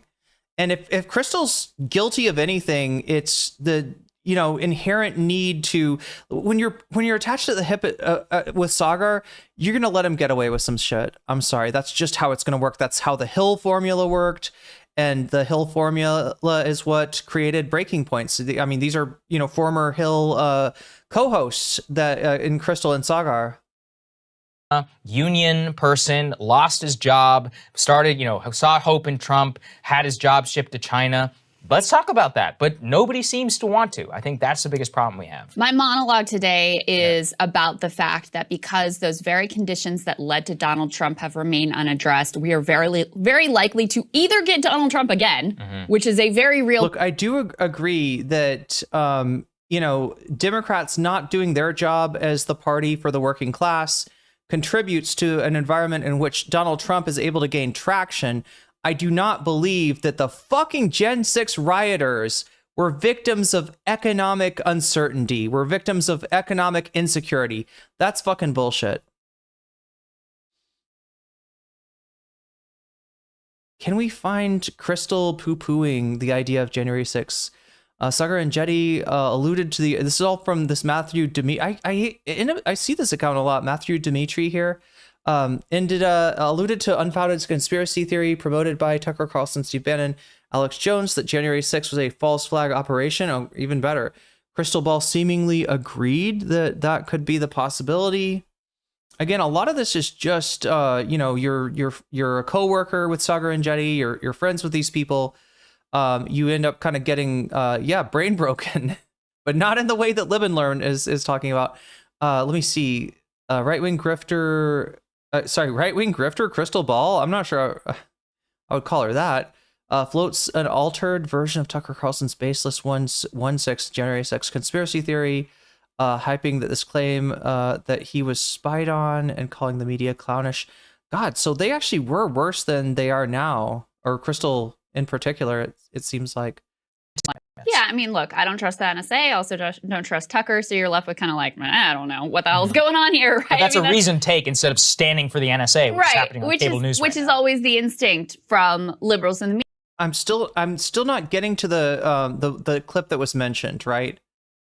Krystal Ball floats a baseless conspiracy theory that 1/6 could have been a false flag.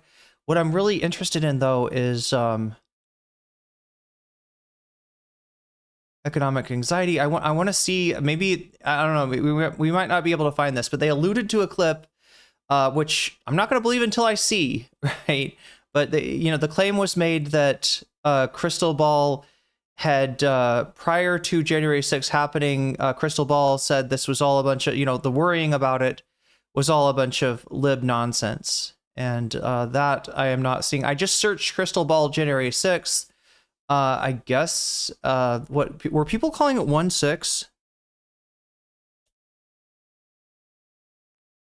What else would this be like classified under? It's from, I don't think we're going to find it, chat.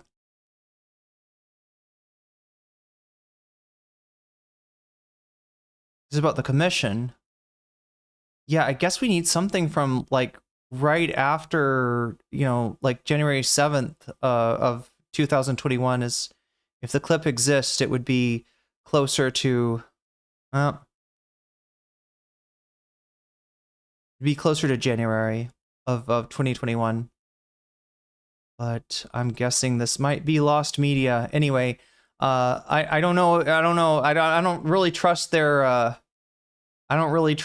recollection. I don't trust their summary necessarily, but I'll keep it in mind that this could be true. Willing to spread something. Oh, J6. Yeah, let me look that up. Thank you. I forgot people call it J6. J6. All right, let's see if we can find it this way.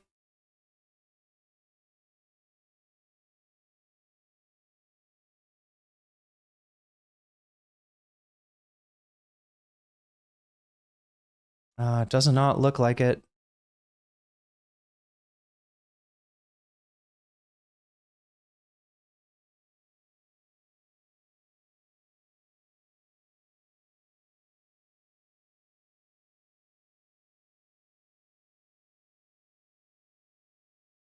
And just a reminder that Krystal does do good work from time to time. This Adam Smith, that her holding my congressman's feet to the fire is a great example of that.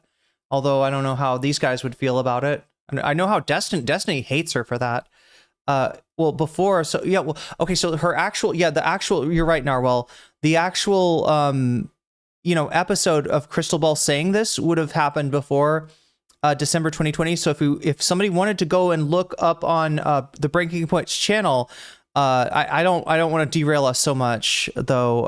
It would take me. Oh, you'll find it and link it. Thank you, Crazy Puffs. It's real, says Crazy Puffs. Krystal basically was telling the left to calm down. See, so I'm not just for anybody watching here. This is not a hit piece on Lib and Learn. I'm not trying to, I'm not being bad faith with them.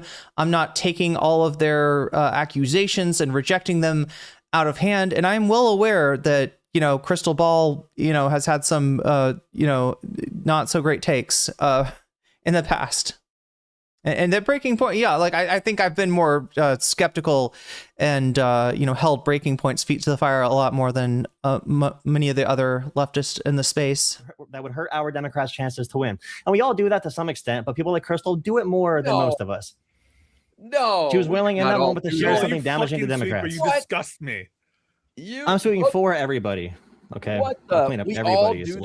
that. Come on, we all do that. I'm just saying. Wait, Guy. I watched you do this when Francesca Hong lost, and you said, "Thanksgiving is speaking now, bitch." That's the bitterness, right? How does that hurt?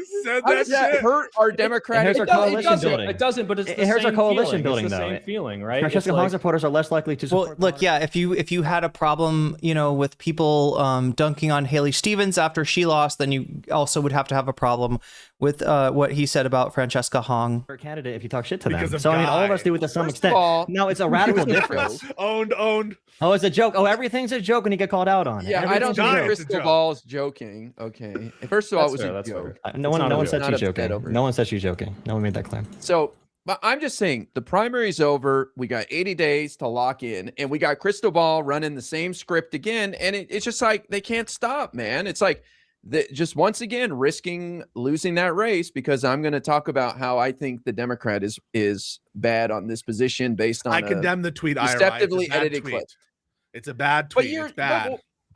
Okay, but don't you think it's indicative of who she is? And I just don't see these guys are all okay with Wick, right? Nobody's writing off Wick. I mean, that was a compelling argument. You could say you disagree with Krystal Ball. You could say you think it was a bad tweet. You could say you think that she fell for, the Crowley or sorry, not the Tiffany framing of the. Actually, you can't even say that. I mean, that clip literally made her point. And yes, there was more that he said. And he's got a narrative that he wants to sell you about how he's actually not bad on data centers, but it's bullshit. And we all know that. She represents as a whole?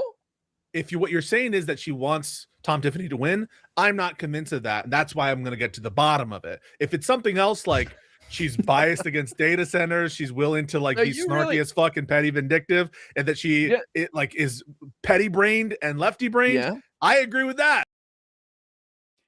Pisco, I gotta say this. You're something brained, all right? Like this whole construction, is she petty brained? Is she lefty brained? Is she what was the other one? Brain broken, right? Which now means that you hold an actual moral, conviction on something, on an actual moral issue. Oh my gosh, don't bring up that it's actually a genocide and it's actually really fucking bad and there's real innocent people being fucking murdered just like there were in the Holocaust. Don't bring that up. Certainly don't put it on the moral level of the Holocaust, right? Rely on the fact that the numbers were not you're a numbers guy and you say, well, the numbers guy, Hitler had the bigger numbers, so I guess Netanyahu is not so bad. Fuck that. Pudding brain, says Lycha. Yeah, something brained. Bird brain. There we go. I've always agreed with that. Just so I understand your position, you are saying that it is possible that she is just upset about his position on data centers, and that's it. And lefty snarky brain and vindictive brain combined. Okay. That's I think more plausible than she wants. I think it's just it's the new boogeyman that she's put in for APAC or whatever. It just continues the same script. It's like Mad Libs filling in a different. It's almost like these guys are uncomfortable with anything that is actually like just morally reprehensible. If somebody calls out something as being morally reprehensible, they're like, they want to play with these ideas of just like, well, you know, this percentage of the electorate believes this way and this percentage believes the other way. You know, we'll never know the actual truth. There's no truth. It's all subjective. It's all just big mishmash. Just this amoral morass. KZ Puffs, can you send it to a mod in do we have mods on Twitch tonight? What's going on Twitch?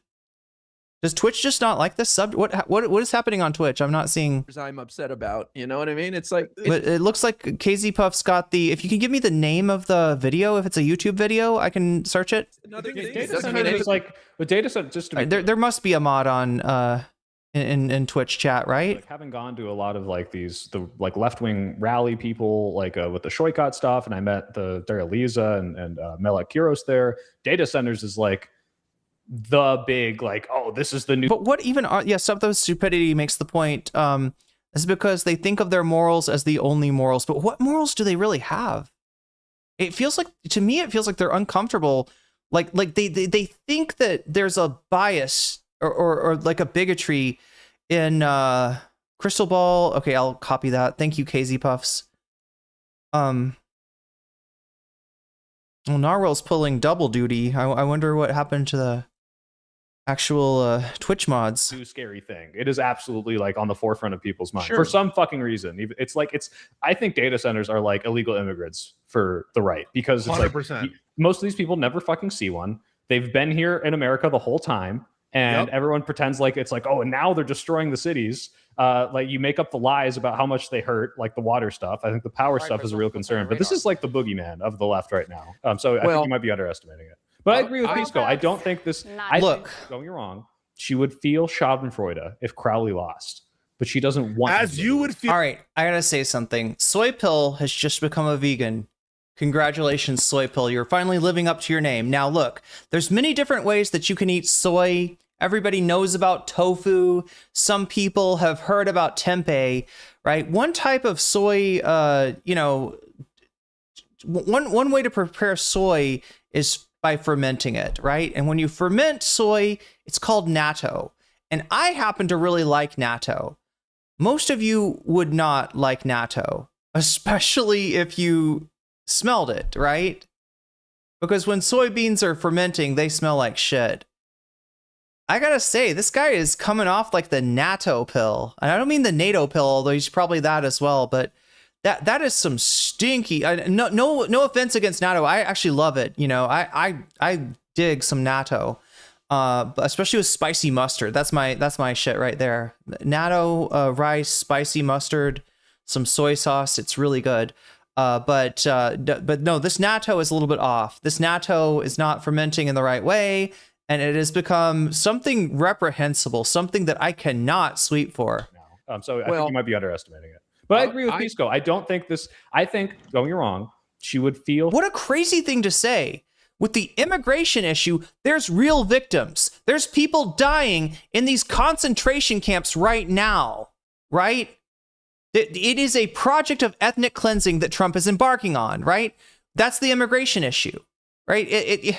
At the very least, they're families in need who have one member of the family crosses the border, gets exploited by our corporations, and sends some money back home to try to make sure the family's okay, right? That's the very, if you want to look at it through a lens of crime and punishment, and in reality, it's not a crime, it's a civil offense, it's a paperwork issue, right? Your paperwork is not in order.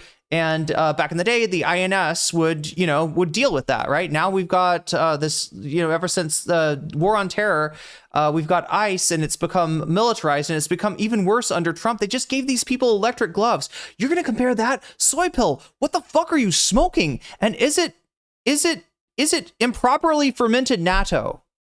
Have you dusted your bowl with some improperly fermented stank ass natto, right? That is crazy. That is a crazy thing to say. I'm so offended by this. I'm surprised at how offended I am. I'm surprised that he could say this without, like, did you think about the words that were coming out of your mouth? The data centers are victims in the same way as the people dying in our concentration camps, being subjected to shit like alligator Alcatraz. Did you mean to say that? Did you think about what you were saying? Or did diarrhea just spurt out your mouth? God damn it, soy pill. Oh my God. Schadenfreude if Crowley lost, but she doesn't want. As you would feel Schadenfreude if Hong lost, if she were the nominee. And yeah, but Wick TV, let's be honest. Pisco. Yes. Wick TV wanted Francesca Hong to lose. All right, let's watch this.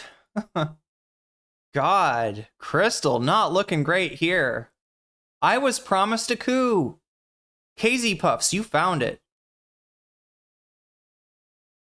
Not sure what happened here this past week, but I am sorely disappointed. I mean, I have been promised a fascist authoritarian coup directed by Vladimir Putin himself for 4 years now, and I'm getting a little impatient waiting to see how it all goes down. In fact, I was told this election wouldn't even happen because Trump would cancel it or at least postpone it indefinitely.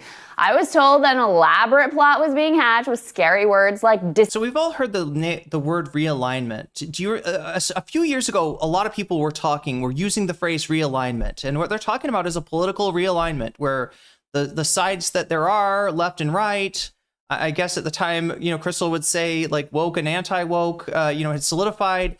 And at some point, it's not going to make any sense, and the sides are going to switch up a little bit, right? There's going to be a realignment, and Breaking Points would codify this as the realignment of the, populism against institutionalism, and she wants to be on the side of populism, and because the institutionalist had warned of a coup, had warned of disruption in the voting, et cetera, she has taken a victory lap. Prematurely.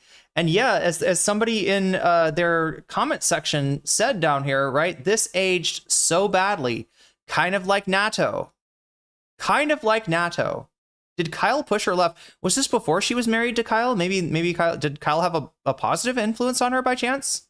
That's crazy, chat. I didn't remember how bad this was. Oh, wait, no, look at this. This is on The Hill. This is The Rising.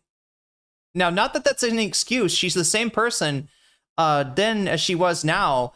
But you understand, The Hill was big on this realignment project, right? And The Hill is a right-wing media outlet, right? So as far as the organization itself, they definitely want to push it, so that people that are skeptical about Trump are kind of, marginalized. So, goddamn. Disinformation and misinformation and deep fakes to rob poor innocent Joe Biden of his rightful victory.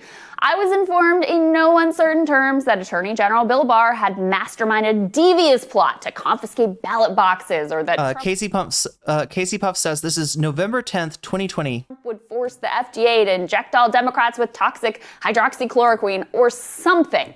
It's hard to see how this, a hastily arranged presser in the parking lot of Four Seasons Landscaping, fits into their evil genius plan. Sure, Trump is launching legal challenges and refusing to concede, but even state media outlet Fox News doesn't really seem to have their heart in the game. We want every legal vote to be counted. And remember, chat, Fox is anti-Trump. Like behind the scenes, in terms of the management, in terms of even people like Tucker Carlson, they don't like Donald Trump. They are prisoners to Donald Trump because of Trump's popularity, because of his populist, I guess you would call, Krystal would say, popularity with the base. They cannot shit on him. But at this point, when he's lost and he looks like to be on his way out, you're seeing a little bit more of what Fox actually feels towards Trump.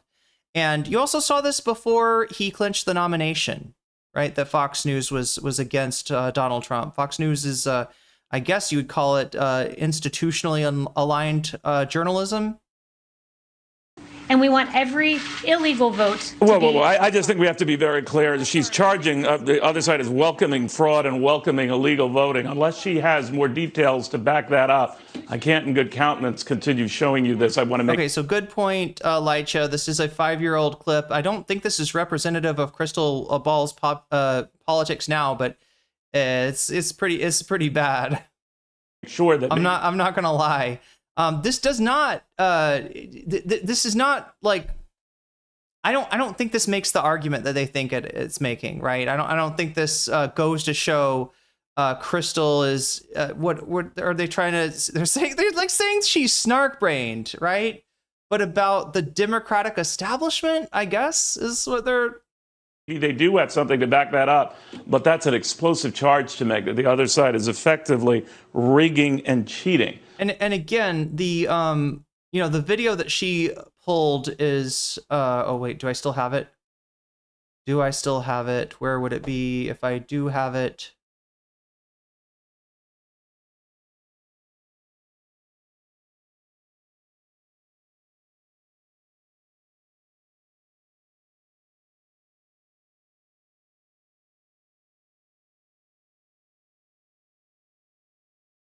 Yeah, the video that she pulled was this, right? So I don't think this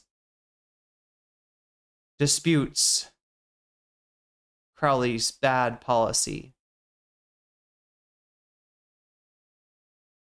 If she does bring proof of that, of course, we'll take you back. So far, she has started saying right at the outset, welcoming fraud, welcoming illegal voting. Not so fast. You know, one of the greatest lies of the Trump era was that this dude was remotely up to the task of being some Hitlerian figure. Now here we stand with every network, including Fox News, having called the race for Biden. And how has our orange Mussolini reacted? By doing what he always does, saying a bunch of ridiculous crap, sending out a bunch of stupid tweets, and not a whole heck of a lot else. It turns out that Matt Taibbi was exactly right when he wrote this. The words we see slapped on Trump most often, like fascist and authoritarian, nowhere near describe what he really is, and I don't mean that as a compliment. It's been proven across 4 years that Trump lacks the attention span or ambition required to implement a truly dictatorial regime. He might not have a moral problem with the idea, but 2 minutes into the plan, he'd leave the room, phone in hand, to throw on a robe and watch himself on Fox and Friends. So, no, this is only true if he's surrounded by people who have no interest in his authoritarian project. You could maybe make somewhat of a case for that in the first term. You certainly can't make that in the second term. Again, this is 5 or 6 years ago. I hope Krystal would not stand by this. It does sound like she did make an apology for this radar or whatever she's doing here. I mean, this is on the Hill too. This is. And again, look at the way that this right-wing media outlet titles her piece, right? Krystal Ball, will liberals ever admit how wrong they were about Trump? Fucking madness. Anyway. Yes, so that was like he's the radical on the center that should be getting the same shit that Krystal Ball gets on the left. Yeah, and guys, just to be clear, if Hong had won, don't you expect to see massive amounts of liberal snark, including but not limited to, you guys should sit out? I mean, that was, listen, I know these names might mean nothing to you guys. Swan Marcus said that. Mr. Mooten said that. What's the expectation that she wouldn't say that someone as dangerous as Donald Trump wasn't a threat? That's all, Lycha. Wick TV said that. And would you conclude? Again, she does good work. I've acknowledged that. But there's also, look, it just goes back. It goes back to 2016. It all goes back to 2016. Hillary Clinton, was the inevitable one for that election. She was supposed to be inevitable in 2008. Her supporters felt like she was unfairly treated. So when Bernie came about and gave her a meaningful challenge, they steamrolled Bernie, and they did so unfairly. Right. And they did so partly with a fake kind of identity politics. Now, I say a fake kind of identity politics because real identity politics is politics that cares about the marginalized groups, not Hillary Clinton's, utilization of this idea of the, not Hillary Clinton using their issues as a fig leaf, not Hillary Clinton weaponizing it. Right. And, we did have a few years where there was like an overreaction that people, because Hillary Clinton had used marginalized groups, there were people that got into a really class reductionist mindset. and wanted to throw those groups under the bus, saw those groups as a liability, said, yeah, that's right, we are, like leaned into what dirtbag leftism never was, right? Which is a racist version of progressive and socialist values, right? So I mean, this is a big meta issue, I guess, on the left, right? And there were people, well-intentioned people that kind of made mistakes on this, went too far on this, and in Krystal Ball's case is part of a right wing at the time in 2020 and 2020 2021. She is part of a right wing media network. She is the leftist head on the Hydra that is the Rising. But thankfully she took her marbles and went to play somewhere else. And I do think that the Breaking Points is a less compromised version of the Rising. I do think it still has its problems, and I've pointed out those problems. Not to belabor that, because this is not a fuck Breaking Points stream. This is a, oh my god, what the fuck is Lib Learn smoking? What is in the soy pills pipe? Right, that's what kind of stream it is, right? These are the guys that are in the hot chair, not Krystal Ball. But I gotta give the devil their due. Okay, does that make sense? Think that Krystal Ball was too charitable to Sagar and Jetty's argumentation? Yeah. I mean, there's a lot of problems, and I've talked about them a lot, so I don't want to get sidetracked too much. So you can watch other VODs for that if you're interested on my criticism of Breaking Points, tempered as it is with an acknowledgement that they do good work. They do a lot of good work, and they have a lot of they do have their ass hanging out a lot of the time too. So it's a complicated group of people over there. Oh my god, I can't get the play button. They did say shit like I would. In the primary, they said that. No, they would have carried forward into the general. And would you say? Well, you're assuming. No, they said this. This debate was on Hutch. I wish Hutch was here. It was on Hutch's channel. I was there too. We were debating it the one morning. If they did, I would condemn that just as strongly. I'm not convinced I would say that they're ops in general, because she has a pattern of this kind of nonsense, shitting on the Dems over and over and over. I agree. Then it just matters what our conclusion is. If our conclusion is she's an enemy, well, like it just really depends how you use that term. If you're using that term to mean like, I don't like that shit, I'm with you, like, right? But if what you mean is she wants MAGA to win, I don't agree with that. I think that it's better explained by brain brokenness, lefty snarkerism, all that stuff. But do you agree that the data center issue could be prominent in November, and this could cost us the race? Yeah. No, so then why do it? This specific tweet or the issue? The issue of why do it, IRI guy? Why do it? Because it matters to the American people. Or have you forgotten that this is the whole reason that any sort of political project is going to be undertaken? The whole reason, to vote Democrat is supposed to be because the Democrats are a little bit closer to the interests of the working class. Now, for many, many years, 40 years and going, that has been questionable. And I've talked about that, right? There's still like a difference between the Democratic Party and the Republicans, but the contradictions have gotten a lot less heightened since 1980. And that's a huge problem. But the whole purpose for any of this political project is to make the lives of American people better. And let me go one more, right? To improve, hopefully rein in the imperial, military project of the U.S. military industrial complex, right? I mean, we'd hope. Oftentimes it's not. Oftentimes the Democrats are hand in glove with the military industrial complex. But yeah, I do think that left wing voters, also not enough, but want that, those imperial projects curtailed, because again, with the blowback from 9/11 or blowback on 9/11 from issues from events like the support of the Al-Qaeda in Afghanistan against the Soviet Union after they invaded, etc. Right? These imperial projects also hurt the American people. But you'd hope, and at least for some of you, I know it's true, that people also care about the greater world, and we're not just like America maxing. Okay. But yeah, in terms of the, you know, their mandate, it's to the American people. And like, this is not it, guy. This is something that's hurting them. And like, oh my God, what? The centers. Yeah, I'm not sure, Tom Tiffany relative to Crowley, but it might be a big issue. And so, yeah. Tanky Gooner asks, are they deliberately obtuse, or are they in some strange bubble that has no contact with the outside world? Good question. Let's just rewind to like what IRI said to make me crash out like that.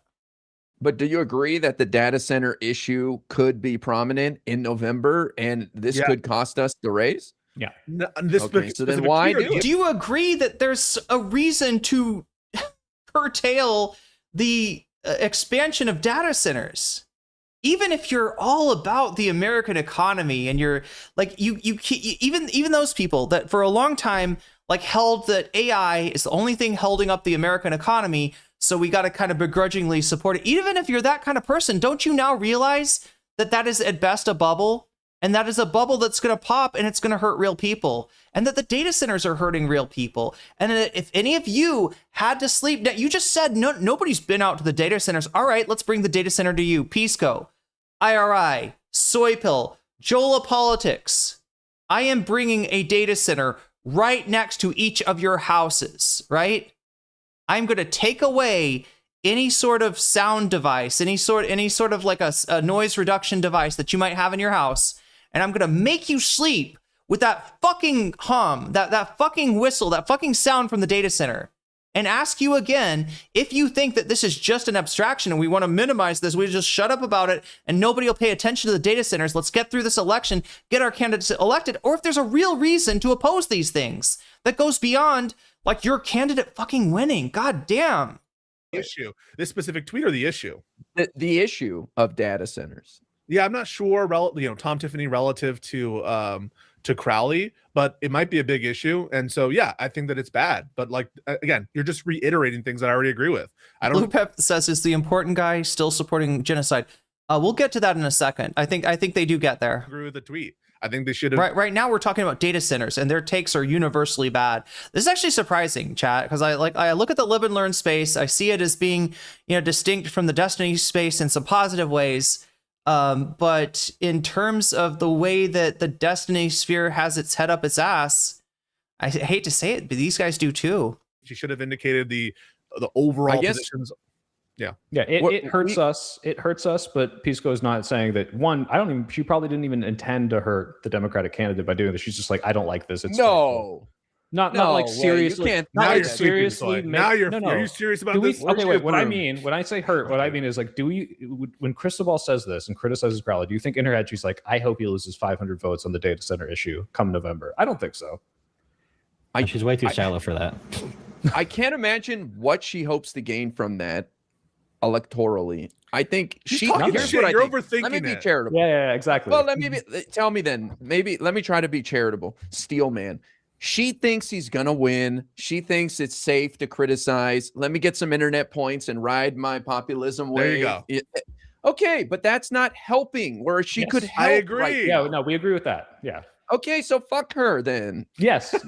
Well, we're on the same page there, guy. We all Fuck tweeted you, this. Krystal Ball. Okay. Whoa.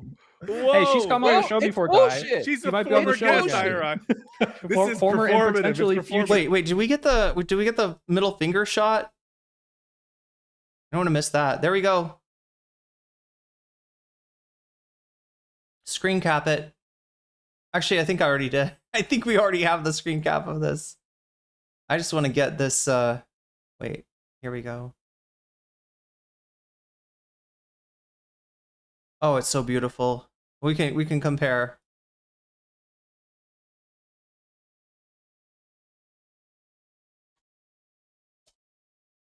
Ball.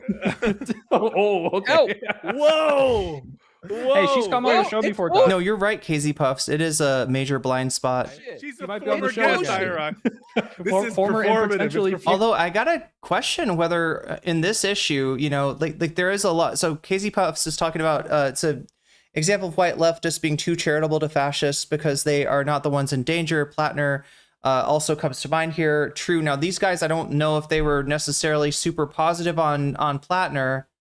But I think this one is actually kind of a class issue, right? In terms of their in terms of their intransigence about a issue affecting Americans. I guess, the guy that's vacationing in Japan, a guy that travels around and does political stuff. I don't know what Jola's deal is here, but he's not making much money off of this internet stuff, and he's put out is that a Rode mic? He's got the eggshell.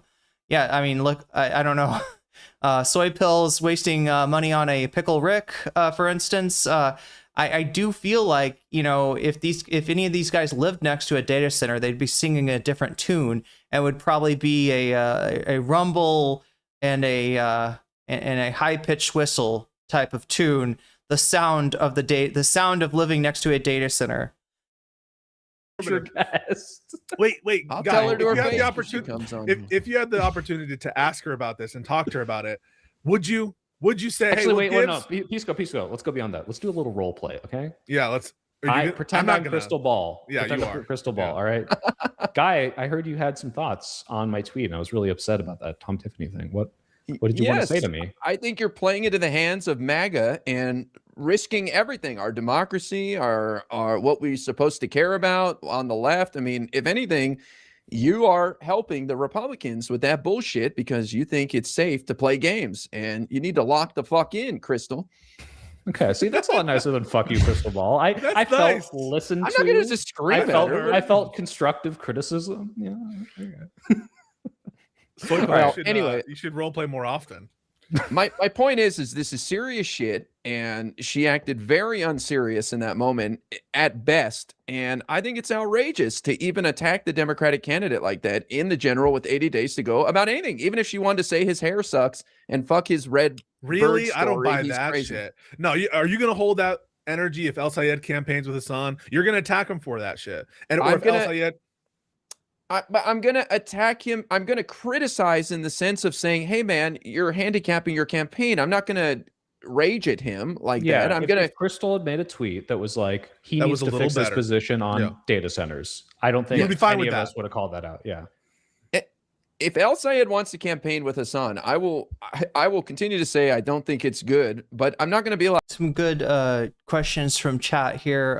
Stop the Stupidity says they want data centers for everyone except NIMBY for themselves. That's that's the problem. This is a criticism that the DSA left gets a lot, right? What they do is it's very similar to the Bernie Bros formula.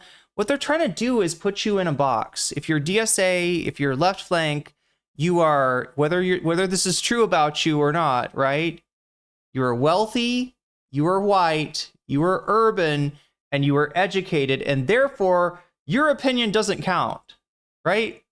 Whereas if you're a Republican and you're you got some proximity to capitalism, right? Your opinion does count. Your opinion does matter. Nobody's snarking like, I don't know, Kevin O'Leary over who's putting in data centers over this, right? People are snarking you're a bunch of college. I mean, it's a rehash of the hippie punching from the 60s. It's a rehash of the Bernie Bros from 2016 and a lot of other things. And again, the support for, the support for like this faction of the Democratic Party is actually disproportionately marginalized. They're not disproportionately privileged is what they're trying to say, right? By just stereotyping the fuck out of you.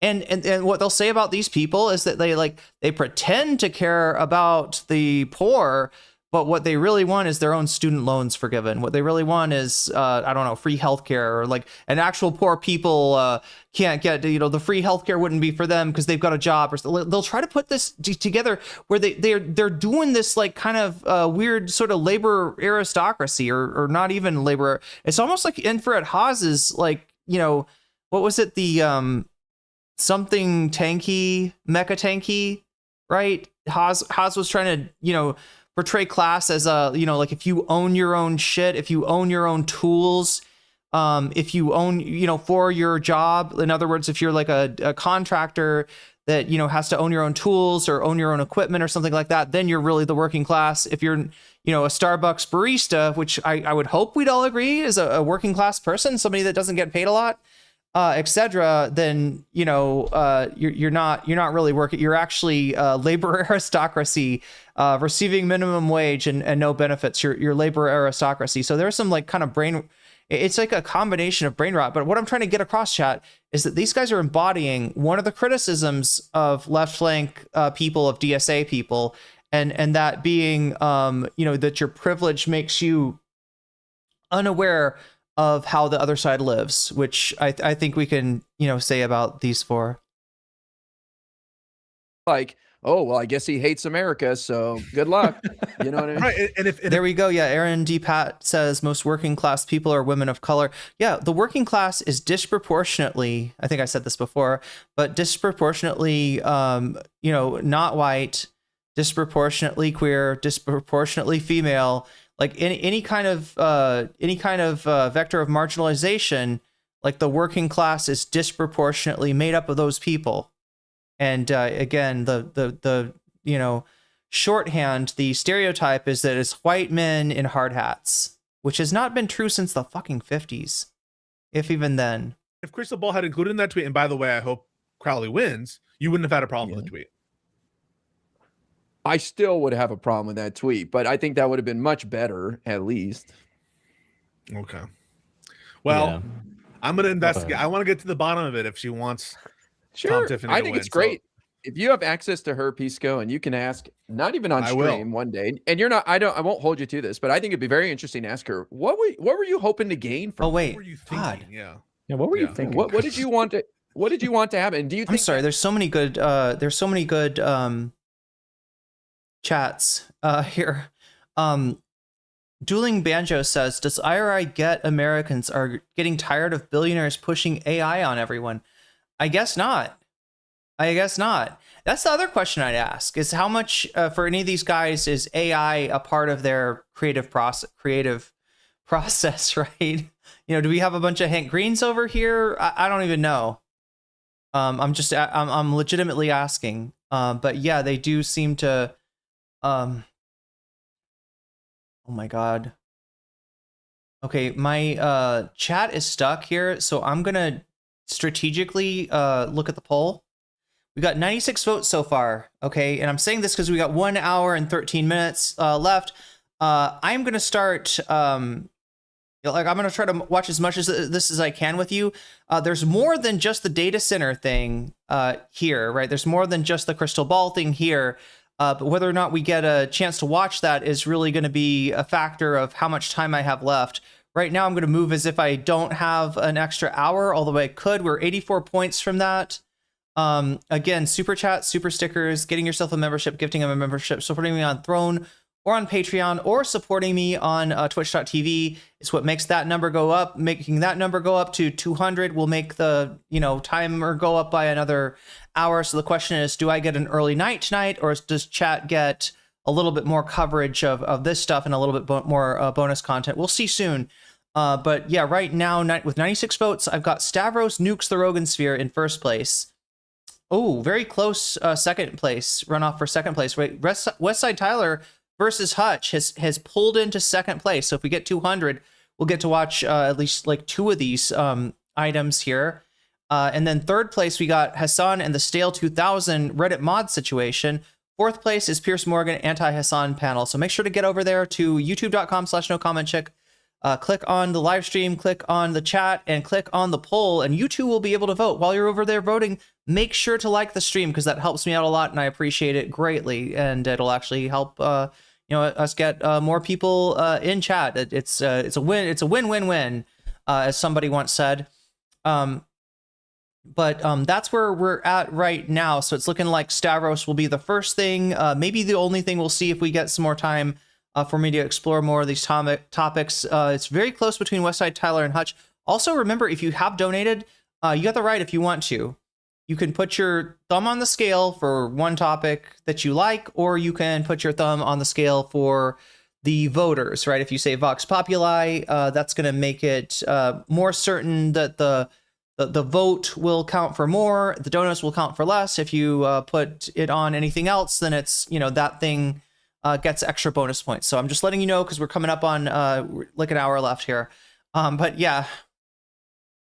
That helps Crowley win, who I assume you want to win. I doubt it. Yeah. I'll send it in a kid, though, like, is this really going to be helpful with your friends if you're going to keep on talking about, like, oh, you thought the Thanksgiving tweet was bad, and now look at your guy when he's already the candidate? Because, like, you want to give constructive criticism, and where I'm at, like, you'll have a borough council meeting that usually has 10 audience members, have 400 when it's about data centers. So when Crowley's on video saying, yeah, Tanky Gooner making it simple, like you should. Aren't you working class? If you go to work for someone else who owns the means of production, yes, but people want to cross tab it with like culture or something, or like education, which is a really dangerous thing to do and a really fucked up thing to do.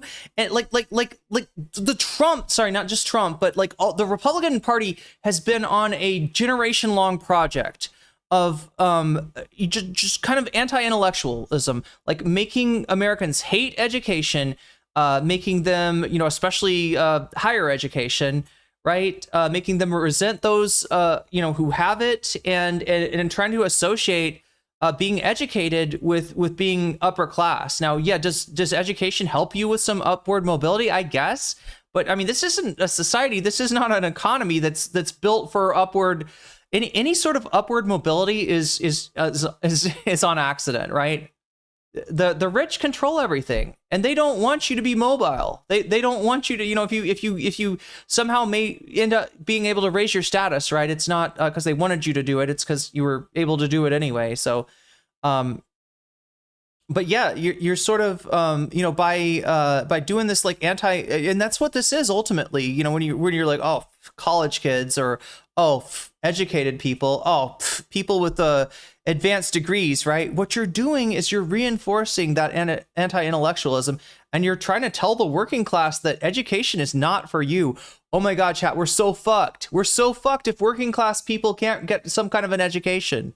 If we're locked out of education because of our class, then we are fucked. And no wonder you see people voting against their interests time after time, right? It's the failure of the Democratic Party to actually stand up for the working class, and it's the success of the Republican Party to you know, stoke resentment and a real wedge issue between you know, people with a 4-year degree and people without a 4-year degree. So Wisconsin to be a data center hub, not only for the country, but for the entire globe. And that is what Tiffany's running with. It might be worth it for Crowley to revise language a little bit to be very poignant and punchy when he goes on TV. He could even say, because his big push is the moratorium is not really useful because we have data centers already. So we need regulations to regulate the currently existing data centers. If he even said, not a year moratorium, but let's have a pause, like Trump said, until we figure out what the hell is going on. If even politically he did something like that to kill he would destroy the Tom Tiffany attacks that way. But the issue is liberals usually sell hot dogs by describing the meat inside the contents. Okay, they sell the hot dog in a sausage, talking about the human remains in it. We got to be able to package it as the hot dog and say, I'm sorry, is that a Bob's Burgers reference? The human remains in the hot dog? Oh, but God, people don't know this maybe. But the pilot for Bob's Burgers, you remember the whole thing where they're like next to a funeral home and people thought there was like maybe human remains in their burgers? In the pilot, there was. In the pilot, Bob and oh my God, what the fuck is her name? Linda. They're grinding human remains through a hamburger grinder to make their hamburgers. So. Look at this, yummy! It's a wiener. And yeah, we need some Wait, so we're supposed to say it's a wiener? I'm sorry, what? What the fuck is Jola on about? Does he just have wieners on the brain? Not that there's anything wrong with that. Destroy the Tom Tiffany attacks that way. Yeah, but the issue is liberals usually look, as long as it's not Destiny's wiener. Liberals sell hot dogs by describing the meat inside the contents. Okay, they sell the hot dog in a sausage, talking about the human remains in it. Are you they're talking about the policy? Is that the metaphor? Did anybody get what he's trying to say? We got to be able to package it as the hot dog and say, yeah, look at this, yummy! It's a wiener. And yeah, we need some punch for this. Because they're saying data center Crowley is going to be present. I don't get it, chat. Did he just forget what he was trying to say? I really don't understand this metaphor. I think he'll still win even if he does not. I think I'm fully on board. Let's make it the global center for it. Do you know how much fucking money that would bring in to the state? Fuck yeah, dude. Yeah, but the voters sell think that to means, people. Yeah, oh the my voters God. think that means the Matrix is coming to town. I agree, Jola, that he didn't word it as well as he could have, but that was the deceptive clip. It cut off before he explained that they need to work with the local communities. This needs to be beneficial for everybody. We're going to regulate the shit out of this until they change course and act differently. But he was saying, like, look, these data centers are a stakeholder. They're here. And they're going to play an important role in the future. So that was the problem. Is she tweeted out that bullshit that just said the part you said, I have a Joel. question. Do you think Republicans are going to stop using that clip? This is no more Krystal Ball. Are Republicans going to stop using that clip? I don't. I want there to be a punch, a 1-2 punch that takes 5 seconds to say, not one that takes a 30-second policy analysis or a policy summary. Because I could talk about policy. You know what? You know how to stop them from using that clip? Do the right thing for your constituents. Refuse the data center money and do the right thing. That's all it takes. That's all it takes. You just got to live up to your fucking reputation, to your branding. Live up to your fucking branding as the party for American workers instead of being the party for your donors, which you have been for the last 40 years. Policy all day. If that was the place American voters are in, Donald Trump would not even be a Walmart greeter. Okay, he'd be bashing his head in at a WWE event trying to make money. You know what I mean? Like, I'm all for improving the messaging, and we can't take back what he said already. But what we can do is not quote tweet the bullshit edits from the right, especially the Republicans. The thing is, it's not a bullshit edit. I'm sorry, Jola, but you're sweeping. You're sweeping for a Democratic candidate. I understand. And I do think that as bad as Crowley is, him being elected probably better than Tom Tiffany, but you're lying to people, okay?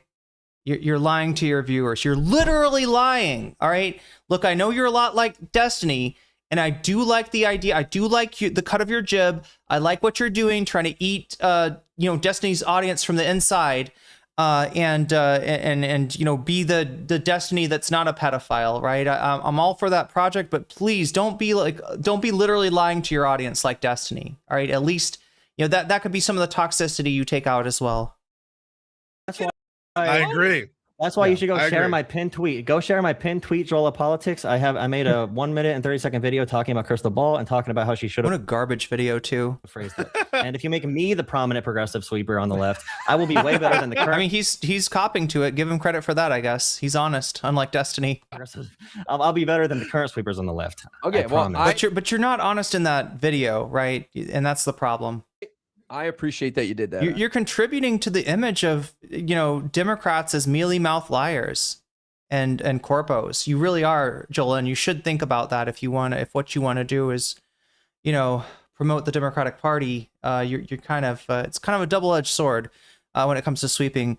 Wolf Raza says there are multiple aspects. Schooling issue, people need an education, but it also just became another part of the grift of America.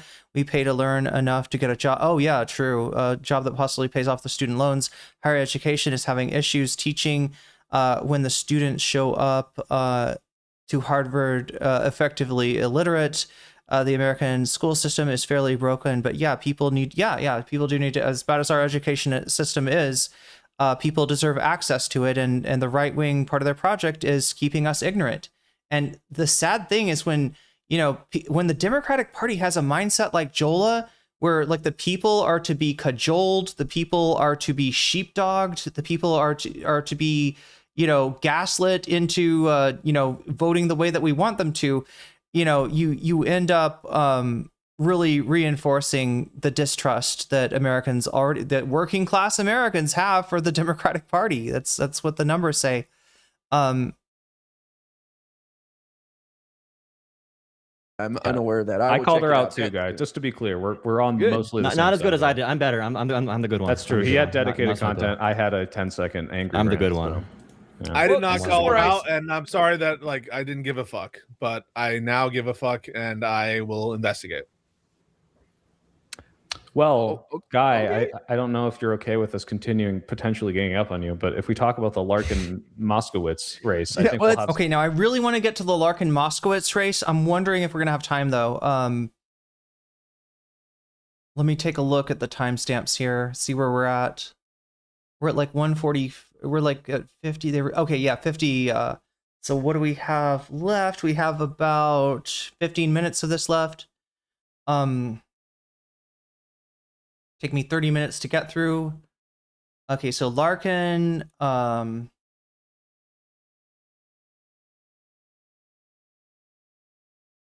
No, I think the whole rest of this is about Larkin and Moskowitz. So yeah, how about this? I move to bonus content, right?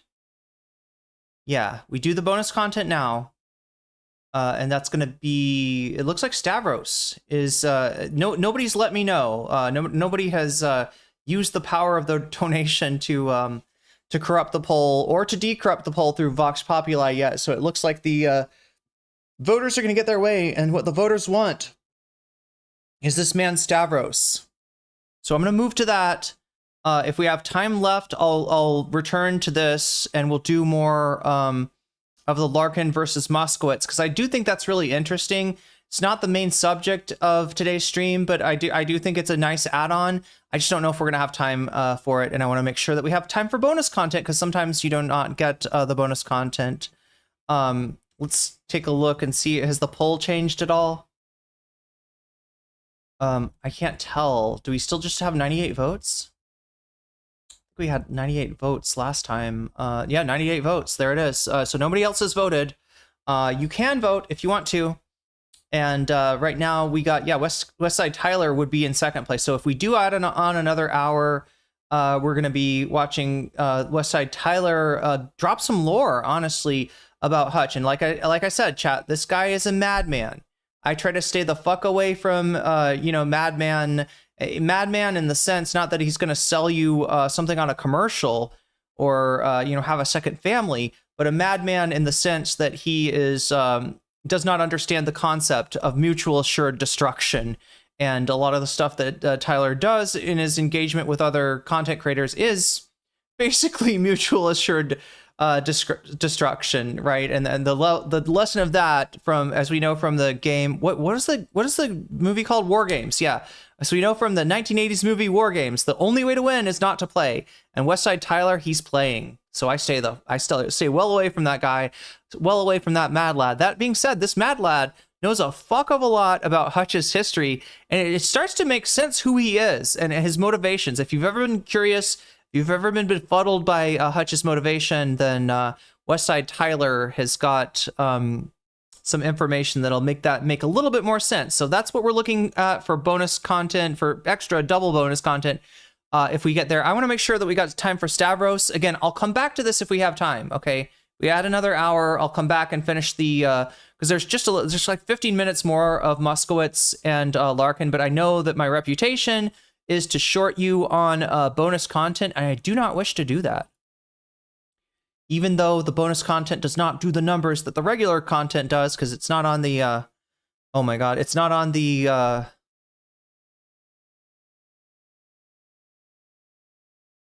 it's not on the thumbnail, right? So people tend to leave when I do bonus content, but stick around, even though you would normally leave. Destroys North Carolina, that's 6 months ago. Stavros, is this American Redact? No, it's not American Redact. What is it? It's New York Times, right?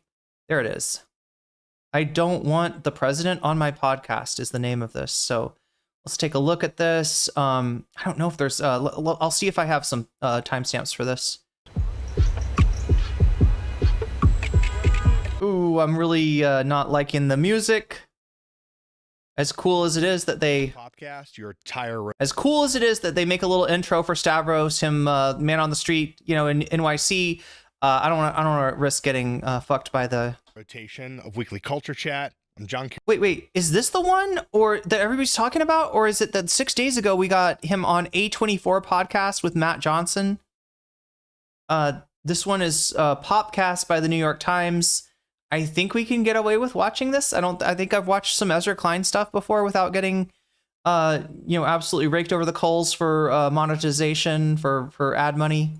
Karen Monica, and I'm the critic. I'm Joe Coscarelli, and I'm the reporter. Okay. I'm Stavros Huggs, and I'm on Popcast. Sure are. There we That's go. Right. Sure are. Let's go. Yeah, baby. Stabby Baby is here. That's right. He's here. This is very big. Because we do a lot of interviews on this show. And a question that we often ask ourselves before people come in the room is, Do I think Hassan will sue Scott Jennings? Yes, Blue Pip, I do. I think the real question is, will Hassan sue Destiny? And if he does, when will he do it? Because Destiny's not doing great, at least from what he said, financially. Destiny's between a rock and a hard place because of his legal case. And if Hassan were to, I don't know, do Destiny first, take Destiny to court, that might really put him in a bad place. And we don't want to see that. We don't want to see him lose his $7,000 a month apartment in Miami. Yeah. Can they hang? Oh, sure. This is, you never know. That's all I can do. This is actually too much real work. Right. Yeah, You're like, this exactly. is very professional. It's kind of insane how, like, the Very New York orderly. Times has podcasts. Yeah. This was like, these are the sewers me and my friends were forced into. Yeah. Right? And Entertainment said, "No, we don't want you guys. Yeah. No one's interested in you." And now look at you. And here's now look at everybody. Look at you now. We're gonna. Now everyone's like, please let us have a podcast. Please. We knocked on the sewer, the manhole cover. We were I'm like, the can clown we? from It right now. We're And like, like, come can on we in. hang? Hey, yeah, every famous person. Jason Bateman, Amy Poehler. Come on in, guys. Amy Poehler, this is perfect for you. Poehler's actually good. Let me just say this. Okay, so there's an hour and 20 minutes of this content. I'm gonna jump around a little bit.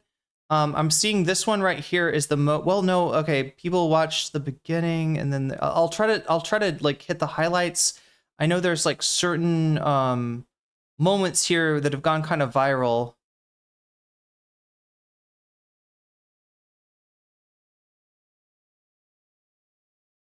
On how his upbringing shaped his career, why he declined to perform. Oh, at Riyadh. Let's watch this first. Well, okay, we'll watch the intro, and then we'll go to Riyadh, and then we'll check some of the other highlights of this. How does that sound?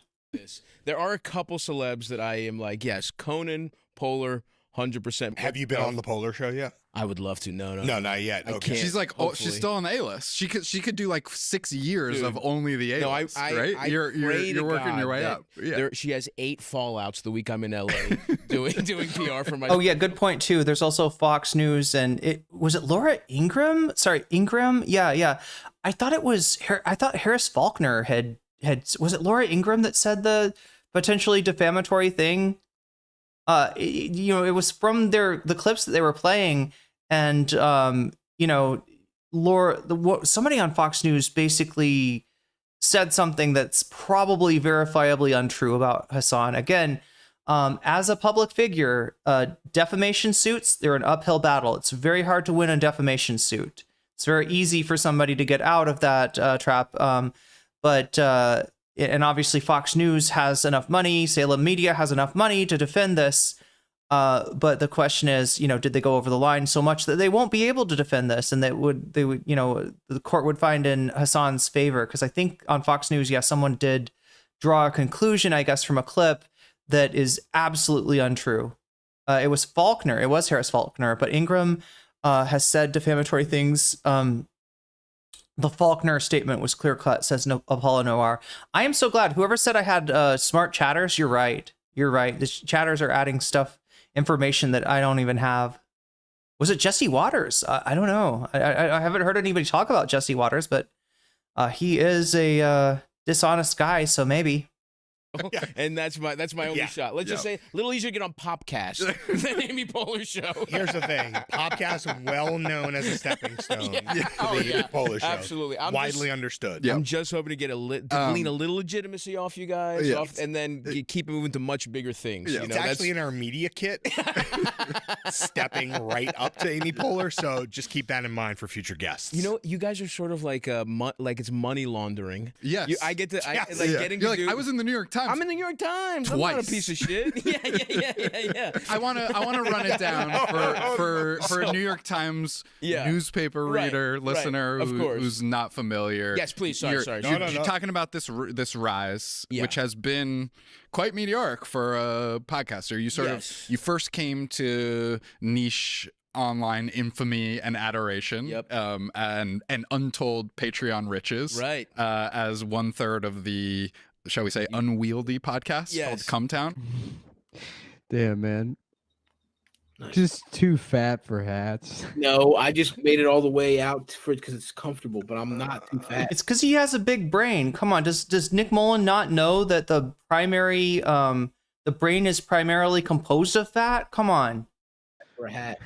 I think Nick's just jealous of his big brain. Are they going to bleep me on that? We're They going to find will. out. We're gonna find out. Yeah, we're going to find out. Chat, we got to get our Patreon game up too. I need to I need to have the time to be able to program because I want to do something special for the Patreons and for the subs and for the members to make that membership, to make that sub, to make that Patreon worth it. The only thing is I don't want to take a thing that I'm already giving to you and make it paywalled, right? Because I know how much that really sucks on the as a viewer, right? I've been in your shoes before, and so I don't want to pull something away from those of you that don't have that because our lurkers, our viewers, our thumb gang, everybody that watches the podcast, supports the podcast, we appreciate, right? It's not a exclusive thing, and I hate the idea of locking people out because they don't have the money to pay for the ticket. But we're gonna figure out something to make that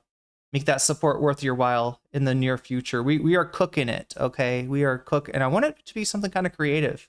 You can track how a lot of people also will give you their dregs, right? They'll sort of be like, all right, well, here's a piece of content that didn't really work out. Here's for my Patreon. I don't want to do that either. Oh, I am looking for so just so you know this, chat, he mentioned Patreon and Cumtown's Patreon, and I wanted to mention this. The Jordan Peterson or his people have tried, they copyright claimed an old video of mine. And, when White Nervosa and Vosh tried to do this to me, I stood strong. I didn't take my content down. This one, I was going to get a strike if I didn't take it down. So I did take that video down. I am thinking about putting that video up along with all the rest of my Jordan Peterson stuff, which I think is pretty funny. I mean, you can judge for yourself, right? I don't want to tell you what's funny and what's not funny of mine because you're the best judges of that. Anyway, but I just to get the heat of Jordan Peterson's people, because I've had this happen before. They're very, I won't say litigious. They haven't threatened me with a lawsuit, but they're very copyright claim happy, right? And I think it might be better to just take all the Jordan Peterson stuff and get that off of my channel and onto a platform like Patreon. But then how do I make it available for? Oh wait, there is a way I could make it available on Twitch. I think, yeah, I think I could do that. And I don't know about YouTube though. God, that's a tough one because YouTube is where they're hitting me with these claims, and I definitely don't want to get a strike. And that's what they were threatening me with. So yeah, Jordan Peterson's people are threatening me. I'm gonna have to back off on this. The first time I've ever deleted anything for somebody else's for a copyright claim, but I want to make it available because I think it's really funny stuff, and it's some of the favorites, some of my favorite content that I've made. My career is going by the willingness of media outlets to print the name. Yeah. You had a stand-up comedy career that I think took off largely on the back of that. You've made your way to Hollywood since then. You had a role in Begonia. I was young and lost, and I promise you, dude, I never, ever did that to anybody else. Just forget it. It's done. Yorgos Lanthimos, Emma Stone movie. You're in Tony, the new Anthony Bourdain biopic. The kid said he's a cook, Whoa. Let's not show video clips. Let's not show movie clips on here. Anyway, chat. Yeah, he's an actor. He's a multi-talented man. So let's take a look into this, a little deeper into this and see. I'm just going to go by where the viewership is. Looks like this was a clip that people were interested in. I don't know, though. It might be an ad read sometimes. Yes, I really... Sometimes there's a spike around an ad read. Can't believe what's going on in my life. Sure. And it does, and I really believe it will end any day now. And so I was like, how many times am I really going to get a chance to to celebrate Baltimore, to do this in my hometown? The Lyric is really important to me because when I was 18, I saw Chris Rock at the Lyric in literally the last seat. Truly, like, my back was up against the wall in the biggest balcony. And just seeing, like, that level of mastery in person was, like, a really important moment for me. And I didn't even at that moment. I wasn't even thinking like one day I'll headline here. That wasn't even because it's Chris Rock, right? And like I'm not gonna be Chris Rock. Like I just want my dream was $72,000 a year before taxes. Playing the worst comedy clubs in America. Sure. Right? Sounds like a dream to a teenager. That's all I wanted. Yeah. But so I was like, look, for whatever culture has deteriorated to the point where I'm at the They've limit. embraced. I had this thought watching Tony. You play a line cook in Provincetown, Anthony Bourdain's first job in a kitchen. And basically your job is to do what you do on stage and on your podcast. Pretty much. Like to say dirty words and call people names. Yes. Improv? Very improv. Yeah. I mean, there was I don't think I looked at a script. Like maybe the first day I did. Sure. And then I saw what was going on. I was like, I'm not fucking learning my lines. Like they don't care about these. So I'm putting these question marks up because I don't know if I'll have extra time. If I do, like I said, we'll go back to the Oliver Larkin Moskowitz stuff on Lib Learn. And we'll also hit, it looks like West Side Tyler versus Hutch. Again, you can let me know if you've supported me or if you do support, if you do donate in the next 45 minutes or so. You can tell me which of these topics you want and maybe change the math a little bit. Right now, yeah, Stavros Halkias is the first by a long shot, right? It's a little closer between Hassan on Stale 2000 versus Westside Tyler on Hutch. So that's the one where I'm giving you advice. If you have donated or if you do donate, that's where your money could really change the outcome pretty easily. Or you could lock in what we got right now, which is Westside Tyler versus Hutch by supporting the Vox Populi. So that's where we're at. It says Stavros Halkias right now, and then it says next, it says question mark, because I really don't know where we're going from this, if we'll have time for more stuff or not. It really all depends on you. Again, super chat, super stickers, getting yourself a membership, gifting a membership, supporting me on Throne or on Patreon or on Twitch will make this number go up, give us extra time, give me the chance to do more bonus content, and give me a chance to hit that Oliver Larkin versus Moskowitz discussion from Lib and Learn. And look, I love the movie actually, and I mean when I heard they were doing a Bourdain reboot thing, I was like, this is gonna suck. Were you a Bourdain guy? Yes, I was. And Several Wolves asks, very important question here. Did Pierce do the anti-Hassan panel in order to bait Hassan into coming back on 100? Sorry, I'm burping. 100% yes. Good call there, Several Wolves. I think that's exactly his motivation. And were you like, body's not even cold yet, why do we need to do this? You know, it wasn't even that. I wasn't. Okay, so that's about playing the line cook in the dramatization of Anthony Bourdain's life. What else do we have? Crowd work versus written. Health journey. That'd be interesting, maybe. Adversity. All right, this one is the most replayed. Let's go to this. You're talking about how being overweight is a discrimination that transcends any other I think it does. demographic I think variable. It really does. And you've carved this interesting place for yourself in this moment of, we're in the second Trump administration, the relationship between comedians and the right has been a huge topic, and you've maintained like no, like let's just be decent, like let's just read a little bit and maybe be decent, and you've been that guy on a lot of these right-leaning shows or podcasts. Because when you look at me, you think Republican Nazi, absolutely, but then when you get to know me, you realize it's not moderate Republican who's kissed guys in college. Yes, yes. Who correct them, who say like, have you thought about it this way, or who pull them back when they approach a line that he just wants to cut SNAP from starving people. That's all you might be uncomfortable with. He just wants to do a little eugenics as a treat, right? He's not a radical alt-right Republican. Do we want to be making the decisions, like in choosing the course of American history? And two, do we want to flip that every 4 years? To be like, do we really want to make these decisions is like one step away from being like, we should have a king. You know what I mean? And it's like, do you think that's almost not funny? Wait, when did he go? Did anybody know did they say the date on that? God damn it. I have such a weird standard for what I want podcast to do. Oh, we don't have a date. Anybody want to look that up for me? Because like that if he said that before people started talking about the Trump King shit, that is prescient. That is prescient right now. I don't know. Maybe he just maybe just a weird coincidence, but yeah, that's what the monarchist strain of the alt-right has become very prominent lately. That every 4 years. To be like, do we really want to make these decisions is like one step away from being like, we should have a king. You know what I mean? And it's like, do you think that your body and your weight journey is the germ of that conscience in your comedy? I mean, yes, absolutely. Are we asking this man now, if you were not fat, would you maybe be a hog like all the rest of the comics? Would you maybe be just like Joe Rogan? If you did not experience the discrimination that comes with being overweight and balding, or I don't know if they're including that or not. Maybe I'm just being mean to Stavros now. But would you be just another chud?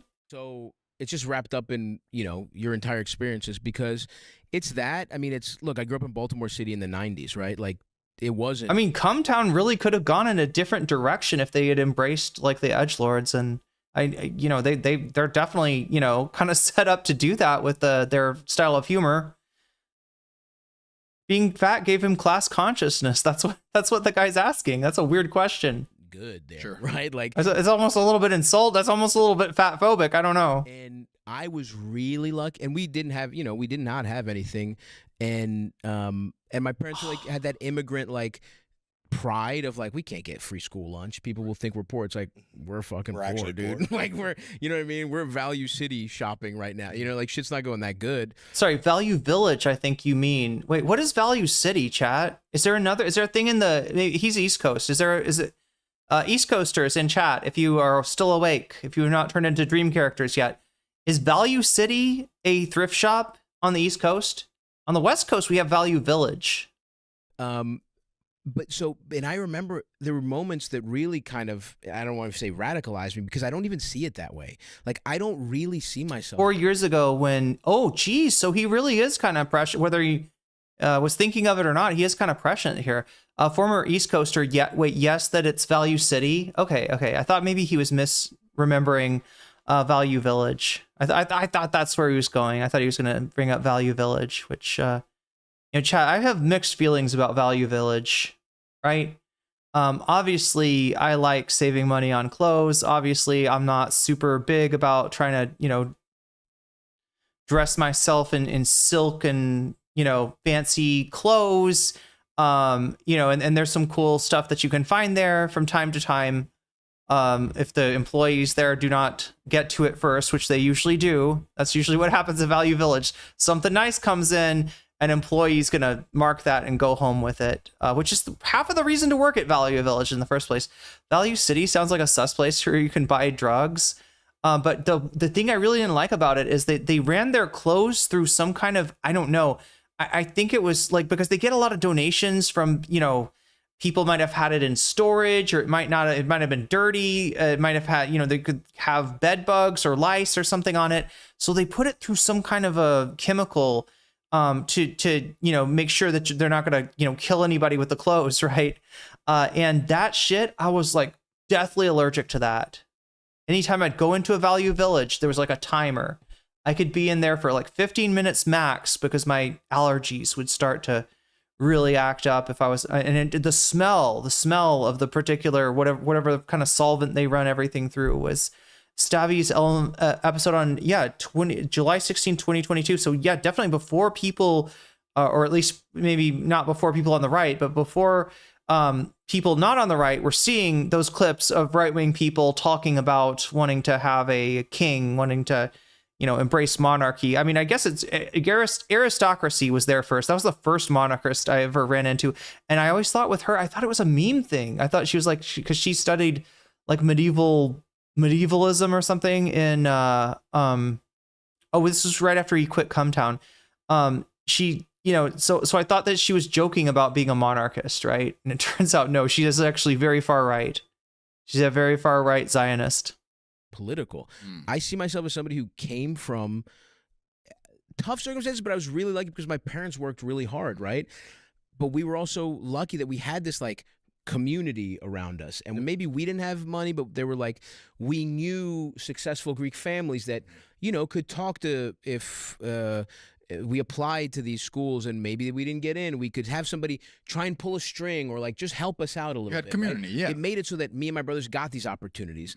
And I saw a lot of my friends growing up, you know, kids who I went to elementary school and middle school with, and you saw something happen between middle school and high school where it's like, yeah, they just got into crime. They got into the streets. They like, friends of mine who were smarter than me, their lives are ruined because they were just like unlucky kids who didn't have the support, even though we both didn't have anything financially. Just being able to, you know, just the fact that my mom could drive me across town to get to this magnet school. And let's be honest. I mean, it helped that I was white, right? Like that. There's no way that's not an element to it when I'm, you know, going to colleges, whatever, getting scholarship stuff. And just, I feel like because of my mother's efforts, we got a great education within Baltimore City, and she shouldn't have had to do that. That's a lot to ask for, especially parents in poverty, to have to, you know, fill in the gaps that money, not having money left there. That's a lot to ask of people. And I just saw kids like lose opportunities because of things they had no control over. And I went to school. I mean, I went to college on like a public policy scholarship. I was fascinated by welfare policy, and I worked in an after-school program while I was in school. But so you come by this stuff honestly, yeah, it was organically. It was just growing up that way, right? It's in your biography. Yeah, and then, you know, my mom struggles. I mean, she worked 2 jobs a lot of my growing up. She was a waitress at this Greek restaurant, and she repaired these vintage Oriental rugs. Which she got that job because it was near my high school, and I'm so grateful to my mom forever. That's not something that someone should have to do just so their kid can go to school, or like, you know, their kid doesn't sell drugs. You know what I mean? Like. And so, I don't know. I just remember, like, there were so many these little moments where it didn't even feel like radicalization. I was just like, the world is fucking stacked against a lot of people, you know? And this does not feel it doesn't feel political to me at all. Yeah. It's like, we have so much shit in America. What the fuck are we doing where we can't? And when I was researching this stuff, it was like, it didn't seem that hard. Well, I'm thinking about how earlier you said you think of the call-in segments on your show as incel outreach. Yes. To let them know it doesn't have to be this way. Yes. And then when I think about your appearances on certain podcasts in the earlier 2020. Anybody ever seen what he's referring to? Stavros does, I guess, call-ins on his podcast. Anybody want to weigh in on that? I haven't watched a lot of. Is the show called Stabby Baby? The podcast that he's got now? I'm assuming that's what they're I don't think they're talking about Cumtown stuff at this point. I think, is that similar, sitting on a couch with someone who thinks it has to be one way, and you're like, wait, was Roosevelt a Democrat because he couldn't play football? Good question. Bro, it doesn't have to be this way if you kind of think of it through the lens of my upbringing and like what I've seen and what I've learned. Do you feel like there was like an interventionist quality in your mind going into those spaces? I guess, but it's again one of those things where I never thought of it that way, really. It was never. But you're welcomed into those spaces, whereas someone who maybe is more dogmatic would not be welcomed in the space. Well, look, being dogmatic on either side is, I mean, again, I don't want to do the both sides bullshit because that's just not true. One side is worse than the other, objectively speaking, and that's a big problem that we have culturally too, is thinking like, you know, oh, but these are both crazy people. It's like, I really don't believe that, especially not in this moment. One side's disappearing people, and one side wants children to have health care. You know what I mean? Like, I don't think that's equivalent. And maybe at different times, even the first Trump administration, I could maybe humor that argument, but we're past that. And so earlier it was just like, yeah, I think people will listen to me because we do have a lot in common. And so I don't even think about it that way. It's not calculated. It's just that a lot of stand-up comics happened. Okay, so Stabby's World says Several Wolves is his call-in podcast. Okay, let me see. I'm just having trouble. There we go.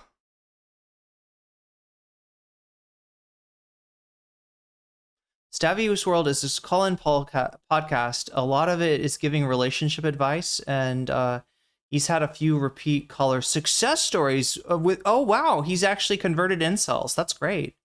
So I've only seen him on the podcast. Like I'm trying to remember when he brought on somebody that was like a lesbian pick-me comic that was saying like, you know, transphobic shit to kind of, you know, because that's what you do in the Rogan sphere. If you're gay or something, you kind of have to make up for it by being bigoted against some group or talking shit about, especially your own, if you can talk shit about gay people. I can't remember who that was, right? But I've seen the thing he does with guests. What is that one called? The one that's like where he brings guests on. Is that separate, I'm guessing, from Stavi's World? I've never seen this. I know the phrase Stavi's World. I guess I've never watched it before. Usually the first hour is an interview with a guest, mostly. I see. So I did watch some Stavi. So the second half then of Stavi's World, when the guest leaves, that's when he gives relationship advice to, I guess, incels amongst other people. Thank you, Several Wolves. A couple years to have some of the dumbest opinions on earth, and they are my friends. And I'm like, all right, guys, can we fucking talk about this? Because you get the comedian pass. Like they have no doubt that you're like pro censorship. Like you like an offensive joke as much as the next guy. I am, yes. And I think that allows you to be an acceptable vessel for the like, wait a minute, political conversations, because I think, especially for comedians, the main thing that they were responding to, and you tell me if you think I'm wrong, is that people were trying to silence them. Yes, and that's. I feel like we're given too much of an excuse, to the right wing comics here. No, they were trying to get up Rogan's ass. Rogan's a brain rotted fucking boomer that has not met a bigoted conspiracy theory that he doesn't love in his life. Right. I think that's more likely what it was about comedians. This is not. That's so I mean. It's so clear they were fucking wrong. Like that's the hardest part is like, guys, even if that was true, like you can't think of a different word. Like that's another thing that pisses me off. We were just talking about it. It's good to have restrictions. Right. Like if a lot of people complaining. We're getting into the more political aspect of the interview. I kind of steered us here on purpose. Shitty at stand-up. There's other stuff if you want to come and watch it on your own. It's like I said, an hour and 20 minutes. We're going to zero in on the political stuff on into, I think he starts, talking about Zoran. That's the thing that was tough. It's like, dude, I know you haven't tried hard to make this joke work. Try to make it work without it. Just for fucking 3 months, try to make it work without a slur, right? And it's like, oh, who cares if you couldn't say, like, you're not martyrs. Lenny Bruce actually went to fucking jail for this shit. You know, like we want to pretend we have victim. Like it's so funny because a lot of times it was so hypocritical because these are people who are like, oh, that guy's being a victim or whatever. It's like that's the biggest victim mentality of all time. I can't say a couple slurs and now it's like that's the thing that always I didn't get is like, as a comic, don't you want to be good enough that you can take over? That you can get away. Because that is how I saw it. No crutch. Yeah. If you're good enough, you can get away with it. Totally. I have a question along these lines, which is. You were one of the comedians who came out and said, I'm not going to perform in Saudi Arabia. Last year, the Riyadh Comedy Festival offered what I can only assume was boatloads of money to it was a lot of money, a bunch of your peers. Yeah. And you said no. When you see people who not only went and took the money, whether it's Dave Chappelle or Louis C.K., titans of the field, not only did Dave Chappelle take the money, but he made jokes about it in his next special. I'll take money from Saudi Arabia any day, just so I can say no over here. It feels good to be free. Does that make you doubt yourself at all? Like, are you ever like, no. I could have just taken it and no one would have been mad? No, fuck no. Taking the money, I kind of understood. And not understood, but I could see a way where these people that don't really think about, they get a lot of these. And look, let's be honest, when you're at the top, you think that's the most evil place some of these guys have performed? You don't think they've done fucking private corporate events, for fucking Northrop Grumman or some shit? But they, you know what I mean? Like, and by the way, on record, I would never do any of that shit. But I think when you're at the highest levels, you start to get a little comfortable with pure evil because that's where all the money leads, right? Anyone who's successful, it's like you can't wash your hands of this if you exist in this society. And the more successful you get, the closer you get to the fucking whoever the Illuminati is, right? Like, and so I think I could see how it just becomes normalized. It doesn't make me doubt myself at all because I know it was fucking wrong to do that. I don't care what those counter arguments are. And I've heard people like, well, we're bringing freedom. And it's like, no, it's like, and they're like, well, we're evil. It's like, yeah, America is a fucking, our foreign policy since World War II has been ruining the world. I mean, there's no way to look at it any other way, in my opinion. We intervene everywhere. I mean, from this new Iran war, it's like the real kickoff of America fucking the world up was, I think you could trace it back to them deposing Mossadegh. Like, I really think the world looks a lot different. Didn't know this is where we were going to go today, but go in. But I'm just saying, like, yes, that I see their point where, well, you perform in America, but it's like, but I'm not performing for fucking Donald Trump and his kids. I love to encounter a comedian that has a historical perspective, chat, that goes back 45, 46 years. Actually, more than that. Probably 50. That's a 50-year-old reference No, it's actually more. No, I'm thinking about the revolution. Oh my God, chat. No, we're talking about this happened in I think the 50s. So yeah, Mossadegh was the duly elected leader of Iran before the U.S. imposed the Shah on them. Eventually the imposition of the Shah on the Iranian people. Mossadegh wanted to use the oil wealth of Iran for the Iranian people. He was overthrown by the U.S. and they imposed the Shah on the Iranian people. In the 70s, they revolt against the Shah, and because of the nature of the nature of resistance, right? The theocratic faction was in a good position to be able to take over, right? Although there were, and nobody ever talks about this, a lot of other leftist factions of the Iranian revolution. It's great to get a comic that's going to go back to the 1950s. 70-year perspective there. You don't hear this enough from politicals. I swear to God, like if I asked Lib Learn, if I asked them to explain the history of Iran, would they be able to tell me that Mossadegh was elected, tried to use the oil wealth, the United States overthrew Mossadegh? I mean, maybe some of them could, but there's a ton of people in the political space, especially in the Destiny sphere, that would not be able to tell you this. This is a comedian. This is not a politician. This is not a political, commentator. This is a freaking comedian. You know what I mean? Like, I'm not like... And the criticism is that it's culture washing, that it allows them to launder their Exactly. It would be like reputation. doing an ICE benefit. You know what I mean? It's like I get that there's good people in Saudi Arabia. I understand that. And I understand there's people that want them to love comedy. Yeah, because the way that, oh my God, was it Bill Burr? Bill Burr portrayed this as if, like, oh, well, I guess you're just Islamophobic if you don't want to do the Riyadh Comedy Festival, right? Which is such a fucking sweep, such a deflection. British were the main players removing Mossadegh. That's why the Iranians still have no. Well, yeah, it was BP that was standing to make money from Iran's oil. And I want that, but it's like, I don't want them. By the way, how many of those people were fucking there really is another question I have. My guess is it's probably the upper class. But again, I don't know. That's pure conjecture. Mm-hmm. I would love it if there was a public, like a work, free like for the people of. Yeah. And this idea that you could say, no, you couldn't say what you want. You tell me you could say whatever the fuck. The Saudi king was more lax than like. Right. Like, this was Chappelle's argument. This was Chappelle's bit about it. He was like, actually, I had more freedom there than I do. That's not fucking true. Where I can't be anti-Israel. There's no way that's true. And look, that's a whole. The anti-Israel thing is a whole other thing. That's his bit. I mean, you've seen the latest special. I haven't seen the latest special. No, it's okay. But I know the argument. We know the argument. You're familiar with the rhetorical argument. Yes. And yes, we definitely have a huge free speech problem here, in particular when it comes to speaking out about the genocide that we're fully participating in. Right. That is a problem, and Chappelle is right. But you don't.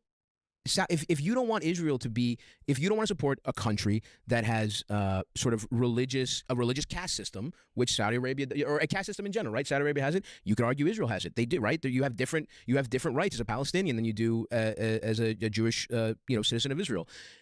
This Saudi Arabia is not. They don't have a caste system. Are we out of our fucking minds? They don't let their fucking maids have their passports. Like, that's an evil society. I mean, it's like, to me, it's like, okay, you're against one type of evil. You can't just do the other guy. You know what I mean? Like, I don't like. To me, that was such a hollow argument. It's like, these are not. Don't do either. Like, that's the thing. It's like, don't do either of these things. I'm fucking amped about this shit. But yeah, is this a remaining divide in your community? Like, do you think that this is this a red line, and some people are on one side of it and some people on another, and it might carry through to the comedy of the next couple of years, or do you think it's an isolated incident and event? I don't know. I mean, I'm curious. I mean, to be honest with you, I'm curious to see how it goes, right? And look, again, Dave Chappelle is the GOAT. Like, Chappelle's show, especially his first two specials, and he can have any opinion he wants. But I do think, and in general, it's not just Chappelle, it is the guys at the very top that take these like Gabriel Iglesias said a similar thing about the money, and it's like, you guys got enough fucking money. I really believe that. And it's just like, what? No man's ever happy. I just like, at what point do we have like a responsibility to just, I don't know, isn't that the whole thing with stand-up? Isn't she speaking truth to power, which I found corny? A personal act. Like, isn't that supposed to theoretically be part of it? Sure. It's like, I do, the same way I'm like worried about the younger generation of stand-ups not caring about the art form. Mm-hmm. I do think there's an element that troubles me where this has become like, people just want to be as successful as possible. They want to play arenas for arena's sake. They just want to be the kind of guy, like, they want to be on a private jet.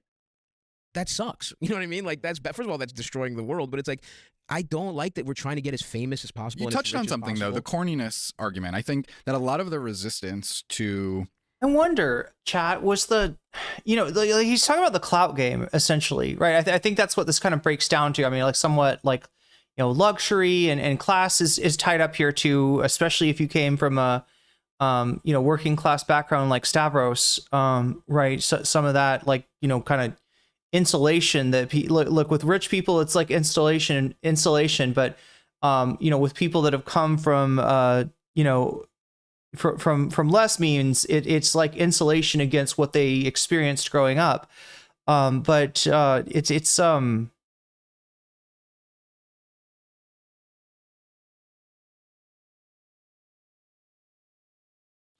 clout game is what I question. If that's more of a factor now, right? Because when you talk to influencers, when you talk to streamers, they will sometimes openly discuss the clout economy. The whole reason that some of these people are supporting Destiny and people like Vosh, right? That's a clout game that they're playing, right? Is that what's changed? Is people's the clout is something that people hold as valuable and end in its own, right? And seek out when it might compromise their values. Whatever you want to call it, a sort of humanist approach to the world right now is the fear of the aesthetics of being on the right, quote unquote, right side of things is corny. That sincerity is corny, and that, knowing the facts about which regimes are bad or worse and caring about the environment, like all these things have become inauthentic in some way. Right. That the sincerity is actually virtue signaling. And look, like how do comedians, as sort of the canary in the coal mine, undo that thinking that it's actually punk to be right-leaning? Nobody believes that. Like, that's the thing. It's like, nobody fucking believes people that. say the people who are doing it. No, they don't. No, I don't think. They, I think he's saying it's cope, right? They're kind of aware that what they're doing is cringe, and it's not and that the cope is that well, actually no, this is punk rock now. Like back in the past, maybe being George Carlin was cool, and that the new George Carlin is somebody that tells like black people to fuck off somehow, right? They say, or gay people or whatever marginalized group you want to use as a target of your comedic stylings. Punk to be right leaning. Yeah, Gavin McGinnis said something to that effect, and a lot of the alt-right have tried to make this a thing. Have had not a lot of success in all these years trying to make fetch a thing. Feels like pandering to chuds. Matt Taibbi actually said the right is now punk. Yeah. This is out there. This is a perception. It's not coming from nowhere. But Stavvy's saying I think when he says nobody really believes that, I think what he's trying to say is that is cope. That is what they tell themselves at night to say, I am still a rebel. I am still doing the right thing. It's just the right thing is now alt-right. I'm doing the alt-right thing. I think that's just the psychosis that happens when you're rich and you want to tell yourself you're still the underdog. Right. It's and what you we're just going back see to. people mad. Here we go. I called it. And you feel like you right. besieged. But that's not that. That's not real life. That. Everyone's getting bullied, right? Yeah. And so I do think that's part of it. And it goes back to the real danger for comedians is not getting older. It's being so fucking rich and losing touch. You see somebody who's wearing like a regular shirt. And it's like that actually, that costs $500. The black T-shirt costs $500. Yeah. That's what this shit's unique look. Right? John's like, I don't headline arenas, but I do have $500 like a nice T-shirt. Don't get me wrong. Yeah. Don't get me wrong. Yeah. I wonder when you look back at 2024 and the run up to that election, you saw how the right was activating or maybe in some cases weaponizing comedy in the podcast space. Yeah. Were you having behind the scenes conversations with those folks about what was happening? And did you at all feel like you have to issue some kind of corrective in what you're doing? I do kind of resent it because I do feel like a lot of my contemporaries have forced me to be explicitly political in a way that I'm not interested in doing. Right. Even some of the shit I've said today, it's like, I don't want people to know I know who Mohammed Mossadegh was. Yeah. You know what I mean? That's not good for the brand. Yeah, no. I don't want them to know I had a poli-sci degree, right? But okay, I didn't know this. I did not know this about Stavvy. And so yes, I do resent that because I think what happened is it's a mix of things. At the best, the most charitable reading is some people thought their platform was important enough to host either the president of the United States, the vice president, whatever, and they want to do a public service. And I think that was naive it's you're either naive, which some people I think were, or you're so arrogant that you think that's true. And I do think, again, Which one is Joe Rogan? I haven't done an arena tour. I bet you arena tour psychosis is real, right? You're out of touch. So out of touch. Like if 15,000 people for 2 months straight are like, you think you're fucking Caesar? You think you're Julius Caesar? Who the fuck else got 20,000 people to cheer for them in history? I mean, I think this all the time. Like, imagine what it's like to be Taylor Swift. Yes, like, dude. You just walk out there, you can just stand in one spot for 15 minutes, and they'll chant your name at you. There's no way that does not do something to your brain. Don't come after me, Swifties, please. No. We're making a broader point. If anything, she's done a great job. She's done a great job. Staying all things considered, relatively normal. That kind of that arena. I mean, she did football stadiums 2 nights in a row. Yeah. Wait. What's the deal? I've heard weird things about Taylor Swift, right? I have heard. I don't know if this is true, but that her political allegiance, which is famously left-leaning, I think she did give an endorsement of Kamala in the last election. That her political leanings are shifting to the right. Is there any true to that? And then there was some stuff in one of her albums that was kind of like racist in a chip on the shoulder kind of sense. Nuts, right? And so yeah, I think it's either that or it's cynically, again, part of the problem of wanting to be as famous as possible and being like, well, just a means to an end. This will get clicks. Yeah. Or this will get clicks. Or some people like they thought culture was going to go to the right, and they're like, I want to get out in front. And by the way, I do think it did feel that way. Yeah, for sure. And I do think if the Trump administration hadn't gone full blown fascist right out of the gate, if ICE wasn't murdering people, and if they didn't like immediately kind of, I mean, it was the first year the Trump administration did feel kind of insane, right? I think a lot of people, I think that is the way things would have gone. Yeah, good point, Amanda Penna Sensei. Do I really want to open that can of worms? Because that's quite a large can, and I'm sure it contains quite a few worms. I do think pop culture. The Taylor Swift can I'm talking about. They overdid it, just like and it sort of hit the brakes, and shit. right? Yeah, it hit the brakes on whatever was pendulum swinging to the right. But that's what's scary is if they had just paced themselves, I do think could have gone different to the right. Yeah. And I do think some guys made a shrewd calculation. Here's the thing: they saw where the wind was blowing. Whatever it is, whatever the answer is, the vibe shift. Whether you're naive, which is the one I respect the most, or whether you're calculating, cynical, or whether you think you are actually smart enough to, because journalists should be having these fucking conversations. That's the thing. It's like, and look, I do think some comedians could maybe rise to the occasion of being capable of that, but you would have to do a lot more fucking research. When I was 19, when I was in college, I really cared about this stuff a lot. Inequality still is something that bothers me, but I've made my choice. I made a choice at 19 when I started doing open mics. I am going to get stupider for 2 decades so that I can be really good at stand-up comedy. That is the trade-off I made. And I do think everyone else, like, I think there's people who are smart enough to do it, but you got to make some room in your brain. But Stavi's World, Zoran, AOC, Gavin Newsom, like, would you have them on? Would you have politicians on, right wing or left?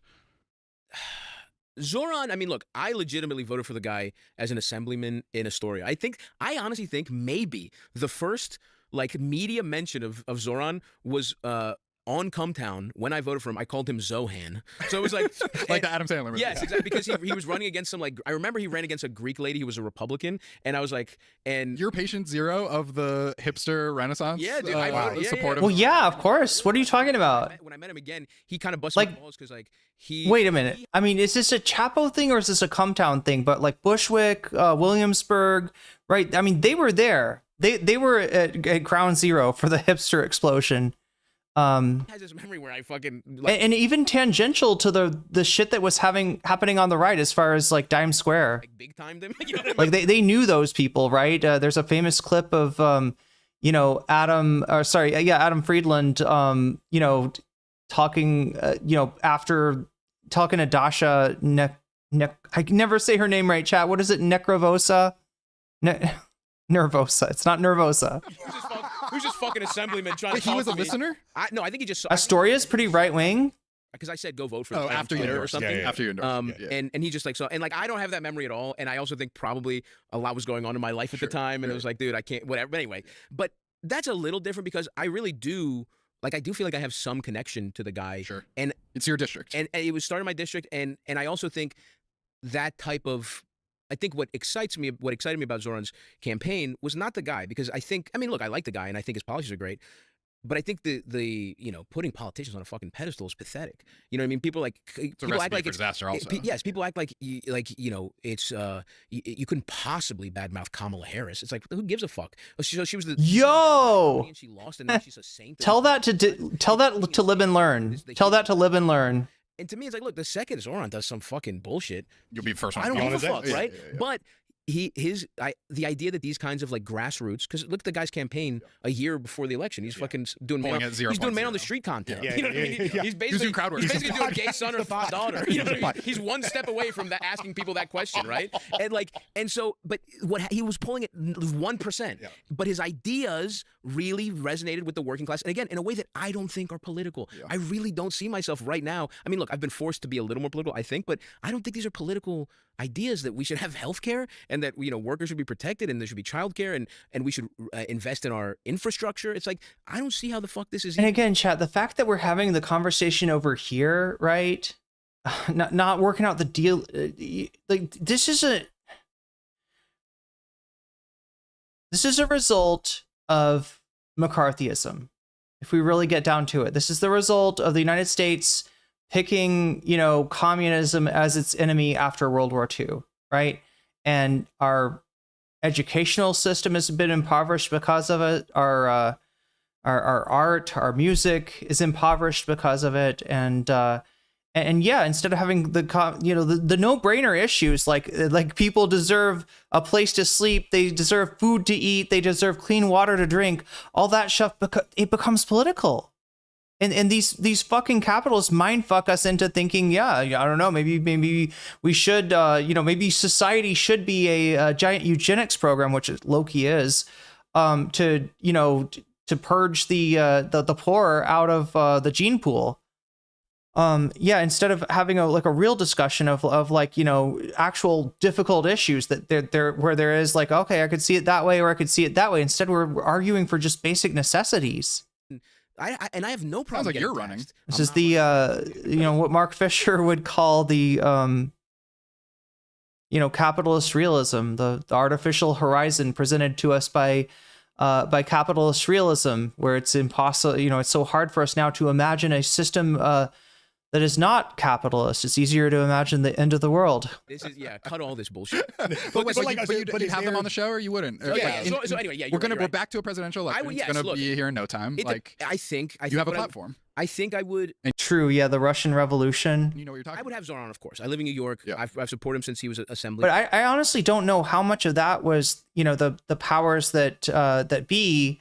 How much of that was like popularly supported? Yeah, people don't know this, but the United States has invaded Russia, and it was after the revolution, but before World War II, right? The United States tried to intervene in Russia to help what were called the White Russians or the Tsarists retain power, right? Monarchists, the United States, which did its revolution in opposition to a monarchic power, an imperial power, intervened and tried to prevent Russia's popular revolution. I think he's an interesting guy. Or roll it back, really. My show is first and foremost the hang, right? Zoran can hang. Yeah. You know what I mean? I wouldn't ask him all politics questions. Sure. There would be some, but I think because to not be a hypocrite, if I had anybody who wasn't Zoran on, I would have to treat it super seriously. I would just tell them straight up, I will be asking you things that will make you uncomfortable. If you come on the show and you have something on your record that I have a real problem with, I would have to do it, but also just to not be a hypocrite, I would just have to do it, right? So it's I think in general, and look, believe me, when I've done some podcasts and senators were in my DMs, right? And name names. No. and I got offers to do straight up news. Elizabeth Warren. No, I don't know. I'm sure. Like a different room in this building. Yeah. But I am not interested in that, right? Ezra Klein? At all. I'm sorry, Ezra Klein? Which is, Ross, who invited him on? In 2028, whoever the Republican candidate, Fuck no. and they said we're running down to the wire, chat, so it doesn't look like we're going to get to do another bonus content segment. We still have 7 minutes left. Maybe the Twitch wizards can work something out to try to get us a little bit more time. But yeah, we're gonna get into. We're getting into the political aspect of Zoran here, and looks like we might have to leave Westside Tyler's tea on Hutch, which is really interesting to know like where Hutch came from, and that the whole thing of like being a leech on Destiny's butt. It's not a new thing for him, okay? It's not a new thing.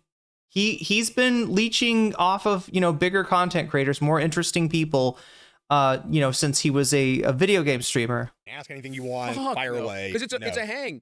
Is it Mark Levine? I can hang with Republicans, no problem, right? Mm-hmm. I know, right, you do it every day. I know plenty of good Republicans, right? They who are just like, but yeah, hang out with Gavin McGinnis and talk about dildos. No, like. Good time to say hi to my dad. Yeah, exactly.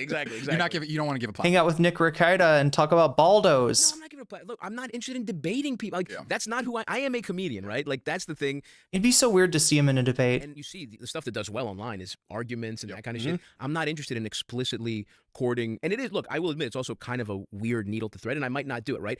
Some people might see this special and think I got too political. Right? It's possible, and that's fine.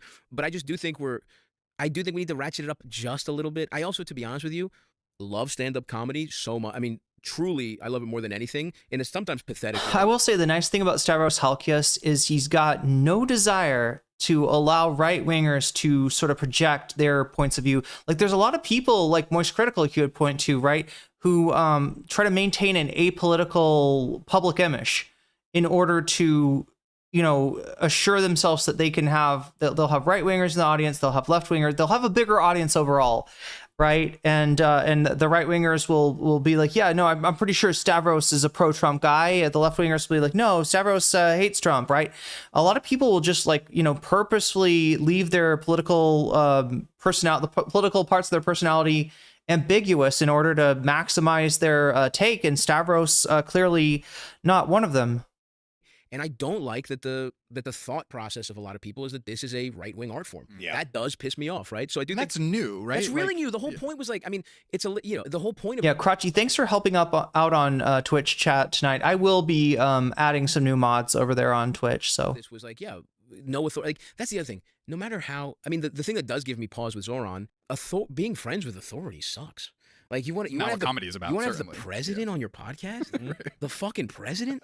No president's good. You can't be the president and be a good person. It's impossible. It's a good point. I don't want the president on my podcast. You don't want to hang Mayor, out. maybe. Mayor, you're a little evil, sure. Yeah. But you haven't gotten. And luckily, fully, he can't be president. And he can't be president, so we're good. Ceremonial job, man. Yeah, exactly. Yeah, barely doing anything. No. It's ribbon cutting. But there's and Knicks games. Yes, there's a hierarchy to authority that you shouldn't want to be around. Sure. Like these people are bad. You're taking stand-up comedy back to its roots. Yeah. Don't hang out with the president. No, the president is a fucking piece of shit, no matter who it is.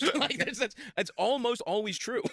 I like that. That's the red line. Is if you have if you're a comedian, you have a podcast, you cannot have the president on. I just think you can, but you have to treat it like a fucking real. Right. No, you can do. Look, you can do whatever the fuck you want, but if you have somebody on there and it's like someone with real power, right? Yeah. And not just a president, like fucking titans of industry, right? Tim Cook, any of these fucking AI dickheads, right?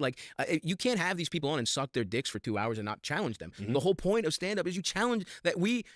Again, I hate this because it's the corniest bullshit on earth. It's the stuff I wanted to get away from stand-up, right? You think I like doing political jokes? They fucking suck. That shit is not fucking funny. You made me. I'm trying my hardest to make this sort of okay. I don't want to, some people are good at it, but I don't want to be Louis Black. Yeah. I want to do dick jokes. Yeah. You know what I mean? I want to do jokes about eating mushrooms and busting fast. I don't want to do stuff about tax rates. Wait, is that related? Does he bust fast when he's eating mushrooms? He fucking made me do shit like this, and I hate it. I fucking hate it. I feel like I've seen people have mushrooms have the opposite effect on them. Incredible. Let's hit a couple questions in the lightning round. We got to eat a snack. We got to get to the snack. 52 cards in the Popcast deck. Everyone corresponds to a question on our questionnaire. All right, we're down to the last 3 minutes here, chat. Let's see where fate takes you today. It's put up or shut up. Let's see. All right, what do you got? 9 of clubs. 9 of clubs. 9 of clubs. Let's see. You play Was cards? this your card? Yeah, exactly. Right. I was going to say you play cards, but it seems like you do Magic. magic instead. All right, this is Speak now, Twitch, or get raided into another streamer. okay. All right, so this question is quite on the nose, but I wonder if there's actually a slightly different version of the answer than we've talked about. Does any part of your body cause you stress? Oh, come on. You really pulled that card? I swear to God, it's literally what he pulled. I I mean, my back. My back is the one, right? Which is nice. Most of my life, it was my dick. But you know, I'm mature now. Now it's I got L1. what I got. It's L1, L3. Yeah. But it's, dude, unfortunately, it is my back. It's my spine. You know, if I'd never seen those clips of him talking about dick size, right, I would have assumed that he was very well endowed. I don't know why, chat. That's a weird thing. Like I don't even realize. I didn't even realize that until the thing came up. That like, I guess I make some kind of unconscious assessment. Do I do this to everyone? Do I do this to every guy? Like, do I, or like every? Like, I would have thought the opposite, but no. Apparently, he's flexing his short guy status. Yeah, but you know, I could do another one if you want. If that's too on the nose. No, it's it is what it is. The truthful answer. Pull another card. I can't believe that's. It's kind of a question I don't need answered though, unless I'm like, no, actually, no, it's not. It is a question I don't need answered. It's quite amazing. Obviously, if you're dating someone, you'll find out. But ooh, Ace of Spades. Oh, all right. Wait, what is the card part of this? What's going on here? Really? Hell yeah, dude. He was the man. Oh, Lemmy died. Wait, when did that happen? Rated iPhone app. I'm gonna assume you don't have a Google Pixel or something. Yeah, I do have it. Yeah.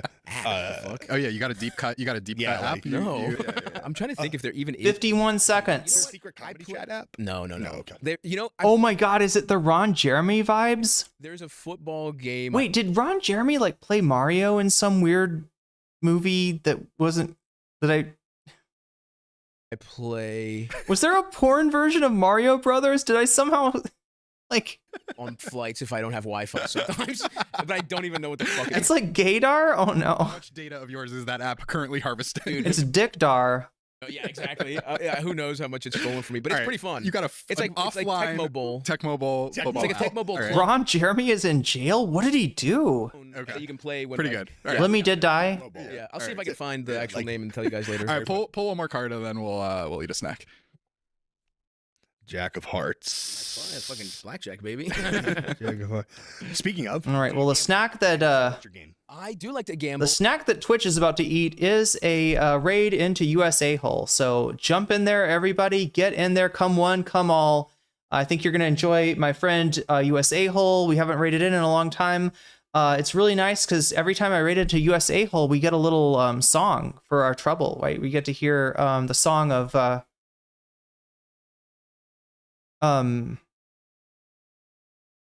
of Songs. No, like it's a cool little song, or it's like a raid song. It's what it is. So jump in there if you haven't already. I am gonna shout out my Patreons once again. And if you support me on Patreon at the $5 level or above, I give you a fancy shout out every at the beginning and end of every stream. So let's do that now. Shouts out to JMB, shouts out to Emily French, shouts out to Big Al of the Cake Remix, shouts out to Direful, shouts out to Joel, shouts out to Sarah, shouts out to Izzy Mandius, shouts out to Steven Sayers, shouts out to Animus, shouts out to Infallible Fowl, shouts out to L, shouts out to Choki, shouts out to Moe Noape, shouts out to Temporal Insanity, shouts out to Crystal Saphira, and shouts out to Buffy Geek, and a fancy shout out to Rachel K, Omega Star, and Zerazerix. Also, L, if you're in chat, let me know, or sometime we'll count your, you just signed up for the Fancy Weasel membership, and I'll add that to the bonus, or add that to the ticker. Sometime when you're in chat, I want to make sure that you get to benefit from your Patreon sign up. So there we go, chat. Have we rated in yet? Yes, we have. Let's listen to the song. I love this. This is why I love rating USA Hole.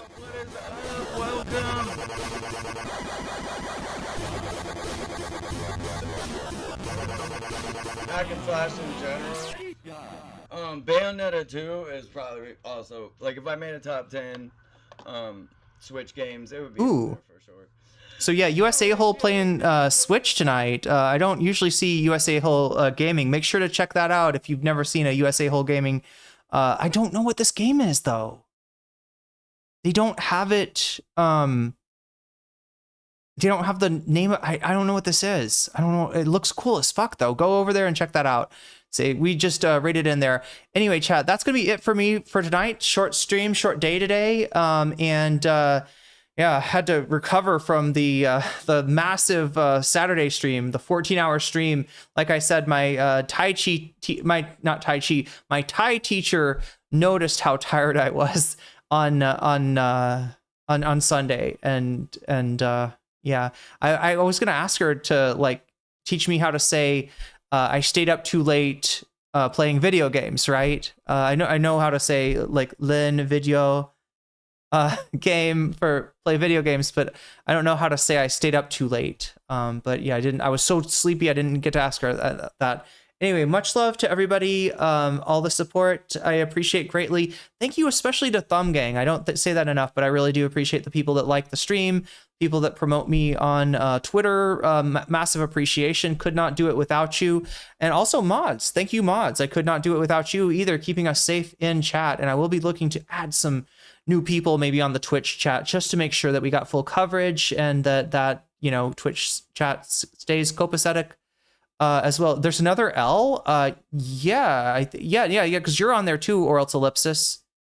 So it's a separate person. It's not. I'm not reading it off of your account, but yeah, I think we do have another L now. So next time, hopefully, L will hear this, and the next time L is in chat, you know, say something, and I'll add your $5 to the ticker. Help us get some more time out of the stream. We only got 1 extra hour today. Maybe with L's help, next time they're watching, we can get 2 hours and go into more depth. And again, I don't know, 15 minutes of Larkin versus Moskowitz is what we missed. Sad, because it was interesting, but yeah, it was only 15 minutes, so it's not that big of a deal. And then what was it, Westside Tyler versus Hutch? I'll remember that came in second place today, and I'll try to make sure to, like, I do Tai Chi, yeah. Well, I do have a Tai Chi teacher.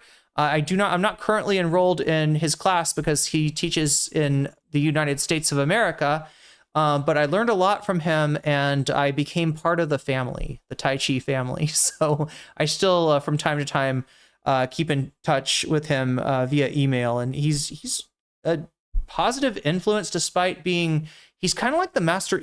Anybody know Dragon Ball? He's Master Roshi, all right? The Turtle Hermit. That's who he is.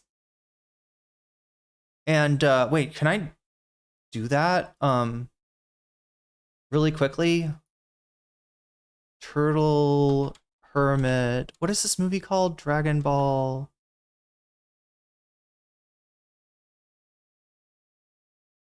I can't remember what this is called, but there's some like version of Dragon Ball that's not, it's like a live action movie, but it was not they did it through some, I can't find it, chat. I can't find it, but that's Master Roshi. That's my Tai Chi teacher. Oh wait, when did this come out? Oh, it's not come out yet. Wow. No, but they did God, I can't anybody remember what this is called? Dragon Ball movie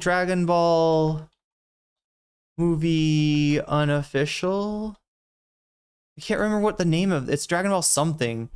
No, it's not any of this stuff. Oh my god, a lot of people have made fan kind of animations or fan stuff on, and then of course there was this terrible movie, the actual live action movie that does exist, but maybe the next one that's coming back, I can't remember.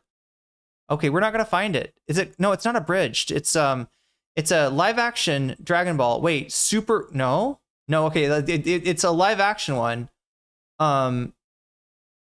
And it has a scene of the Turtle Hermit doing his dance, but I'll have to show you that some other time, chat, to show you. You get the idea though. If you know Master Roshi, my Tai Chi teacher is equally problematic, but I don't have to deal with him nearly as much as I do with my Thai teacher recently. So anyway, much love to everybody. I'm gonna make haste and get off of here. I will see you tomorrow. Be here tomorrow, 7 p.m. Pacific time, 10 p.m. Eastern time. I'm getting closer and closer to being actually on time. So it's the best. What's it called, Rocco's? You know what I'm talking about? It's like a spinoff. No, it's unofficial. Like they took the fucking they bastardized the copyright. And I think it's something to do. Yeah, Taiwanese. It's Taiwanese. Well, let me see if I can find it. Taiwanese Dragon Ball.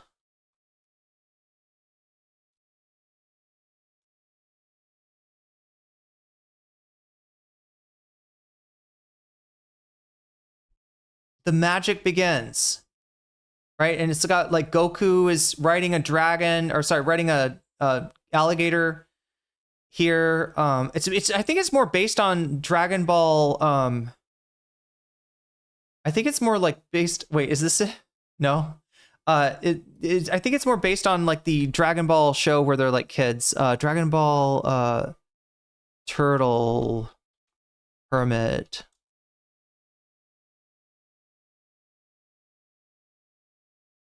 Okay, I don't know if it's gonna show it to me. Oh wait, here it is. Here it is.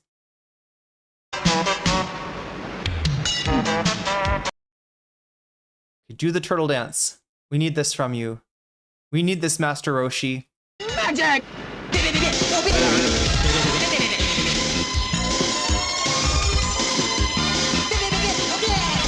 All right, that's all I can give it. That's all I can give to you without it. Here, let me just give you some more scenes. You can see the magical turtle dance, magical turtle music. There's the magical turtle hermit. This is my Tai Chi teacher, basically, including the crotch pumps. Yeah, I think it's something he would do.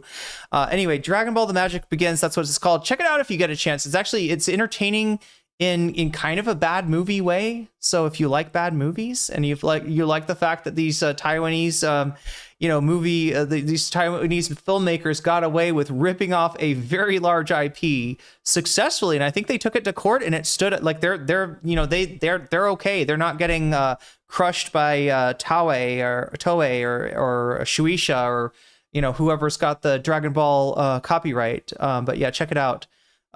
Anyway. Much love, everyone. I will see you tomorrow, 7 p.m. Eastern Time, 10 p.m. Pacific Time, Monday, Tuesday, Wednesday, skip Thursday, although we may not this week. We'll see. Friday, Saturday, skip Sunday. And yeah, see you then. And make sure to tune in. In September, I'll be taking my trip to Vietnam. So you'll get to share. I'll try to sort of bring in some of the ambiance of what I'm seeing and doing over there. So yeah, I'll be streaming from Vietnam too, at least for you on YouTube. I'm gonna try to make it work for Twitch too, but that's gonna be a little dicey. But anyway, I've stayed on here long enough. It's 6 hours and 39 minutes. Not a bad day. Anyway, talk to you